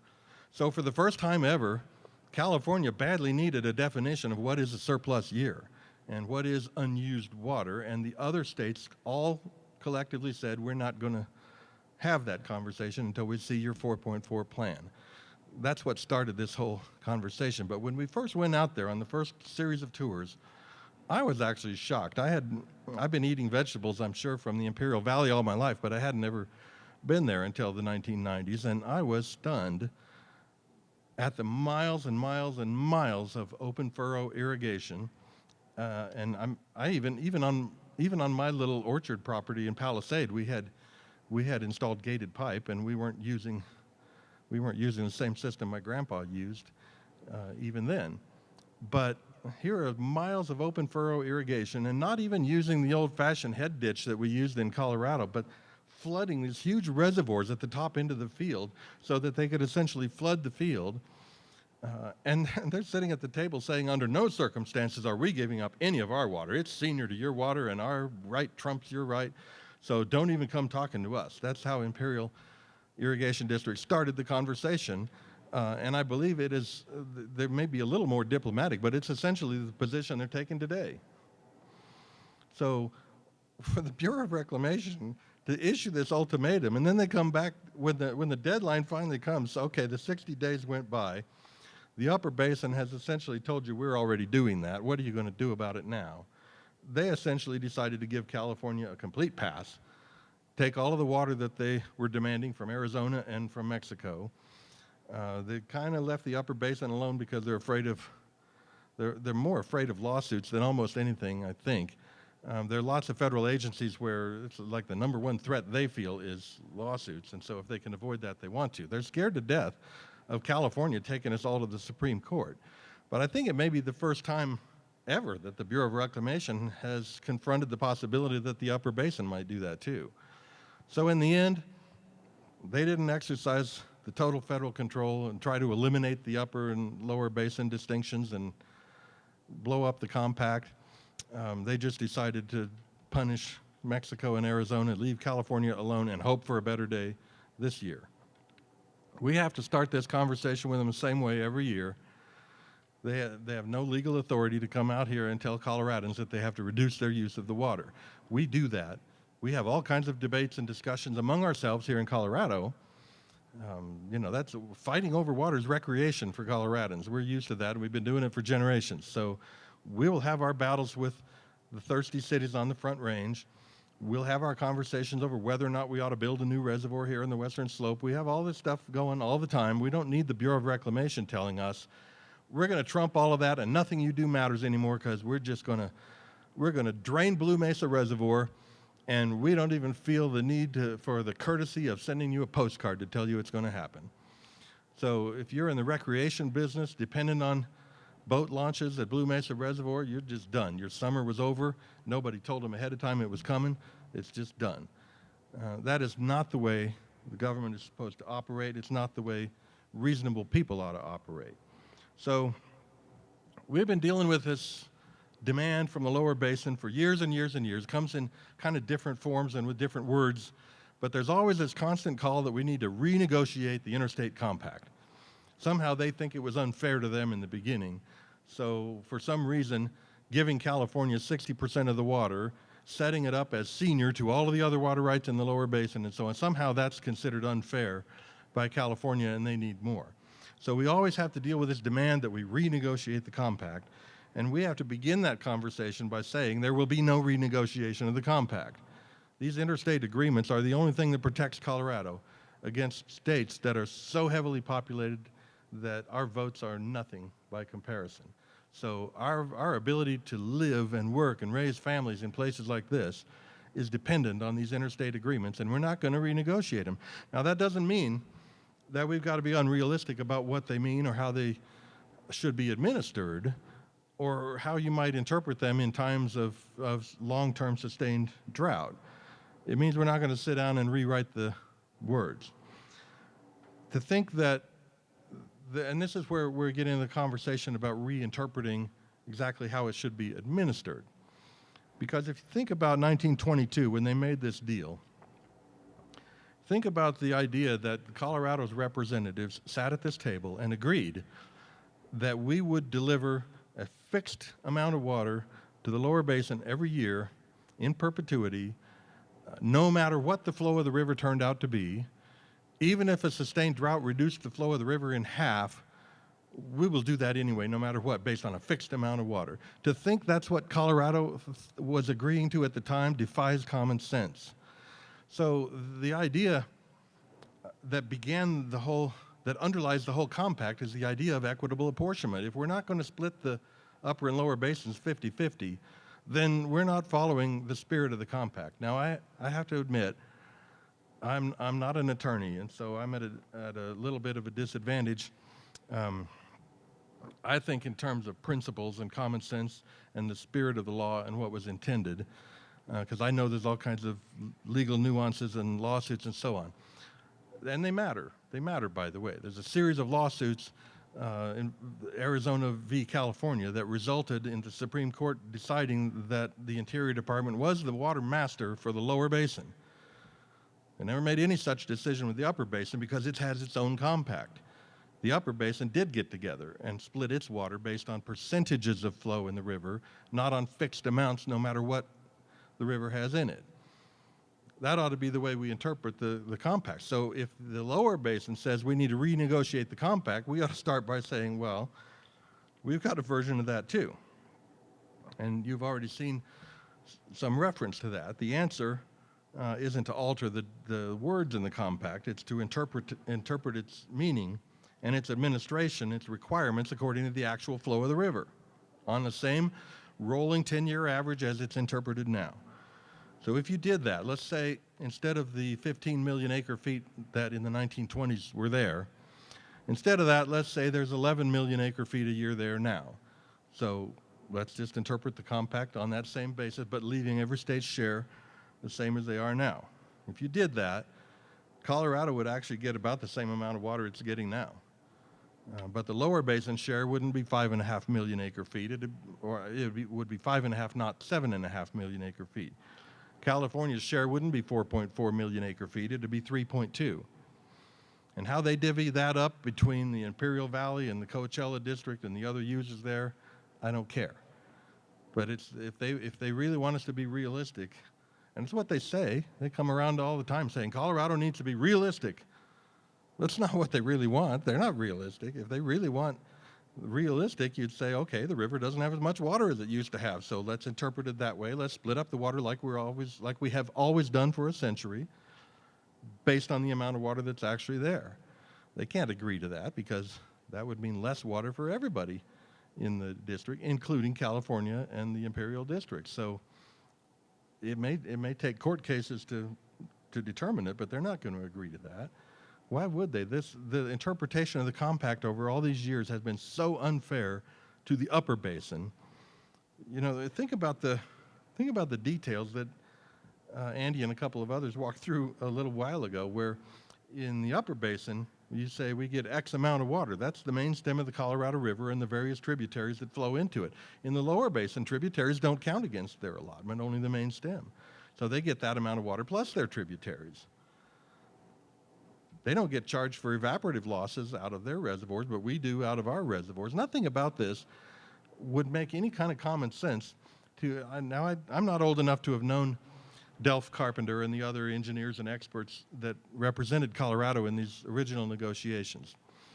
I have been in the room where they signed it and where they made these agreements at Bishop's Lodge near Santa Fe. And I can tell you, in the room where these meetings took place, there's no secret device that when you walk in the room sucks out half your brain. There's absolutely no chance that Delph Carpenter and the others went into that room thinking California gets X amount of water no matter what happens to the river in the next 100 years, even if it means Colorado gets none. You think he would have agreed to that? It wasn't part of his concept at the time that evaporative losses would get charged there but not there, or tributaries would be included there but not there. This is all stuff that's been added interpretively later on, that some people consider part of the law of the river today, but it isn't part of the interstate compact that we agreed to. So I'm 100% with Andy when he says the compact ought to be administered this way. It ought to be administered in accordance with the intent of it and the purpose of it and the agreements that Colorado made at the time. And if the Bureau of Reclamation wants to blow it up and do something different, we'll see them in court. Now, I probably should end there because there is an interest in getting us back more or less on time. But I don't want to let it pass without talking about desalination just for a minute. Because every water meeting I've ever been to, somebody inevitably will come up to me and say, why don't they just use the Pacific Ocean? And it's worth talking about because it underscores, in my mind, some of the most disingenuous aspects of the whole negotiation with California. You talk about the various advantages they have in the interpretation of the compact and the advantage they have with the federal government that seems to want to do whatever California wants. What bigger advantage can you have than 840 miles of coastline on the largest body of water on Earth? So, of course, people in the Upper Basin are going to say, why don't you use that water? Desalination projects exist all over the world, and yet California just adopted a water plan that includes that. Governor Newsom was really proud of it, made a big press conference and announced the importance of 5 different things they're going to do in California, one of which is desalination projects in the Pacific Ocean. But there was one big project that worked on for more than 20 years, finally had all the studies and everything done, and the California Coastal Commission voted it down unanimously, under pressure from some local people that didn't want it. They thought that it would have some effect on fish, but the technology has way passed that by. There are projects like this all over the world where they take the water from underneath the ocean floor and has no effect on fish at all. That bridge has been crossed. There are, and by the way, when the Coastal Commission voted it down, they made the announcement that they hope that in the near future that the technology will catch up with this and somehow will make this possible in the future. There are 18,000 desalination projects all over the world in countries you wouldn't even think of in terms other than third world. They supply almost the entire water supply for whole countries, including not just Israel, but Saudi Arabia and other countries, even some that are bigger than that. Huge projects being built in Australia and New Zealand and elsewhere.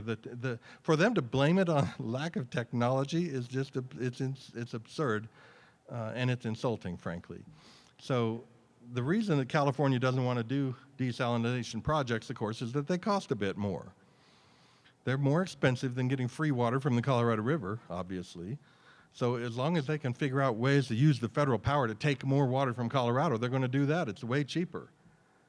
We ought to just say, show us the desalination project in the same way that we once said, show us the 4.4 plan. We ought to say, let's start with that part of the conversation, and then we'll figure out how much water California actually is short.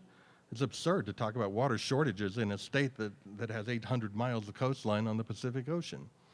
So I think that ought to be part of the conversation as well. Bottom line to this whole thing for Colorado, in my mind, is complacency versus eternal vigilance. And I mentioned earlier what we sort of commonly think of as the greatest threats to Colorado water. Trans-basin diversion is always a threat for people on the West Slope. Downstream states everywhere, their use of federal power, all of those are threats to Colorado's use of its water. But there is another threat, and it just needs to be acknowledged, and that is the complacency of our own people. We have people here in Colorado who haven't given 2 seconds thought to water. They do understand kind of the buzzword. They know the bumper sticker that says protect our water. Protect it from what? From whom? And more to the point, what are we protecting it for? Are we protecting it for our ability to use it, or for some other kind of purpose? Let me just ask, when a couple of people have sort of hinted at the idea that the Bureau of Reclamation may decide that its water rights can be used for something different, and you all know under Colorado law you can't do that. If you have a water right, you have a decree that says how much it is, where it's diverted from, what purpose it's put to, how much of it is consumptively used versus put back in the stream and so on. All of that's part of the water decree, which apparently the federal government doesn't feel any obligation to. So the idea that they might take these water rights that they own, supposedly, this is where the non-lawyer in me comes out again. Because in a legal sense, I've had a number of people, you know, I made the statement in one of my weekly columns that the government owns all these facilities, which is our disadvantage. They own the dams and the reservoirs and pipelines and so on, and so they control the head gate. That's a disadvantage to us, but I said they own the facilities, but they don't own the water behind it, because the water in this country belongs to the people of the states. And that couldn't be more clear in the constitutions of every western states. The water in Colorado belongs to the people of Colorado. So I just made the statement, they own the dam, but not the water behind it. Well, right away, people who understand the details of law better than me said, well, actually, the Bureau technically owns the water rights too.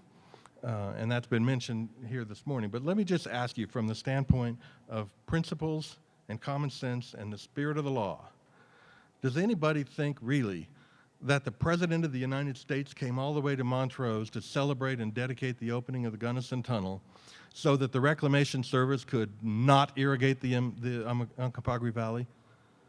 I mean, is that the purpose of the whole thing? The idea is insane. It defies common sense. If the Bureau technically owns water rights, it is only for the purpose, like so many other federal things, that they hold it in trust for the people who live here and for whom this project was provided.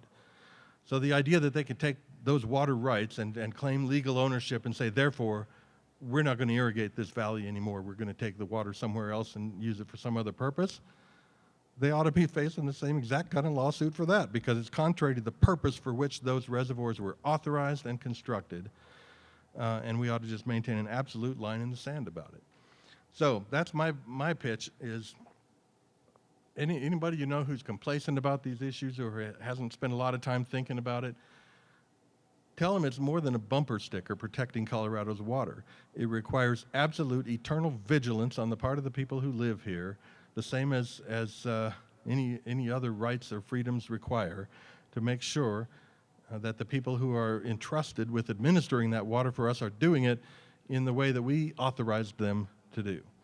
So with that, I'm gonna stop and say how much I appreciate you being here. And Sue, thank you for mentioning my book. This book isn't just about water, by the way. It has sections on forest management and public lands and endangered species and energy and all of the rest. It has made all of the right people mad in all the right places.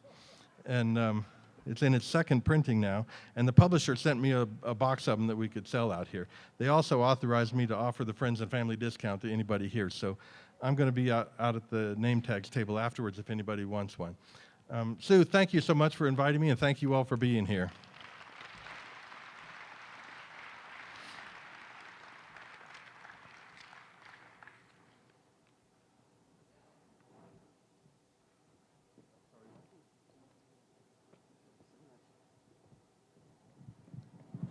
All right. You guys want to do a knee bends or something right after lunch? You know, it occurred to me that California has taken a beating. I hope there's no Californians here. But you know, I want to let you know as a commissioner, I don't care where you're from. I really don't care where you're from. What I care is that you take care of our land and that you respect what we have here and you respect the way we live here. That's what's important to me. So whether you're from Minnesota or Texas, or it really doesn't, I don't care. And to that end, we actually have this Code of the West. You know, we actually realize that residents come here from wherever, they don't understand the water, and it was our hope to help them understand it. So we came up with the Code of the West, which is not original, but it's on our website. It basically says, guess what? We have cows. You might encounter a sheep on the road.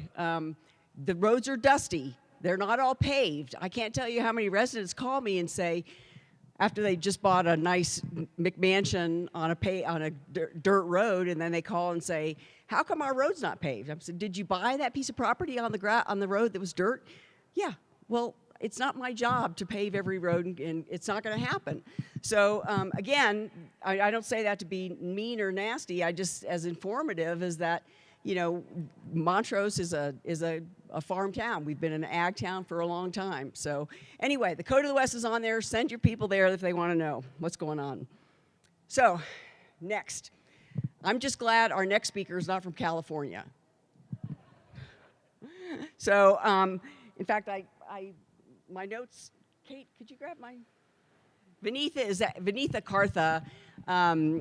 After attending Andy's annual water summit, I was so impressed with the Central Arizona project that I wanted to have someone here from the lower basin. Thank you so much. It seems that we always, we're not going to get to a point of where we can negotiate or even have a conversation if all we're doing is pointing the fingers at the lower basin. And while we've already heard that there's some responsibility that the lower basin bears, it's also important to understand what they're doing to save water and to do the things that they think are right for their citizens. So anyway, Vineetha Kartha is our next speaker. She's working with the Colorado Rivers program. She's a Colorado Rivers program manager with the Central Arizona Project. And in her capacity and with her team, she provides technical and policy support to management and the CAWCB board of directors.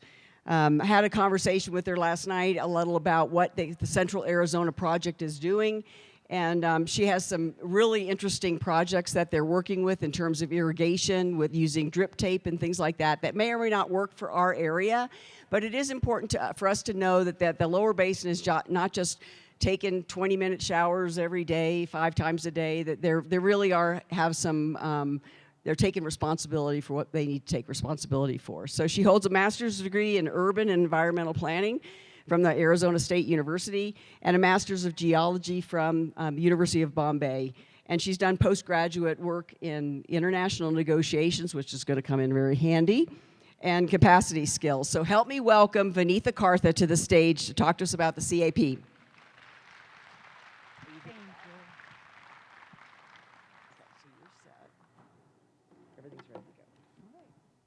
Thank you, Sue. And I just wanted to say, I have never been treated with such love and hospitality anywhere that I've visited. It's all thanks to Sue and her team. I just really enjoyed the hospitality that you have provided me. It was such a great welcome, and I want to say I would like to return this favor to you someday and hope you can visit us in Arizona and show you that we don't take 20-minute showers. I am, however, disappointed that Sue took the whiskey bottles away from here, because guess what? We are drinking a lot of whiskey in Arizona. We don't have that water anymore. Whatever little water we have, oh, there. We have been fighting with California for all that water. So whiskey is for drinking. We have proven that. Anyway, thank you, Sue, for inviting us. This is fantastic. I'm so happy to see the number of people that are here. It's really encouraging to see that there's a lot of attention to water supply, water demand issues. So you should all be very proud of yourself. This is fantastic. We need people to pay attention to what is going on with water, especially in the Colorado River Basin, as of this year, and actually perhaps maybe from the last 20 years. This is really important. So we are doing this after lunch, and I hope I don't lull you to sleep. I will try my best to keep this entertaining. So my name is Vineetha Kartha, and I work for the Central Arizona Project. It's the canal that you see on the screen right there. This is a 336-mile canal. It brings Colorado River water from the river all the way to Central Arizona. We serve 3 counties where 86% of the Arizona's population reside. The 3 counties are Maricopa County, which is where the city of Phoenix is, city of Scottsdale is, and then we serve Pinal County, which is where a lot of the Central Arizona agriculture is located. And then we also serve Pima County, which is where the city of Tucson is located. And also, we have a lot of mining operations in Pima County as well. So this is a pie chart that shows our water supply in the state of Arizona. This is for the entire state. So when you see 36% of Colorado River supply, remember, this is for the entire state. If you were to take it down to the on-river communities, the communities that live by the river, that number changes to 90% or more. They have no other supply other than the Colorado River. If you come to where I live in the city of Phoenix, in Maricopa County, that percentage, the 36%, comes down to 30% because we have in-state river. We have salt and woody system. We get water supplies from them. We also have groundwater supplies that is available to us to use. And we most certainly use a lot of effluent in Maricopa County. If you go down to Pinal County, that 36% changes to 50%, and groundwater changes to the other 50%. There is no surface water supplies available in Pinal County. If you go to Pima County, again, the Colorado River supply goes up to near 50%. Groundwater goes up also to 40%. The reclaimed water also goes up because we do have a lot of industry, and every drop of water there is used more than 7-8 times. So we do pay a lot of attention to reusing water, reclaimed water, effluent. We make sure we use that a number of times. And this is a seed that I wanted to plant. How do we use our water? More than 70% of Colorado River water in Arizona is used for agriculture. And almost 70% of that uses furrow irrigation. I want to put that out there because, like Sue mentioned, we have been doing a lot of projects. And I wanted to show you how we have been chasing the drought at both the ends. And Andy talked about this quite a bit, and I'm really glad Andy showed a lot of images. I'm using a lot of words. I made this slide yesterday night after this amazing dinner we had with a lot of the colleagues. You heard Greg speak today as well. So after hearing everyone speak, I thought it was important to show that how 2022 has turned out. In May, after we are entering the third year of really low runoffs into Lake Powell. In May, the Department of Interior decided that they would reduce the releases from Lake Powell to 7 million acre feet. That means Lake Mead was not able to get 480,000 acre feet of water from Lake Powell. It got reduced to 7 million acre feet, and Reclamation also increased the releases from Flaming Gorge by 500,000 acre feet. They did this so that Powell does not go below power pool at 3490. That is not just for hydropower. Imagine if you have a large fire hose and you could deliver all of that water. If you go below 3490, you have only access to 4 garden hoses. And that does not allow you to release the same volume of water that Powell releases. So they took that action in May. In June, Reclamation announced that the dire conditions in the Colorado River and recognized that we need at least 2 to 4 million acre feet, not just this year, 2 to 4 million acre feet every year from now on to save the system, to bring the system back to sustainability. In August, the basin states did not meet the deadline. So in June, when Reclamation announced that, they also gave the basin states a 60-day time frame to work our issues together and come back with a voluntary plan to come up with that 2 to 4 million acre feet. It was hard. Basin states did not meet that deadline. Reclamation in August did not take any additional reductions. The shortages that we are facing in Arizona is part of the agreements we signed back in 2007. It's called the 2007 Interim Guidelines. And under those guidelines, the state of Arizona agreed to take shortage reductions in the lower basin based on the elevations in Lake Mead. This year, we are in a tier 1 shortage. That was because Lake Mead was below 1075 last year when they projected out. This year, in August, when Reclamation ran the model, Lake Mead was below 1045. And for that reason, we are taking the Tier 2A reduction. This is not going towards the 2 to 4 million acre feet. The 2 to 4 million acre feet is additive. What reclamation wants us to do is shortage plus an additional 2 to 4 million acre feet.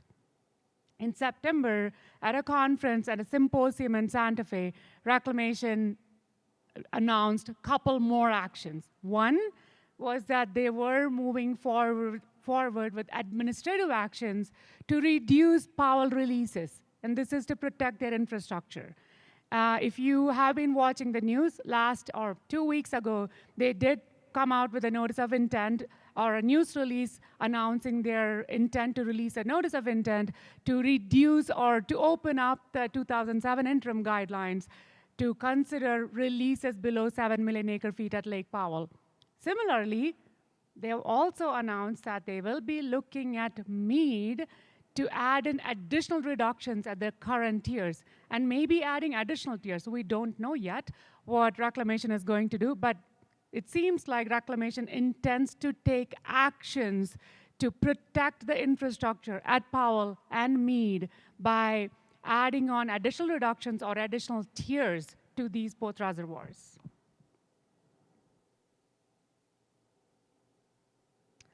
So let's see what happens to Lake Mead. Let's say, hypothetically, if we were to receive a water supply like in water year 2002, which was about 3 million acre feet a year, if that happens, Powell release would have to be reduced to 5.5 million acre feet to protect 3490. What happens to Lake Mead then? If we receive a 5.5 million acre feet, Lake Mead, look at the green line. Lake Mead at the end of 2023 goes down below 1,000. Our power pool is at 950. Our debt pool is at 890 feet. So if we get a 5.5 million acre feet release, we go down below 1,000. At that point of time, there's only about 4 million acre feet of storage in Lake Mead. And if that continues, because if you're getting 5.5 from Powell, there's no way we are getting an additional volume of water from Powell the year after. So if we were to get that, we are then heading towards debt pool right away. So this is serious, and I hope everyone's watching this and understanding how dire a situation Colorado River Basin is in. These are unprecedented actions. These are unprecedented challenges. So let's go back, now that I've given you a shock treatment, let's go back to short-term impacts to the stakeholders that we supply water to in Central Arizona. So Tier 2A shortage in Lake Mead. What happens in Lower Basin? In Lower Basin, in a Tier 2A, the state of Arizona, we take a 592,000 acre feet reduction. That is 21% of our entire water supply. It is 34% of CAP's water supply, and it's about 9% of the entire state of Arizona's water supply. So it is a pretty big impact. This is way more than California's proposal, which is not really actionable yet, but that is way more than California's proposal of 400,000 acre feet. We are taking that next year. We don't have a choice. Nevada takes 25,000 acre feet of reduction to their 300,000 allotment. Mexico takes an additional 104,000 acre feet, which is approximately 7% of that country's allotment. Guess who doesn't take any cuts next year? California takes absolutely no cuts.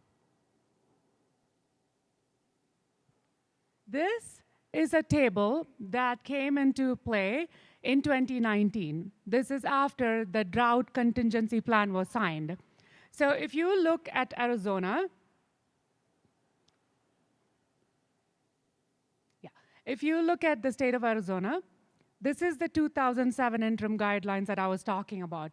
We signed the guidelines after there was recognition that reservoir storage will need to be sustained, because in 2000 through 2004, because of the low runoffs in those years, our reservoirs across the basin came down by 50%.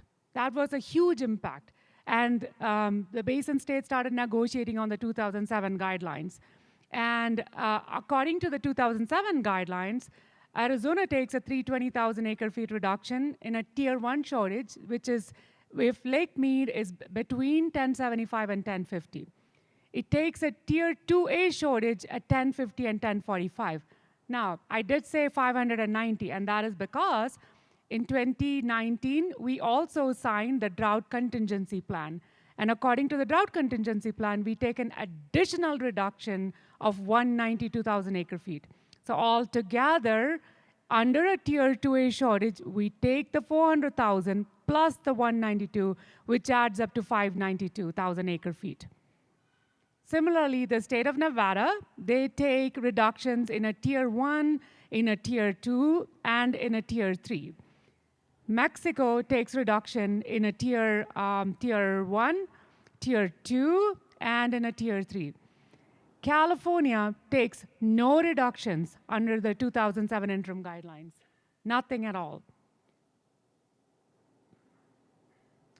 So how does the 592,000 acre-feet impact us?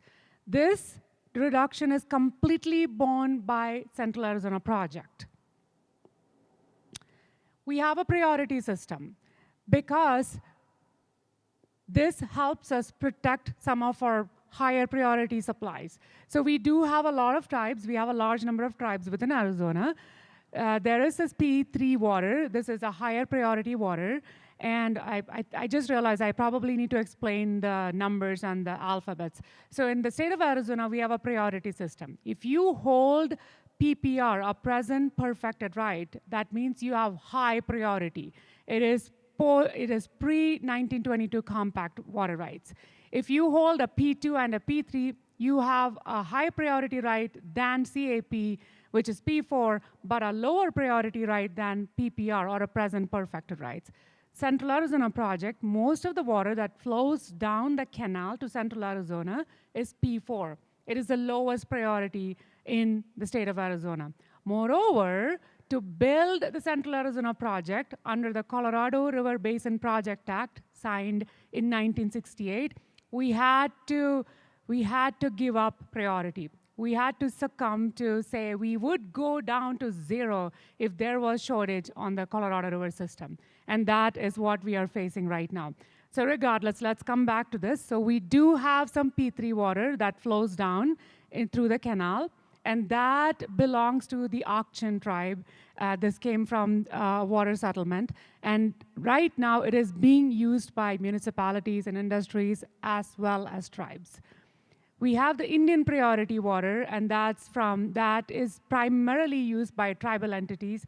Some examples are the Gila River Indian community. We have Tohono O'odham. We have a large number of tribes in Central Arizona, and a lot of them get this Indian priority water. We have the M&I priority water, which is being used by a lot of the cities, City of Phoenix, City of Scottsdale, City of Tucson, and then we have the NIA pool. This is, NIA stands for Non-Indian Agriculture. So back when Central Arizona Project started to deliver water, there was a high capital charge. And this entire block originally used to be agricultural supplies. And in the 1970s and the 1980s, as CAP water started to get delivered into Central Arizona, it became very expensive for our agricultures, for our farmers. And they decided to give up that water in return for some subsidies. And that water was then reallocated or kept for reallocation to tribal settlements, as well as to any entities that might need Colorado River supplies. So that is an NIA, Non-Indian Agriculture. And above that comes the ag pool. And then we have some excess water that we haven't received in many, many years. So if you're at the bottom, that's where you want to be at, because that's high priority water.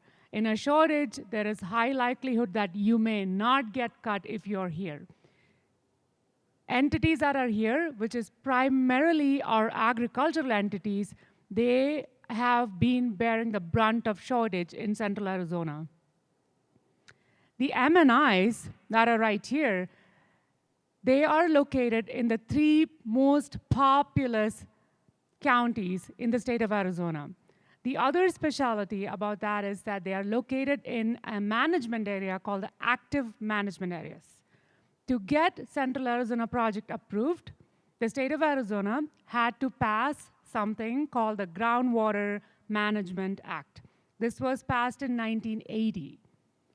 With the Groundwater Management Act, our groundwater use went down precipitously.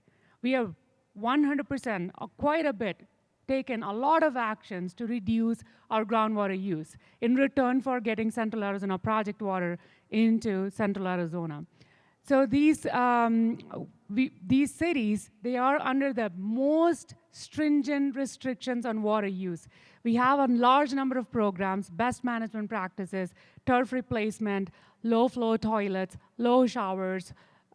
There's a whole large number of programs, tiered pricing systems. So all of these cities that are here, all of the cities that get water from some of the leases through the tribes, they all have to follow the laws under the Groundwater Management Act.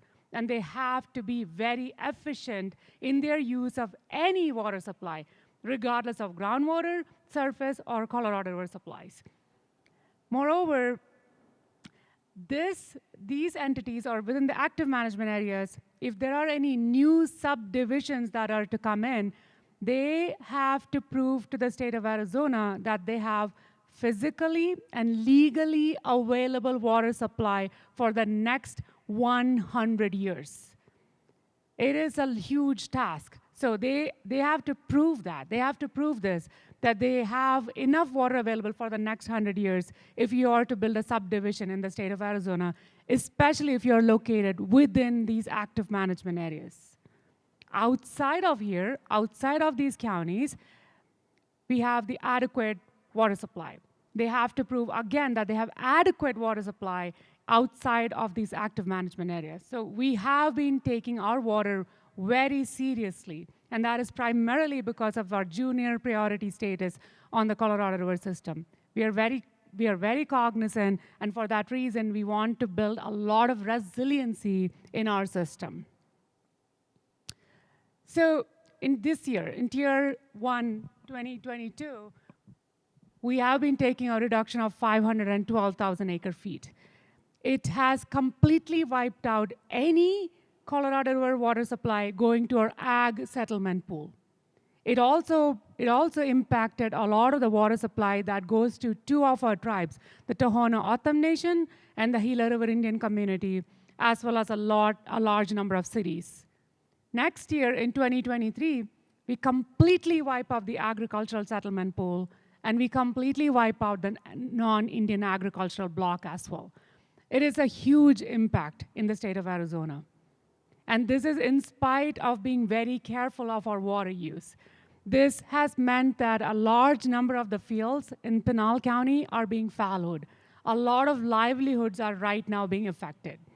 I do also want to point out that we do have a program called the Groundwater Savings, or you can store water underground. So through that program, the M&Is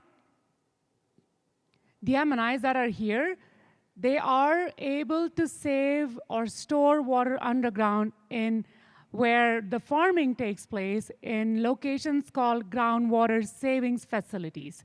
So for that reason, because of this sharing mechanism and because of the storage mechanism, while the agricultural settlement pool is completely wiped out, they don't have access to their own entitlements, they have some access to some Colorado River supply because the M&Is have agreed to store some water in those groundwater savings facilities. So that is really important, and I also want to put that seed because I want to talk about this a little bit more further ahead. In 2019, the state of Arizona signed the drought contingency plan, as I mentioned, and that meant that we had to take more reduction at higher elevations in Lake Mead. And with that, because it impacted a lot of the agricultural pool, like I pointed out, it impacted a lot of the NIA, the non-Indian agricultural pool as well. We had to take a program to the legislature, which included a lot of agreements. In the state of Arizona, our director of the Department of Water Resources cannot sign agreements without legislative approval. So for that reason, we had to come through with a plan or a proposal that had buy-in from most of our stakeholders before we got the approval. So what that meant was, as ag parties were being impacted quite a bit, we had to provide mitigation. So in 2023, or post-2023, while they don't get any Colorado River water supply, the legislature did provide a fund for the agricultural folks to build enough wells or reconstruct wells to receive at least 70,000 acre-feet of water in a year. So that is ongoing. We also have some mitigation commitments to some of our cities and some of our tribes, which we did not have to provide in the first 2 years, but we did provide some mitigation in 2022, and we will be providing some mitigation in 2023. And the way we set it up was that because this pain was to be equally shared, we would taper it. So the first 3 years, we would provide 100% mitigation, and then as the drought or as the years went through to 2026, we would reduce our mitigation from 100% to 75% to 50%. The water for this mitigation is to come from ICS, or intentionally created surplus. That is water that we stored in Lake Mead through intentional conservation, by fallowing lands, by paying folks to reduce their demands on the Colorado River system. So we do have some mechanisms available. We also have a storage reservoir in the central Arizona service area. It's called Lake Pleasant. It is kind of our storage reservoir, so we do have some operational flexibilities there. So we are able to provide some water to the cities from there as well. This is too much into the weeds. I'm not going to spend too much time there. And so once we start to provide mitigation, as you can see, the NIA pool that may have been wiped out under full shortage, we are able to fill it up a little bit with some mitigation water, from some water from the Salt River supplies, some water from our water bank, and some water from the ICS supplies that we have stored in Lake Mead. So this is where I want to spend the most time. As I told you, in 1968, when the Colorado River Basin Project Act was signed, we had to give in. We had to provide for, we were given junior priority in the system.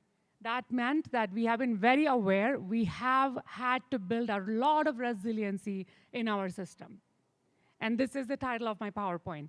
And how have we built resiliency? We have been storing water underground. We have been storing water underground. We have been doing a lot of conservation, and we have been adapting. We have been reducing our demands on the river, and plus, we have been looking to augment our supplies.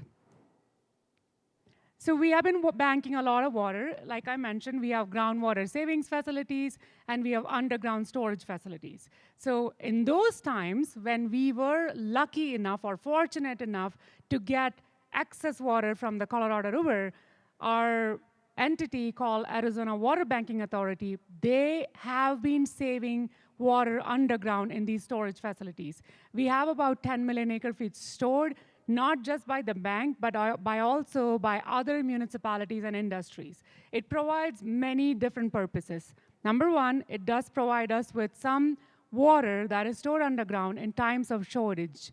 We cannot take it all out at once. It has to be taken out slowly. Number two, it also helps entities that do not have direct access to the canal.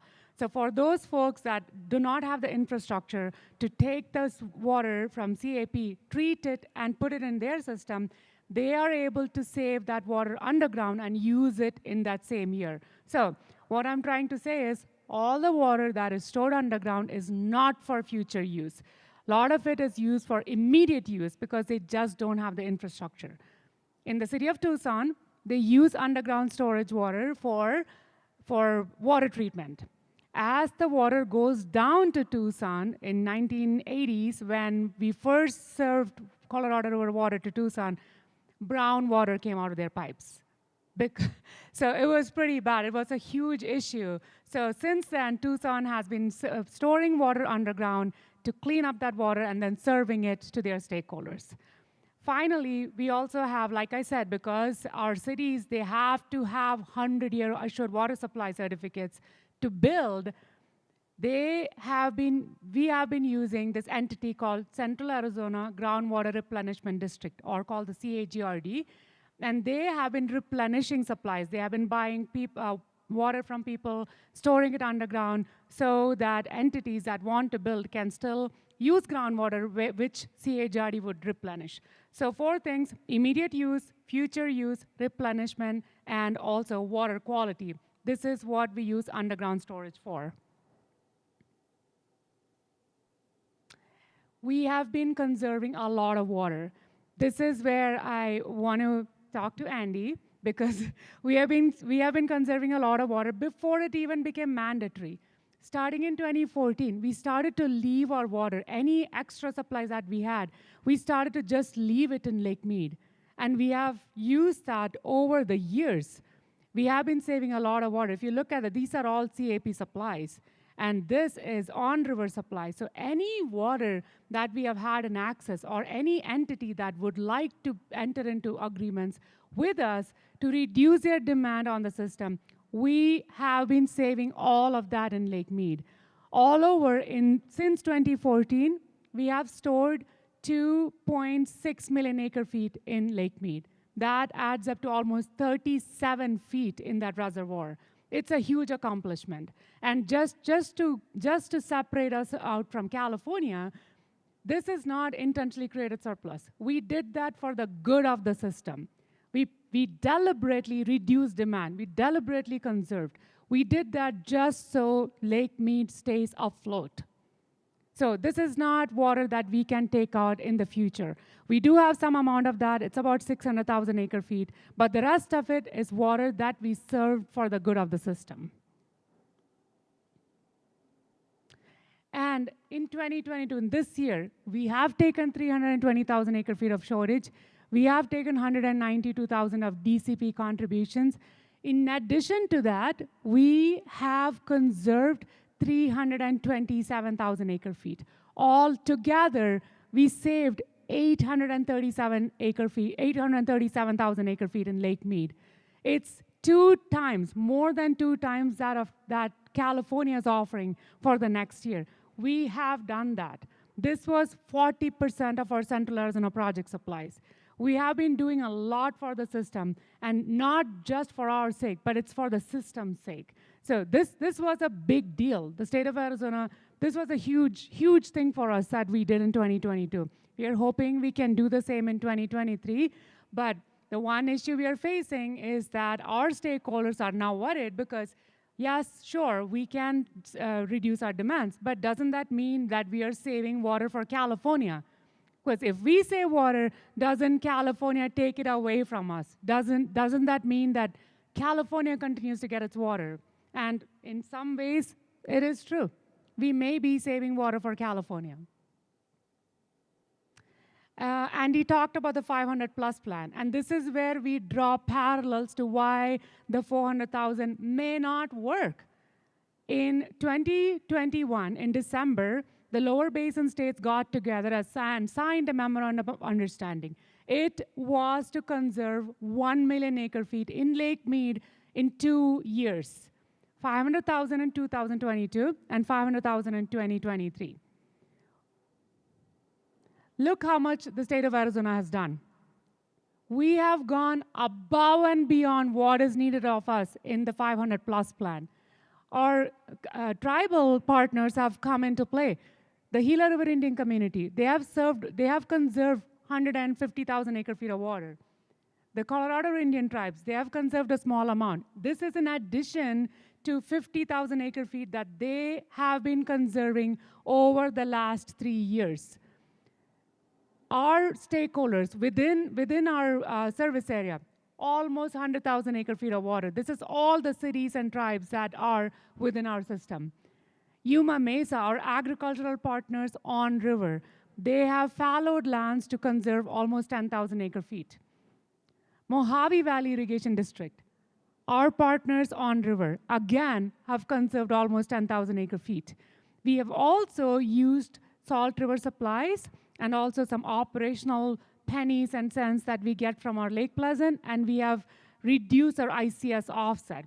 all over, we have conserved 266,000 acre feet in Lake Mead, way above and beyond what we were required to do in the 500+ plan. And we are hoping to do the same next year as well. Meanwhile, California has done nothing.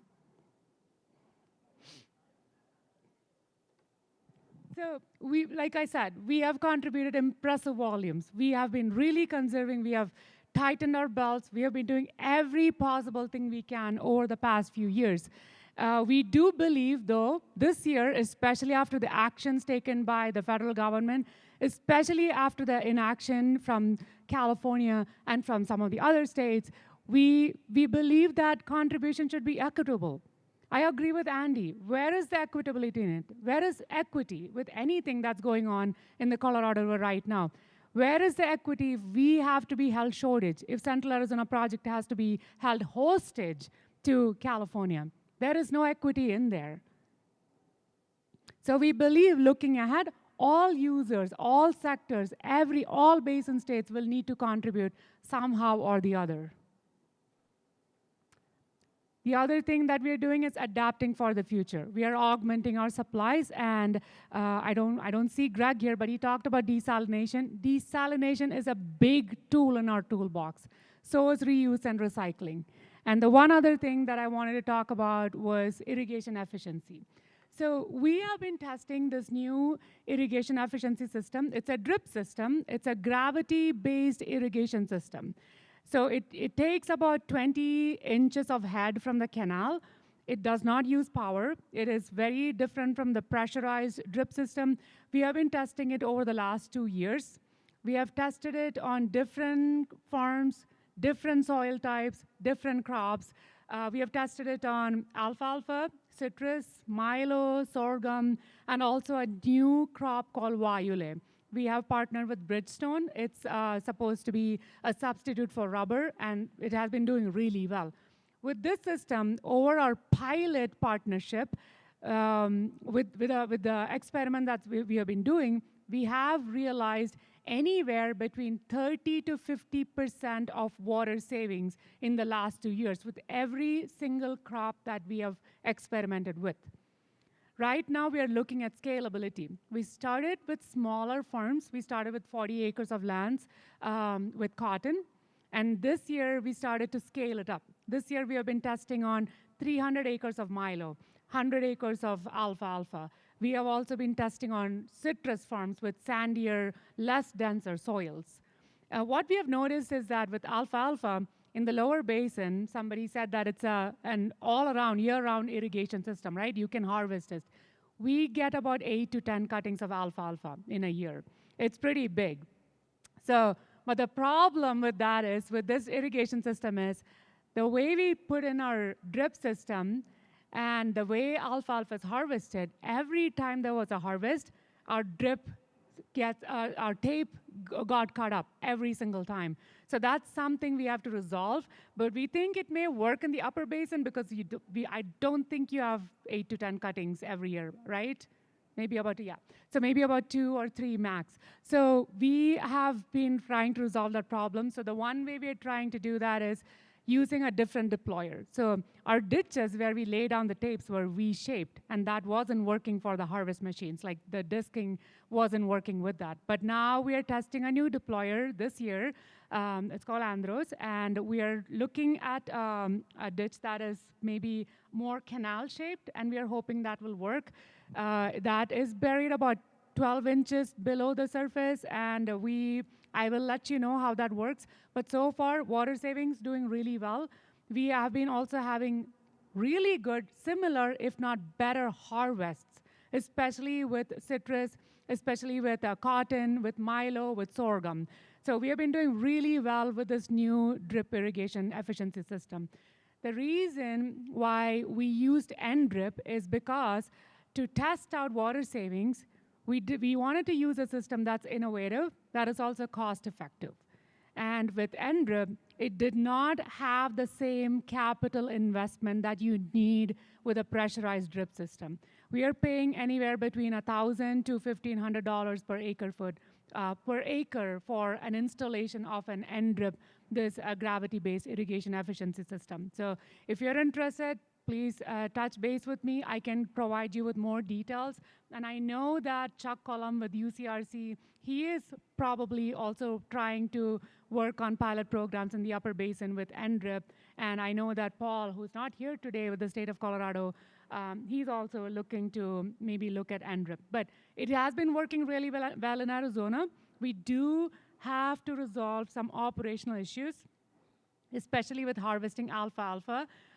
We do have a couple of issues with emitters because it's so hot in Arizona. Some of our citrus farms, when you hit like 118 degrees in July, those emitters that come from Israel, they don't know what to do. So we had a couple of issues with the emitters, not, with airlock issues and so on. So we are trying to resolve that, but all in all, overall, we definitely have been seeing water savings with this efficiency system. The other project that we have been working on is actually with California. So what we've been doing is, our Metropolitan District of Southern California, what they've been doing is they have been redoing their wastewater treatment plant. So this used to be this joint water pollution control plant that used to take wastewater from a lot of communities in the Southern California. They would treat it and discharge it into the ocean. So now, instead of that, we take that water and treat it further, and that would be, again, served back to the communities in the Southern California. That saves up almost 200,000 acre-feet of water, actually 170,000 acre-feet of water a year. We think the first phase of this will be completed by about 2037, 2038, and that will reduce the take of Metropolitan Water District from Colorado River supplies by about 170,000 acre-feet. It's undergoing its environmental process, but this is a very promising project, and both SNWA with Nevada and Central Arizona Project, as well as the Department of Water Resources in the state of Arizona, we are partners to fund this project. This means less stress on the Colorado River system. This means we may be able to get some supplies that California would normally take as well. So, like I mentioned, we have been approaching the drought from both the sides, reducing our demands, conserving a lot of water, plus trying to augment our supplies through reuse and recycling. The other thing that we're working on is with the Republic of Mexico. So this is where my international negotiation skills come into play. So we have been working with Mexico and to take water from the Gulf of California, treat it, and deliver that to the agricultural entities in Mexico. This would serve about 200,000 acre-feet of water in a year, which Mexico would not be taking off of the Colorado River system. That frees up some supply as well. This project, however, as of now, is kind of at a standstill because of COVID and because of other activities, because of the short-term issues that we are having in the Colorado River Basin. This project is not moving as fast as it should have been right now, but there is a lot of promise, and we hope it will move back up again. The state of Arizona is very interested. We will be funding this project as it goes forward. A scope of work was done. A feasibility study was released in 2020, just as we were all shutting down from COVID. It showed that this is a feasible project. The water cost for this is $2,000 per acre foot, but we are willing to pay that because that may be where we are going in the future. So, augmentation.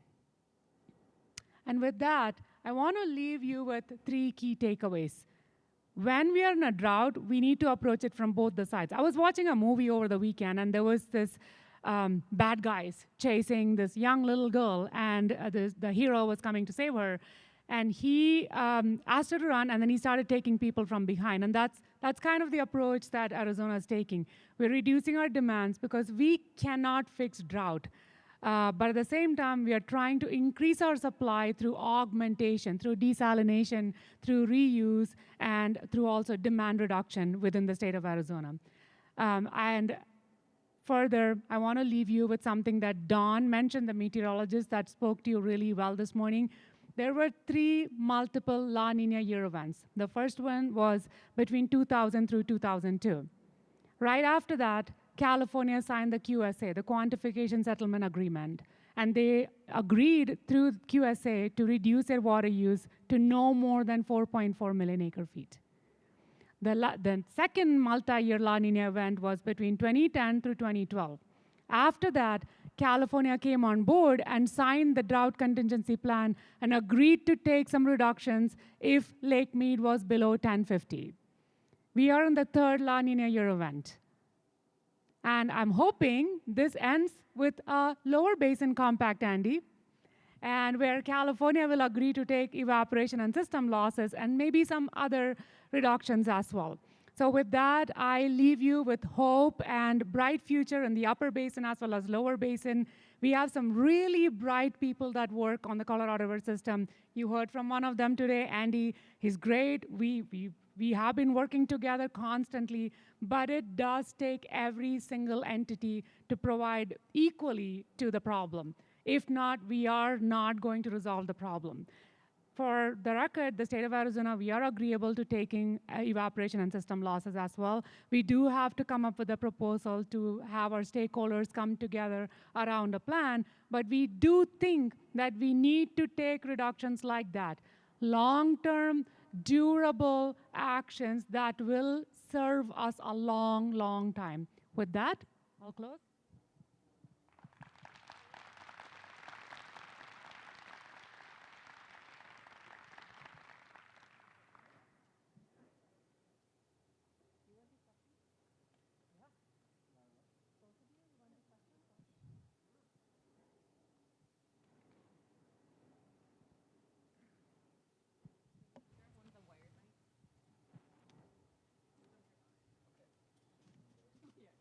So I did really good on time, Sue. 45 minutes.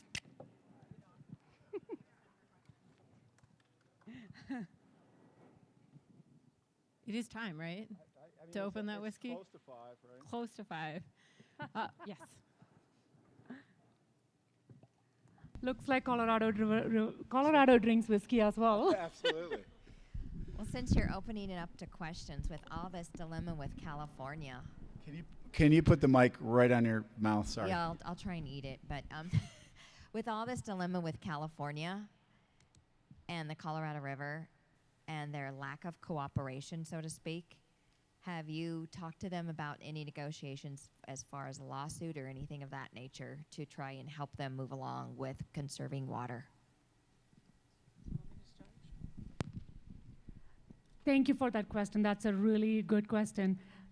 I don't want to put all of the blame solely on California because they have done some things. In the early 2010s, as they were having a really good snowpack in the state of California, they did put a lot of water in storage. If California had not done that, we would have had to take shortage even earlier than right now. So they have done some things. And as you saw, we have been working with Metropolitan District of Water, Southern California, to work on some augmentation projects and so on. We go talk with Imperial Irrigation District quite a bit.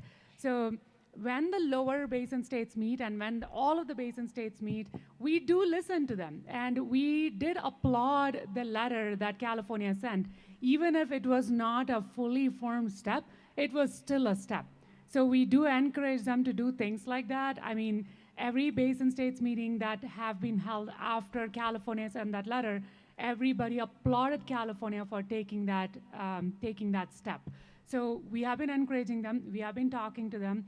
We have been talking behind the scenes as well to ensure California comes onto the table. But it is hard. I mean, they have a lot of issues as well, like the quantification settlement agreement. There have been a lot of transfers. There are a lot of farmers. Sometimes the politics between the farmers and the board don't work. They do have a lot of issues as well. They are trying, and we are trying to help them across or along as well. We do work on a lot of other projects together. Yeah, and I would add to that yes, we do engage in dialogue with California on a regular basis. In fact, just last week, after seeing Vineetha at the Central Arizona project, myself and a number of other Colorado water folks proceeded down to the Imperial Irrigation District, Coachella, and Metropolitan and met with folks there. And let's, to be fair, the reuse program, I actually ended our trip at their Metropolitan's reuse model facility or test project. they are taking steps like that. They are. San Diego has a desal plant in functioning desal plant. LA recently has been going much stronger after turf. They've upped their price to $5 per square foot of turf removal. In general, I would say that it's not that they're not doing anything. The problem is, I think sometimes, and I think the state of Arizona has been good at saying this, sometimes people just need mandatory cuts, and California seems like they're at that place, right? It's like you can only offer so many carrots, but when they want billions of dollars to join the reduction in use that we've already experienced free of charge up here, it's really hard to understand that. I would add, we haven't really talked much about California's situation inside the state, but Southern California has two major sources of water for its metropolitan area. It has the Colorado River, and then it also has the State Water Project, which gets water out of the northern Sierras. The State Water Project gave the metropolitan area a 10% allocation this year because the snowpack in the Sierras was non-existent in this past snow year. So when those kind of years happen, they turn strictly to the Colorado River for their supplies. They have, and this is a really, just to put it in scale of the problems they face, the northern end of their system in the metropolitan area of LA cannot be served by the Colorado River aqueduct system that they have. So there are 6 million people who live in that northern part of LA. That, by the way, is more people than live in our entire state of Colorado. And all of those people have been put on mandatory water restrictions, which are 52 gallons per day per person, right? So they're banned outside watering except for once a week, and I understand next week they may ban it entirely. They have eliminated car washes, everything. I mean, all sorts of things in that area. They are suffering, right? And so when we pick on them, they get a little touchy. I've certainly gotten a lot of reaction to some of my criticism to them. But the reality is they still use the vast majority of the water in the lower basin, and they are not doing everything they can to reduce it, right? And there is, unfortunately, some fairly stark recognitions from folks in California that their behavior may lead to hitting Deadpool in Lake Mead. And they kind of shrug their shoulders when they say that. And it's just amazing to me that someone who has responsibility for providing water to a population or to a region would not take that concern much more seriously. So that's my answer. Okay, sorry, Vineetha, you can't see me. We have a question from our online viewers. Dr. Bob Grossman is asking, all the speakers have discussed accounting for evaporation. How is evaporation estimated? I'm asking this as an expert on the process. So evaporation is estimated through the Blaney-Criddle system at this point of time. We used to use some really old methods like pan evaporation, but Reclamation and the USGS recently updated the evaporation numbers for Lake Mead, and they're currently looking to update their numbers on Lake Havasu and Lake Mojave. We have recognized that Lake Mead, with its surface area being at a much lower level, is probably evaporating at lower levels. And Andy, when you were at Lower Colorado last week, you probably saw that both Mojave and Havasu were somewhat full, right? They are smaller reservoirs. They are downstream of Lake Mead. And those reservoirs, they save maybe, they store about 1 million acre feet, and both of them, they are held at steady levels throughout the year because they are regulating reservoirs. And those both reservoirs perhaps have evaporation ranges of about 200,000 acre feet per year to each reservoir itself. But yes, we have been looking at updated systems or updated methods to measure evaporation at Lake Mead as well as at Mojave and Havasu, which is still ongoing. But the USGS report for Mead was released a couple of months ago, and you can see them at in the Reclamation website. If you want to contact me, I can send you the updated study as soon as I receive your email. So you were talking about the reclamation of the municipal treatment plant and the quantity of water that you're retreating or further treating. And I was kind of curious about the potability of that water, or is it strictly for agricultural use? You know, if I could take that, just I think this is a really interesting subject because Arizona and Colorado both have direct potable reuse regulations. Our state's Water Quality Control Commission just passed that regulation last month. And I think Arizona's been several years, Vineetha was saying. California does not have the ability to do direct, what we call, it's such an appealing name, toilet to tap use, right? So I don't know why no one wants that. But so what they're doing right now, their plans, is as Vineetha said, it's at least a decade out before they can get that plant up and running. Their plans right now are to pump that water back up and then into the ground right near a well field where they'll pump it back out and put it in their system. Incredible additional use of energy and fairly inefficient.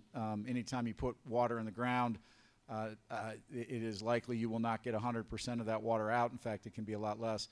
The Metropolitan is pushing very hard, lobbying very hard to get direct reuse regs in place before that plant comes online so they can just hook that right up to their system at the top of their system and bring it back in. That's the goal.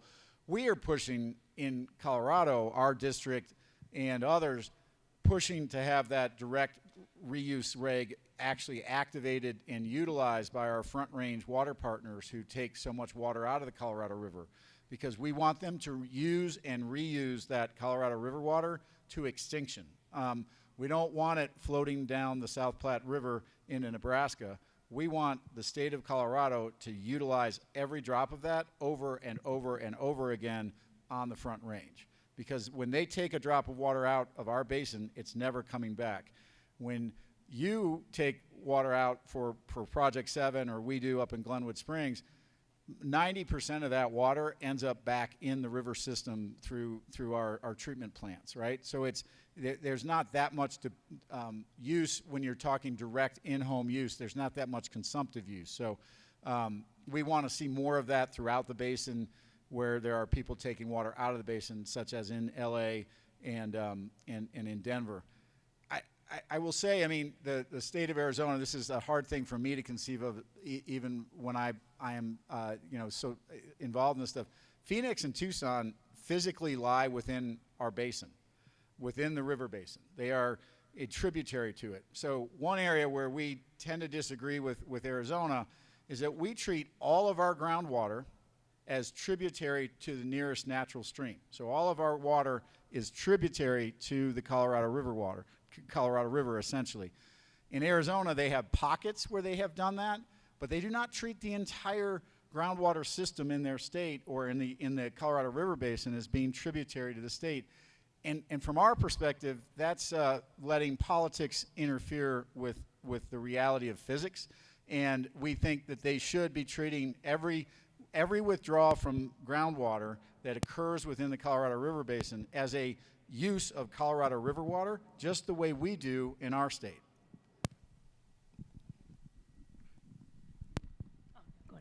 On your water rate structure, are you on a block rate for residential, municipal, and industrial?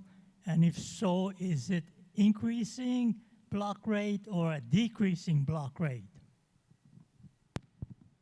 The tiered system that is prevalent in the central Arizona cities is an increasing system. So if you were to use large volumes of water during certain months, then your rate goes up to the next year. So it is an increasing system.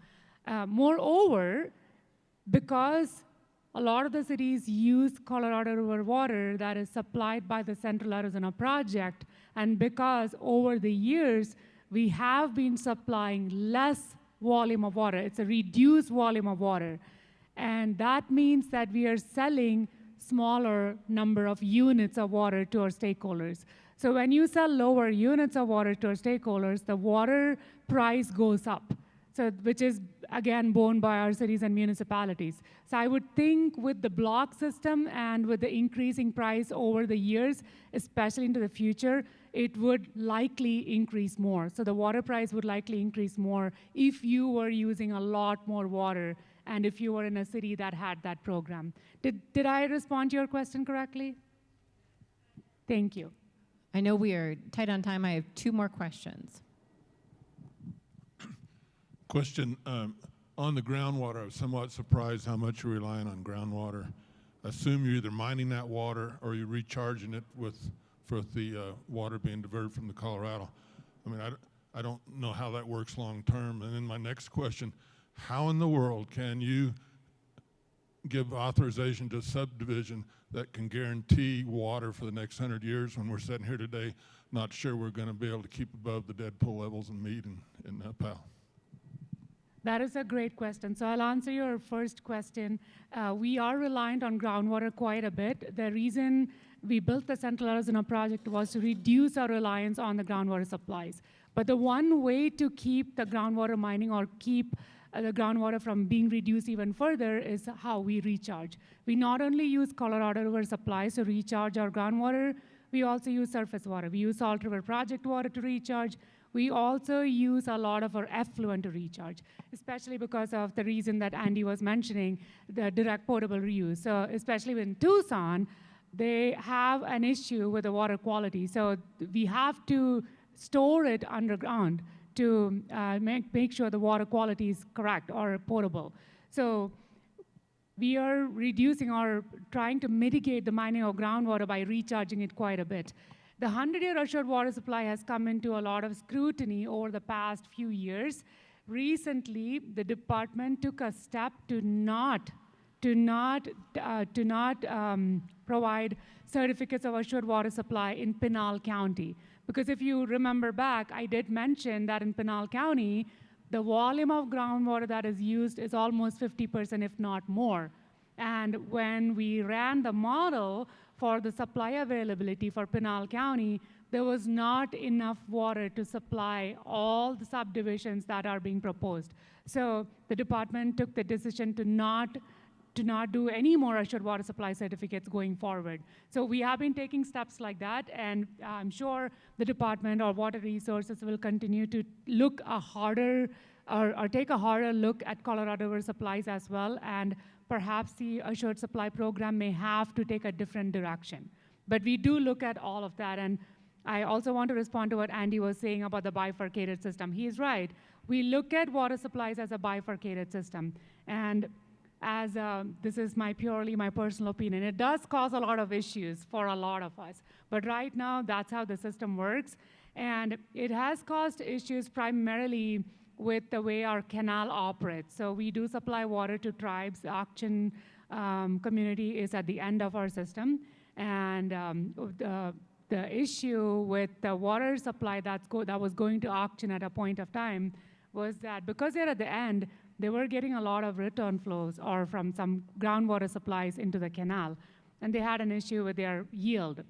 So we cannot put any different supply in the canal until the issue with the auctions are resolved. What I'm trying to say is that the water, the bifurcated system, causes issues from there because it is seen as a different supply. As well, we are not able to use our canal to our full capacity because of that, because of the water quality issues, because of the bifurcated system as well. I would also just say, I want the Central Arizona Project to reread the 68 Act. Section 301A actually says they're not supposed to run the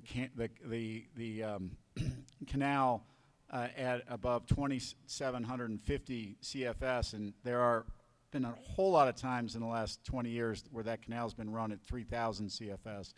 And the only time they're supposed to run it at 3,000 is when we're afraid of spilling water out of Lake Powell, or we're up near 3,700 and it's being operated for flood control purposes. We haven't been there. So we do have, we get along with Arizona, we work together, but we have some pretty strong differences of opinion and interpretation on some of this stuff. Vineetha. Thank you for coming so much. I appreciate it. Well, I would if we had cups, but oh, sorry, that's yours. Yeah, I think you guys can do better than that. I know we're losing some folks. It's a long day, but give her another round of applause, and Andy for helping.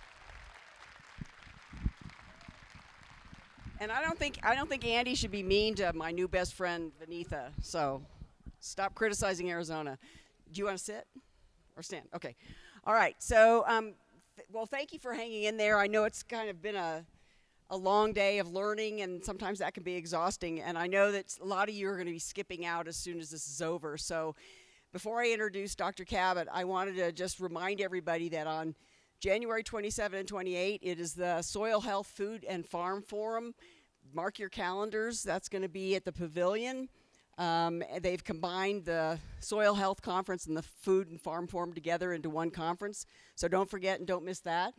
And then in February, we're going to do a HOA conference for some of the issues that we talked about this morning, that HOAs don't really understand their scope.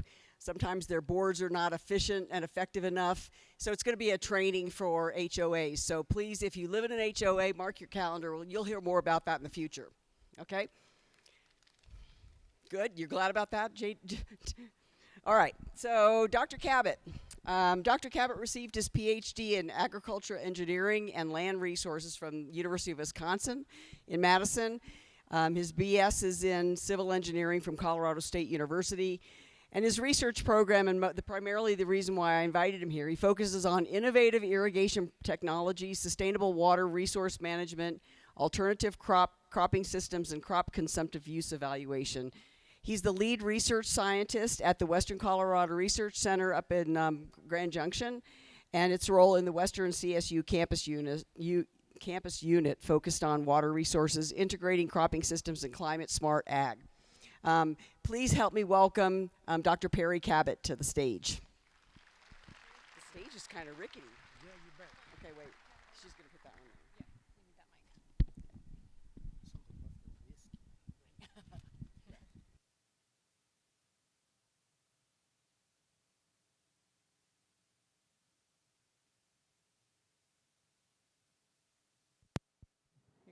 Okay, am I holding it? Everybody can hear me, I assume? Okay, very good. I guess we're going to get the lights off. So I know we're trying to finish up by 3 o'clock, and I'm going to do my darndest to make sure that happens for everybody, and we'll leave a little time for questions. And I think I'd just like to start out by saying thank you to Commissioner Hansen for giving me a chance to talk about what I do, as well as what the Colorado State University Ag Experiment Station does down in Grand Junction. I say down because we're down in elevation. So, I want to also point out that, you know, we're a small facility and we're growing, and we're thankfully, you know, hiring new people. And I actually see Todd Ballard, who's our new Tri-River Area Extension agronomist. So if you have any big cropping questions, you just want to grab him before he gets out of the building. And I would say that maybe my talk here is going to be an extremely long answer to the question about evapotranspiration measurement. So without further ado, I'm gonna kind of launch into this project that I got recruited to do. I would call it translational research. And this project emerged out of this question of how do you really estimate or measure evapotranspiration, what we, you know, legally would be called consumptive use. And I'm going to go through a couple reasons why it originated and what we're trying to do about it. We have a lot of partners on this project. Everybody you see on that list is involved in this in one way, shape, or form. So even though we're kind of a small station, I'm fortunate that I get to work with a lot of really smart people through a number of these different states. I just wanted to start out. I know you guys are kind of aware of this. This was an article that was a graphic from an article written by Juliet Alperin. I think she actually won a, maybe not for this article particularly, but a fairly big prize for her coverage of water drought issues in the West. And I don't know if you know this, I find this fascinating, but this hotspot right here, let's see here. Yeah, that hotspot right there, that's us. We are literally in like the bullseye of the fastest increasing temperature except with the exception of like, these other Death Valley and these other places. But we are really, really in a bullseye situation here. And so the things that my research program is intended to do, as well as the people I work with, we're really trying to work on some kind of solutions and answers to how we're going to adapt, because I think we're sort of in an adaptation game at this point. There's no indication that we're just sort of one, wet year away from having this problem go away. So this project, and trust me, I'm not going to have a bunch of text thrown at you, but it is going to get a little worse before it gets better, but I'll get you out of it real quick.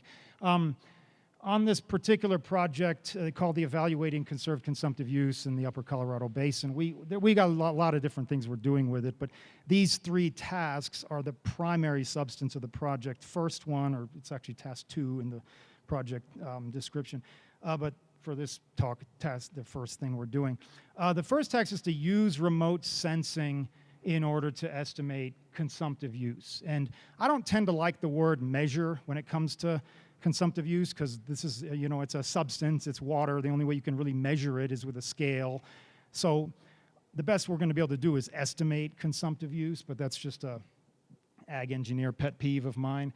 The second task on the project, big one, is to validate these models against in-field technology that's state of the art, and we've been able to provide some really good tools to get some of this done.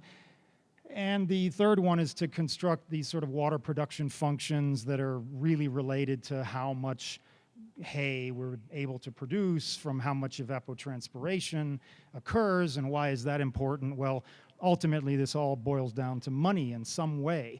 We can estimate how much conservation we're getting, but producers are not necessarily making money directly off of consumptive use. They're making money off of things, pounds of stuff, particularly hay in this case. So knowing how to kind of get the water side of it to make sense with the money side and the hay side of it to make sense with the money side, to get to that common denominator, we kind of need to know how much hay is being produced by how much consumptive use. So somebody can say, I think we're going to get this much, and the farmer can say, well, I know I'm going to lose this much.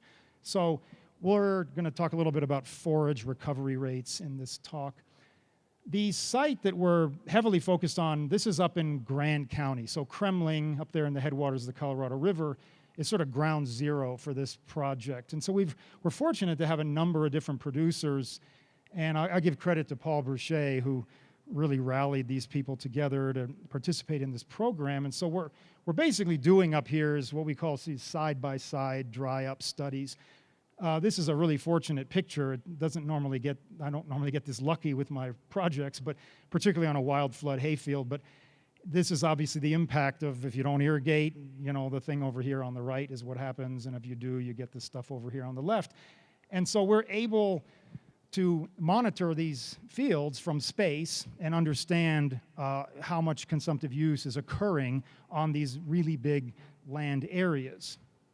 And so also within each of these fields, we have what we call enclosures and areas where we have some instrumentation. And we had a technician that went out there and just religiously measured hay by taking samples and drying them down so we can get estimates of how much hay is either being produced or not being produced. And the basis of this kind of experimental design is that you have a reference condition, which is sort of the parallel universe of where you don't participate in a curtailment program, and you have a condition here where you might participate in a curtailment program. And so this is all designed around that concept that through a voluntary, temporary, market-based curtailment program, the farmers would be able to understand, well, what's my risk? What am I really dealing with when I go into this stuff? And from my side of it, through the satellite measurements, how much consumptive use are we really generating? So the size of the area we were able to get enrolled was pretty significant. In fact, I don't know if we've been able to do one this large in the state of Colorado under curtailment like this and measure it simultaneously with remote sensing. So 1,100 acres is nothing to sneeze at. So we know we've gotten some really good data. They're different sizes of fields, but we're getting into some of the 200-300 acre size fields. That allowed us to get capture a lot of the what we call heterogeneity of the spatial system. So we really get good consumptive use numbers, and I'll show you some of those maps in a bit. The treatment that we used was just full season cutoff.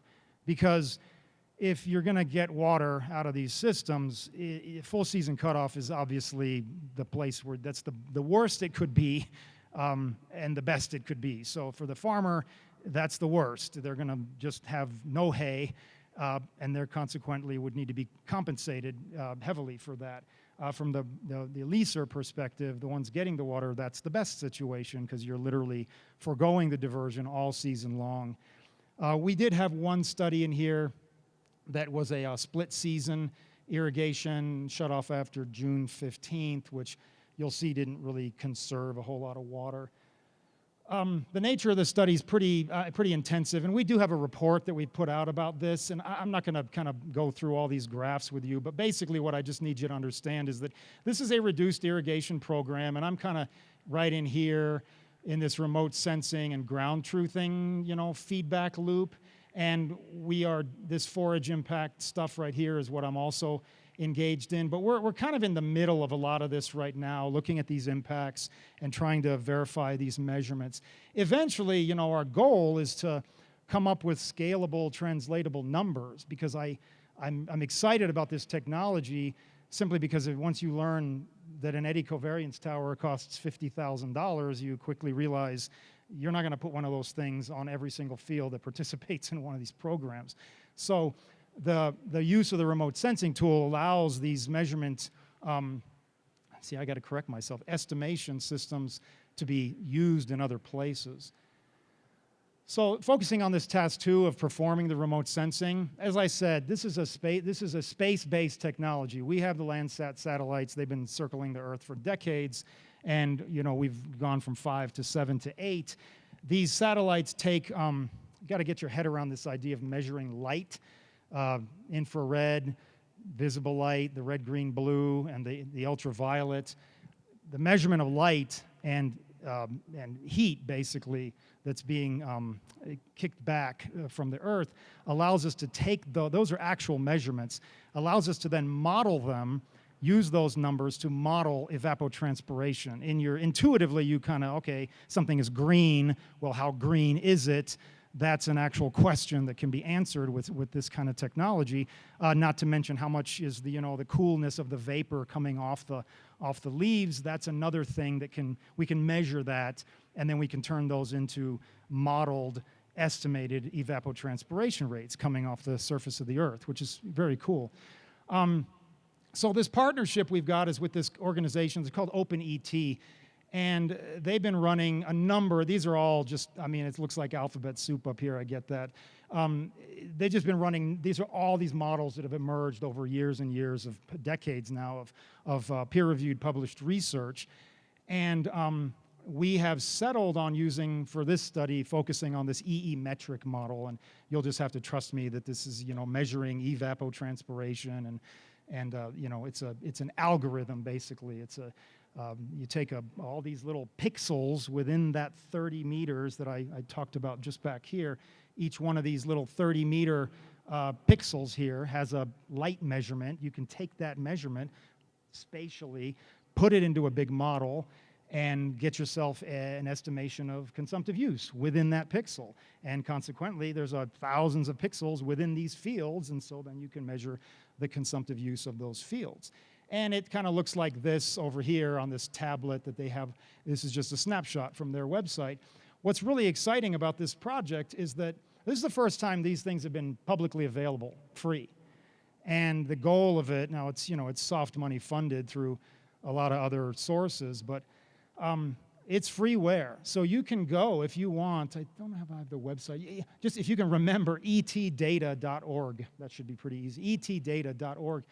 You can actually go onto this website and snapshot, like little draw polygon around your field, and it'll tell you, based on these number of different models, what the evapotranspiration rate is of that field for the year, for previous years, at that, these satellites don't come every day. They're literally once every 8 days, and there's some cloud cover stuff involved. But the fancy, back end side of it, the modeling, is how you sort of fill in all those gaps where the clouds kind of get in your way, and the fact that it's every 8 days gets in your way. And we have ways to kind of ride between those uncertain moments so that we can give what's called an actual evapotranspiration estimation for any field that you're interested in. This is the worst part. I'm not going to read all this, but basically what I want to point out is the Upper Colorado River Commission recently, and the gentleman who was on the phone asked a question about this, June 14th passed this resolution, and it's just, it's a bunch of whereas,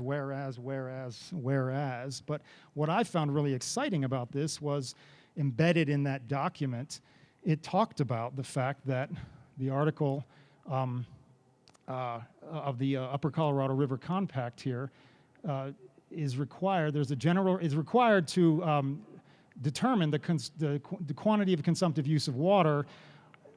There's a general recognition that this method is outdated and infeasible, and what they mean by that method are some of the current methods we're using right now.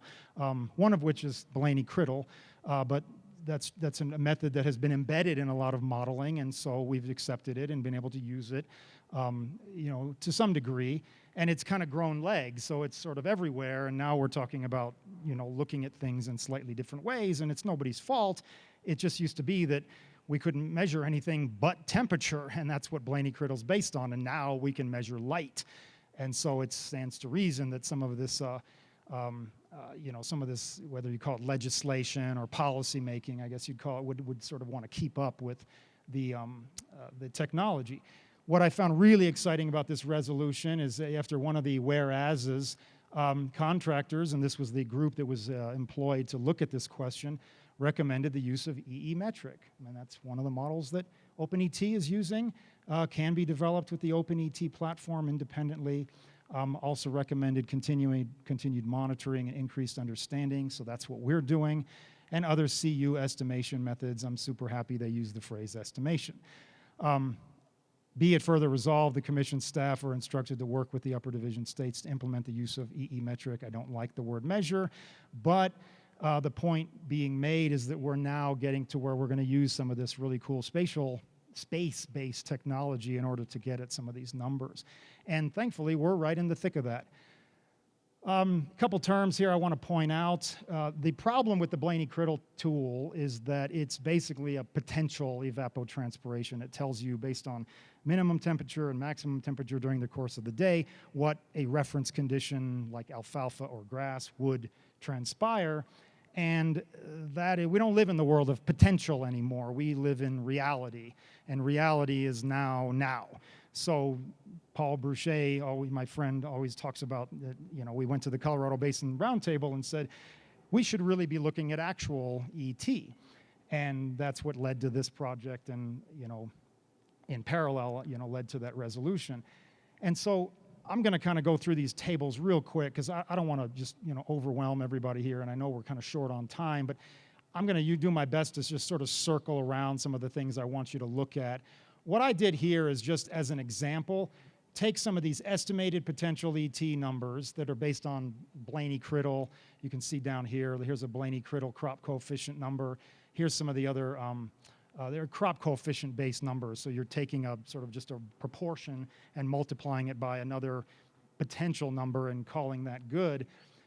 What I've done here is I've looked at the using these potential ET numbers. This is the evapotranspiration in inches that is occurring throughout the year on the fields that we are studying in Grand County.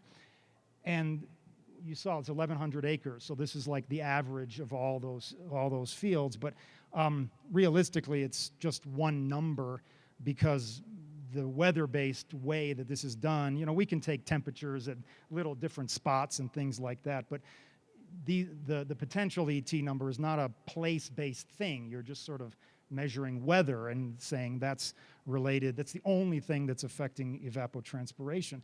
The point I want to quickly make here is that when you look at the potential ET numbers, they're quite a bit higher.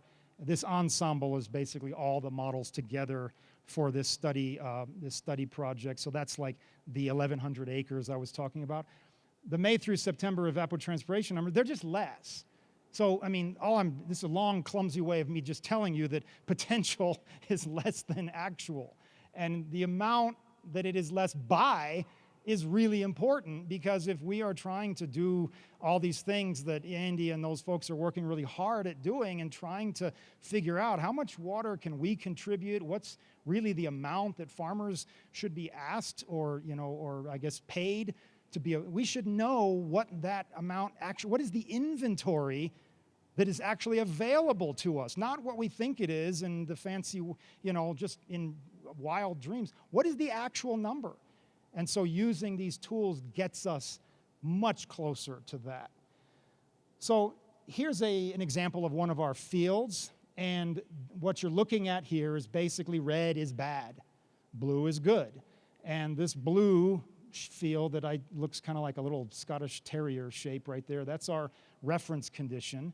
And the reason why it's blue is because, based on this color ramp here, the 2020 year during which we did this study, that's our reference field for that year. So it didn't, nothing changed on that field.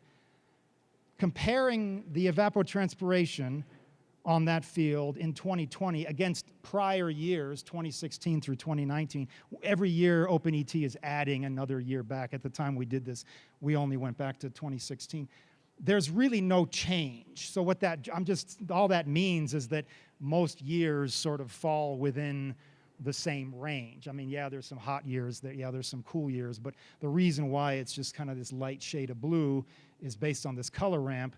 Really bad, -50 means there's like literally half the amount of ET happening, and that wouldn't surprise you probably. If you don't irrigate a field, you're going to lose evapotranspiration, because that's why we irrigate, in order to keep up with that demand.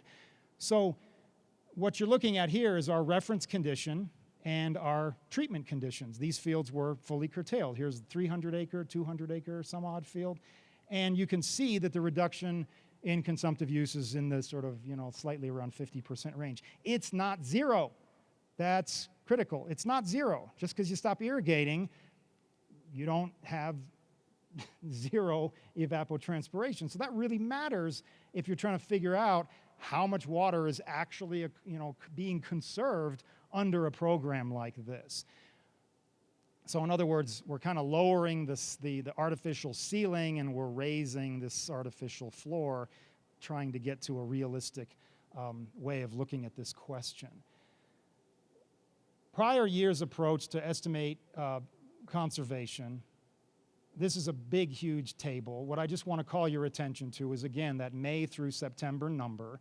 This is on my field. This is the average across all the fields we worked on. And when I say average, I mean average of the fields, average of all the pixels. So we're talking like, thousands of little pixels are going into getting me to this average number. And the swing on the number isn't terribly bad. In other words, there aren't like, really big wet spots in the field and really big dry spots. So we're pretty comfortable that these are pretty good numbers. So May through September, actual evapotranspiration based on remote sensing, we're looking at this range right here for 2016 through 2019. And compared to the treatment conditions during the year 2020, down to about 11 inches. So what that is basically a 44% reduction in evapotranspiration on our study, our evaluation areas, comparing all the previous years we have data for against the year we did the study. So what that kind of tells you is that's sort of like a ballpark we can play with around if a farmer wants to enroll in a program like this. This is kind of how much water we might think about actually conserving, and some other magician has to come up with a way to say, okay, well, great, Perry, that's, let's just call that 11 and let's call that 19. So we got 8 inches of conserved consumptive use.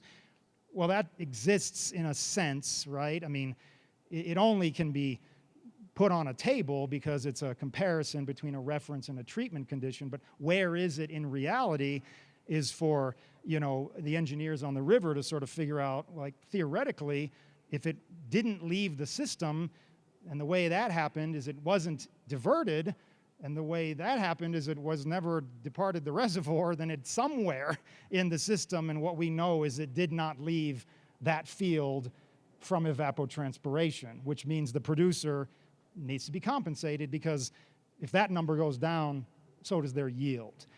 And I'm hoping that sort of summarizes what this is all about here. So we're, this 44% number, and that's, again, prior years, comparing our treatment year against prior years.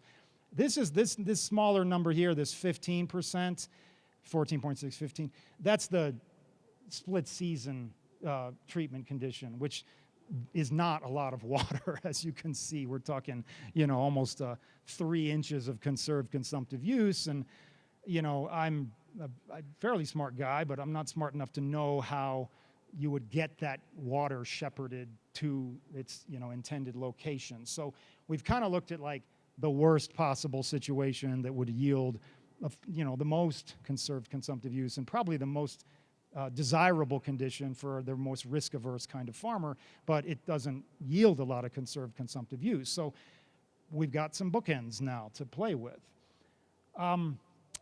I'm going to just kind of skip through this and just say this is a table that's a different method.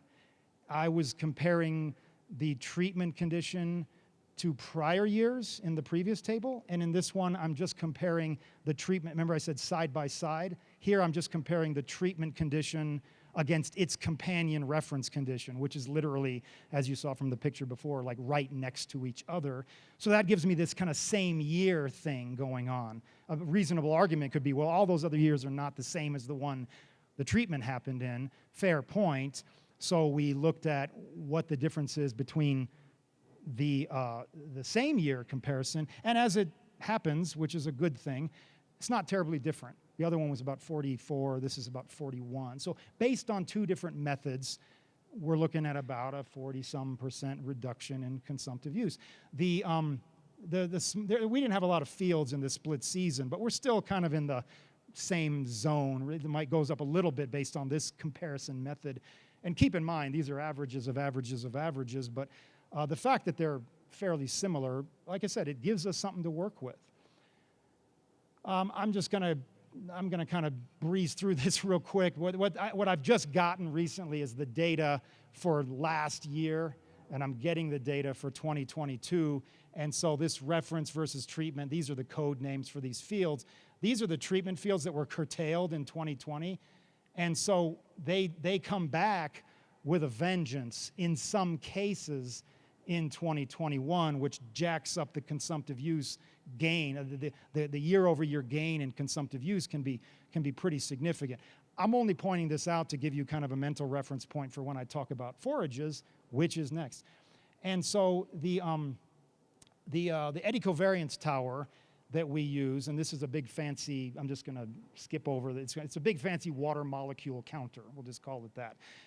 It's a expensive water molecule counter. We have one of them at this high elevation site on a really good field, and it has given us some of the best data that has been collected with this kind of technology for this purpose, at least according to the number of experts that I'm working with who know this technology a lot better than I. And the reason why is because we have this huge field. Sometimes they put these things in and they're like 20 acres here or there. We got 300 acres that we're looking at. We've also never used that technology on curtailment conditions. So we've never used it on curtailment conditions, so we've got really low-end estimates, water molecule count type estimates, which is a proxy for evapotranspiration. We've also got it at high elevation pastures. That's where the water is on western Colorado. So if we don't know those things, the low-end condition and then the realistic condition of the high elevation pastures, we're just kind of, we're groping around for reality, and I think we're through this technology, it's gotten a lot better. So this is my fancy water molecule counter. This is high-level stuff. We actually have a professional technician that comes out and checks this data all the time. But like I said, it's basically these water molecules move on little eddies coming up off the surface, and we're able to capture that movement and translate that through some modeling into evapotranspiration. Point being is it's a Cadillac version of ground truthing. So we can take this really good data and we can compare it to the remote sensing space data and start to make those models even better, particularly the metric model that we're engaged in. And so this is some of the data that we're seeing. This is just the ET evapotranspiration These are the eddy covariance measurements, ET estimations for the year 2020. And this is actually, the reason why I'm showing you this, you kind of see this sort of interesting. This is why that number is not 0. You stop irrigating, it's not 0. Why? Because there's stored soil moisture in these fields. So these fields, this is just a, this is in millimeters, but just for your reference, I'm reminding everybody that 5 millimeters is about, 0.2 of an inch there. At the beginning of the season, and this isn't even quite the beginning of their season, we still have evapotranspiration occurring. It's consuming. So that water is available there to the farmer. The irrigation water would supplement these losses and bring that evapotranspiration back up. That's the water that is coming from the ditch, which is driving the consumptive use, that's driving the hay production. But this is sort of, arguably natural. So that's why that number doesn't go down to 0, because the evapotranspiration doesn't go down to 0. This is on our really fancy field that, like we only have one of these on the Scottish Terrier field I showed you a little bit earlier. Oh, this looks like a mess, but trust me, it's not. This is the measurements using the eddy covariance tower in the pink here against the modeled measurements that are done through this, I'm going to have you just focus on this EE metric model. It looks a little messy in there, but keep in mind we're dealing with really fine numbers. And as we dig into this a little bit more, our 2020 evaluation, we only used this, we used one of them. It's basically a combination of all the models compared to the eddy covariance number here. And we actually got a pretty good relationship between, and even at the low ends, a pretty good relationship between the eddy covariance and the metric. And again, this looks like a mess in here, but if you start to really extract the EE metric number, it estimates a little bit on the high end, at the lower ends, but these are like, we're talking like fractions of millimeters here as well. So the UCRC has been persuaded through not just, well, probably not this effort specific, I know for a fact not this effort specifically, but the numerous ones that have gone around, that we're in the ballpark that EE metric gives us a good estimate for this kind of work. The last thing I want to talk about here is the forage recovery. Okay, take away all that consumptive use. What happens? Grass dies, duh. Certain kinds of grasses we know are more durable against drought conditions. And we have some of those grasses in our area. Some of the orchard grasses and the smooth brome grasses. This is just an example of a study from one of the California colleagues that I've worked with, that basically is, these numbers right here, I just want to say, the reason why these numbers are the same is because this study was done on residual year impacts of curtailment. So in this particular study, they're comparing what happened from the we didn't irrigate in a certain year, and then how did the grass come back in the subsequent years. And so if they're the same, what it's basically saying is that they recovered. It didn't matter if the grass irrigation was cut off mid-season or early season, some of these bromes recovered pretty well. That's good to know. We don't know a lot about the timothies and some of the other grasses that we have up in the higher elevations, though. How am I doing on time? Erica? What? Okay. I want to make sure there's enough time for questions. So point being is some of these grasses can return after some harsh conditions, and that's good to know. But the producer would like to have good data on that for these areas. So that's why we've done all through these fields, capture these yield numbers using really small little cages that we basically walk around and do clippings, and we dry them down, and we take lots of samples around. And we're doing this every year. It's probably the most voluminous part of the study, is to mow all this grass and measure it and dry it down. As I'm going to refer to this a little bit later, I want you to just quick take note of this, take a mental note. This is pretty cool. This intermediate wheatgrass, and I'm just going to give you a little hint. Yes, I'm going to talk about Kernza. Actually does not perform well under full irrigated conditions. It actually seems to like dry conditions better, which is a really cool thing to know. Now, I understand intermediate wheatgrass might not be the highest protein, best grass, but the Land Institute that we're working with is working on some interesting things related to that question. So these are the enclosures I was talking about. This is this field in 2020, one of the fields, and you can see total loss of grass. This is that field in 2021. I mean, it just came charging back with a vengeance. This is a treatment field that didn't. I was actually surprised at how quickly it came back. Within these fields, we have some other instrumentation that's not as fancy that we're trying to use to help verify some of those models.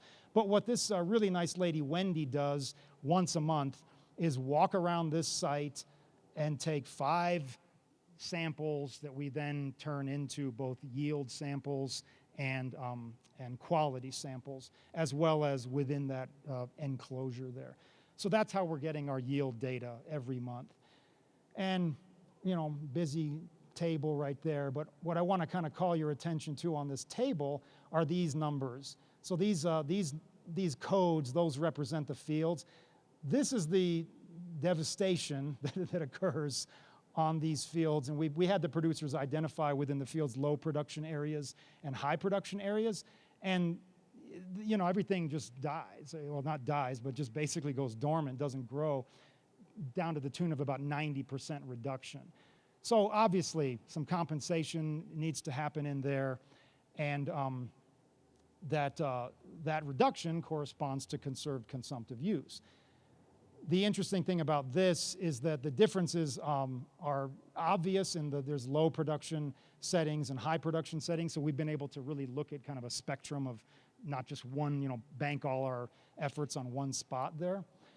In the recovery year, this is where the other one, they're all 90% reduction before. In last year, 2021, here's where we start to see a little bit different story coming back. So some of the low production areas in the sort of high, like no groundwater feeding underneath, high up, this one that we call GPR, doesn't have any, it's not by the river or anything like that, still struggling to come back in the low production. The high production areas coming back a little faster, better soil conditions, you know, deeper root infrastructure. It starts to, and so this is one of the fields over here, which is interesting. This is Shepherd's Bend. Who can guess what river that's next to? The Colorado River. Those fields come back a lot faster, so it raises kind of a question about, you know, curtailment on a field like that. The suffering is going to be a lot less than the curtailment on a field that does not have access to that groundwater. So we have to kind of unpack that, and you can even see in one case this particular location, the Shepherd's Bend location, the yields in the recovery year were actually better. And there's some agronomic reasons why that would occur because of carbohydrate accumulation.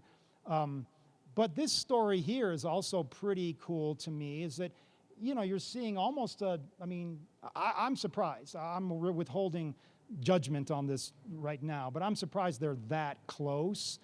I would have thought they would have struggled a little bit more, like the low production areas, but it's a good I'm thrilled that we thought to do this ahead of time to kind of separate low and high production, because this is important for the producer who is not just needing to be compensated during the year of the program, but what is the legacy effect of this on me? How long am I going to deal with this problem? And so what we are seeing here is at least 2 years, maybe 3. Sure, in some cases it's going to come back. So maybe that's some, you know, like, hey, it's not going to be awful. But we're sort of assembling the story as we go along, and we're kind of getting our head around the economics now too. So that's pretty exciting. I just want to kind of point all that out. Additional areas, and I'm going to be quick because I want to make sure you guys have some time for some questions. We are working on the research station. COVID just shut us down for field days, but this year we will have a field day so you can come out and see some of the cool stuff we're doing. I've been working a lot on winter crops. And so we are looking at what we call pulses. I had to learn what pulse came from. It means mushy soup in Latin, apparently. Pulse crops, beans, lentils, those sorts of things, working them into winter cropping systems. And the reason for that is because instead of just brown and down, let's say you want to participate in a water lease, we're trying to figure out what kind of crop could we put on that field, planted in September, maybe give it a shot of water outside of the big burdensome months where the leasing would probably make the most sense, you know, the May, through August, May through September. We planted this in October this year. Give it a shot of water, let it get established, and we're just going to see what happens throughout these rotational cycles to look at the benefits of having something other than just sort of brown and down situation. Because we think the pulses add some soil health benefits. They could add some forage benefits in my area. I'm talking Grand Valley now. And that's really exciting to think about how to double up some soil, some water, objectives all together.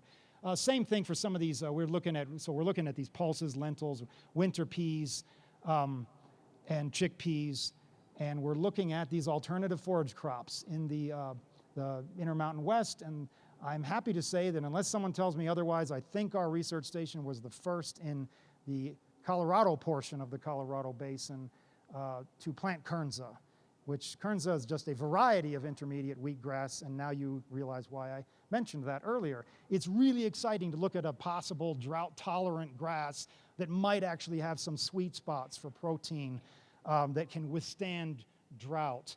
And so Paul Bruchet planted, so we're kind of on the kernza train right now, and that's what I'm supposed to do, is try these things out. So that's our new kernza coming up after being planted just recently. Chickpeas and some other things. Real quick, I want to say focus on efficient irrigation systems.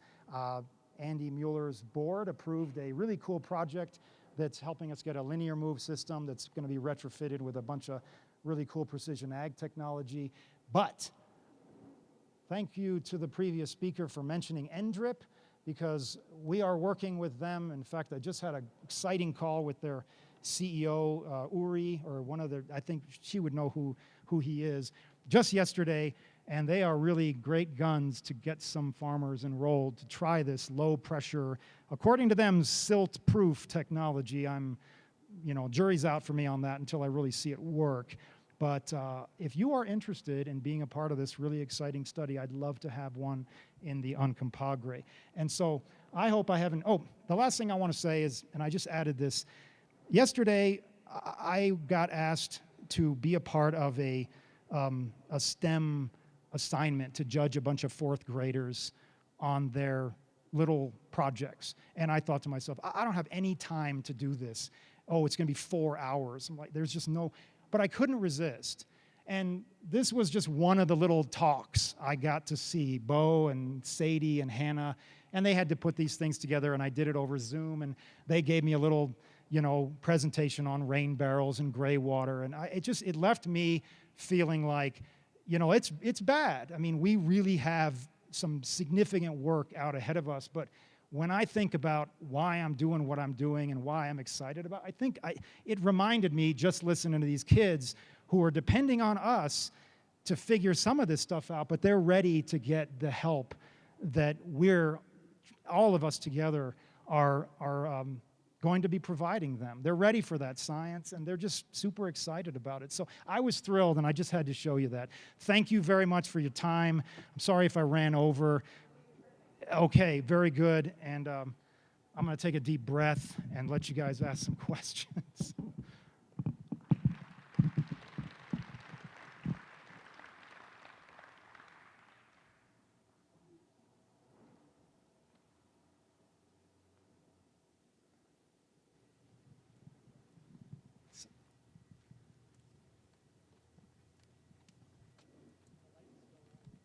No, I'm ready for them to stay off because Hello. It's going to blind me. So I'm interested in how are people from this area to be able to see the results of your work? You mentioned one open day to happen this year, and how else will it be communicated? Great question. So because I've had such a shorthanded staff, and thanks, we have Todd now, and I'm bringing in a new agronomist, I will be circulating the invitation to a field day that we're planning on having as soon as we got some green stuff coming up. So that would be one opportunity. And as we're putting together what's called technical bulletins, like the forage work that I showed you, we are just trying to figure out, we were hoping we could put it on the Colorado Basin Roundtable website. And apparently there's some kind of obstacle to that. So we're just either going to put it up at the Colorado Water Center website. And when I say that, it's like, of course, where is that? I will send out a link to Delta County Conservation District and others, and try to use our team who knows those networks a little bit better than me to get the word out about those. I hope that's sufficient. You can certainly just come up to me and ask me, and I can send you an email too if you'd like that. Question on the grasses. So I think I understood from your presentation there the Grand County study is agricultural consumptive type of grasses or grains. Has that been applied to like residential lawns and city parks? Is there some information from your study that would say there are better grasses that would be used that would have less water, less consumption? Not from this study, but because I try to practice what I preach. The organization that I work for has done a fair amount of work, my colleague Tony Koski, on turf grasses. What I can tell you just in this environment here is that if you're talking about your sort of bluegrass scenario, the alternatives to that kind of turf, you can actually walk on it and not destroy it. The constraints around replacing that have a lot to do with the homeowner themselves and what I would say is probably their property value, that they like that green lawn in front of them. Turf resistance, traffic resistance is a big one. So what I know about that, sir, is that bluegrass does not require as much water as people put on it. It does not require as much nitrogen as people put on it. When you put enough nitrogen on something, it grows, and the more it grows, the more you want to water it. So if the conversation here is about what can we do about these turf grasses, which is a little bit of a deviation, and no, my study doesn't inform any of that, but I can speak a little bit to it. We need to get our heads around the fact that we don't need to water these grasses as much as we do. We just don't. They can deep root. They can be more durable and still maintain their traffic resistance. Bluegrasses are arguably not exactly the problem. Too much bluegrass is probably the problem, but they in and of themselves don't have to be managed that way. Separately, I would say that there are plenty of opportunities to look at buffalo grass as a reliable alternative. We're getting totally off topic here, but I have buffalo grass at the research center that I manage. I have it in my yard. My neighbors think I'm growing hay, but I love it because I never have to water it. The trouble is it's not traffic resistant, but there are plenty of examples of places where nobody walks, nobody goes, and we could easily supplant the bluegrasses that we have out there with buffalo grasses or bromes, or heck, if you want to plant Kartha in the medians, I'm all for it. What we just know is that there are plenty of grasses that can withstand drought and still look good without having to have these kind of manicured conditions. My friend and neighbor Troy Waters, though, he yells at me about this because he grows bluegrass seed, and one day he said, I love bluegrass, and I was just like, man, I can't win. But at the same time, he grows bluegrass for people in Ohio. So.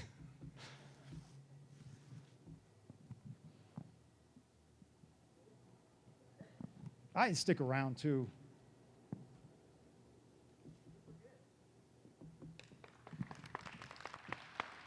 Thank you very much. Thank you so much. Yeah, you bet. Absolutely. Yeah, no, I appreciate it.